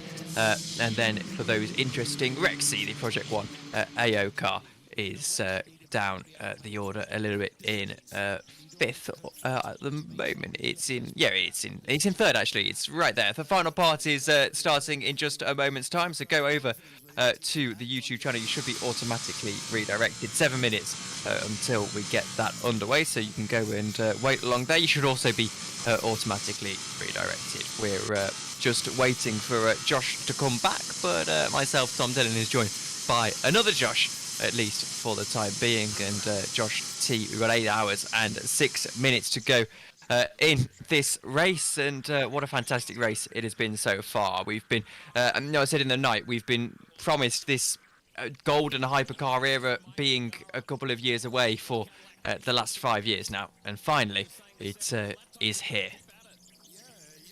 Yeah, definitely. Hello, everybody. Well, we've got 8 hours, 6 minutes and 25 seconds, as you said, Tom. Okay. But it's all go. Hello, Josh. Rule 1. Don't breathe in when trying to swallow on no sleep, because your gag reflex will kick in and you will want to throw up everywhere. Little tip for everyone there. Well, welcome back to the box, Josh. Thank you. I was not sick. I just had to control myself for a few moments. Are you good? I'm fine, yeah. I just had to control myself for a few moments. You know, like you've got to sort of like grip yourself so you don't throw up. Like when you've had too much fun at a carnival or something like that. I love how we're at the filming sleeping people stage of the broadcast. I am literally... I can go to sleep if you want. I've just been informed that the family has started to wake up inside the house, which is fun. No doubt I'm going to get... We're going to hear my dog in a bit. She became a regular feature of my USRM broadcast because you can't run noise suppression on Mixler. No, you can't. Well, you can. But you can, but it's like... Yeah, you can. You can with your bus mixer. What I do, actually, is even better than that. Oh, yeah? I use OBS, which has got a noise suppression filter. And then I use mic monitoring through my speakers that I turn off, so I don't have to hear myself on delay. And I run that through USRN. The downside is that if I am hearing myself, because I choose for whatever reason to have it in my ears, then occasionally I forgot to unmute myself on the Mixler as well, which led to an awkward moment in the FA Cup semi-final when I got halfway through the second half, realised I've been talking to no one for 20 minutes. Oh no! I've had that before. We had that in IndyCar, didn't we? The things just kept turning off. Oh, hello. What? That's going to be fun. The C130J Hercules retirement fly pass is going right over our house. Oh, very nice. Oh, But that's a Porsche coming in. It's the 85. Is that the Iron Dames? It is. Where are they running second in class? Come on, Iron Dames. So want you to win. That would be nice. Yeah. So how many parts we got left? 2, 4, 6, 8. 4 parts. After this. Yes. Wow. It'll be the last stream on JB Motorsports 2, though, if you're watching along with us. Beth says, good work, Tom. There's a reason he's super sturdy. I know. Thank you. Very, very flattering. Although I was leading for 2 minutes. I went through the field and Josh was back.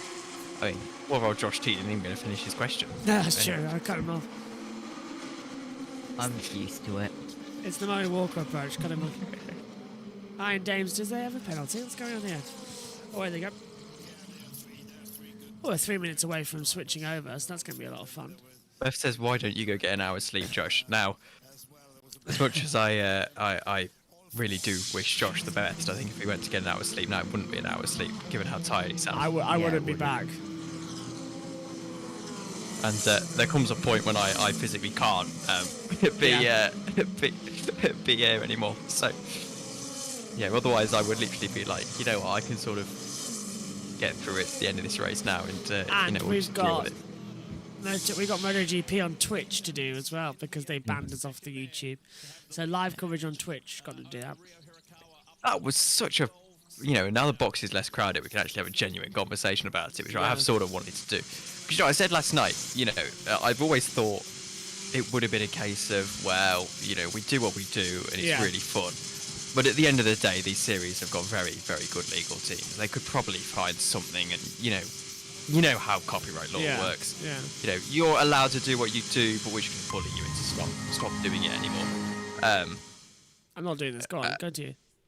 And you know, suddenly MotoGP come along, and it almost felt a little bit inevitable the way it was like, you know, MotoGP comes along and say, oh, well, you know, we've been reported, whatever content. I don't think it was content ID, said it was manual, so someone flagged it, yeah. Someone's flagged it. And you know, if it is a case of the appeal gets overturned, which it should do, if we understand how we understand it, then suddenly that is basically express permission. Yeah. And that is in itself quite incredible.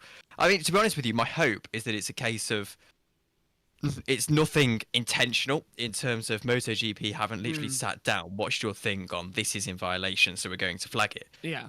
Hopefully, it's a case of some overworked MotoGP editor is paid to go through and just pick everything that says live MotoGP. Yeah. Because, and in fairness, that would be understandable. You know, at the end of the day, they have a right to protect what is their copyright.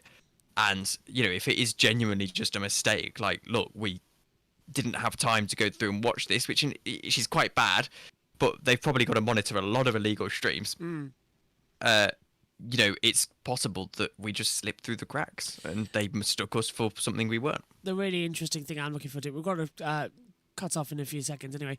The one thing I'm really looking forward to, though, is the fact is that they haven't actually told us what part of the video it was, and considering they said we used footage, which we didn't, that's the thing that they need to get on. We'll discuss this more in a second as well. We're coming up to the end then as well. We are going to be stopping our stream here on this YouTube and starting again on another. So join us again on the link in the description. We've got 8 hours to go then here at Le Mans. Just one more section to go.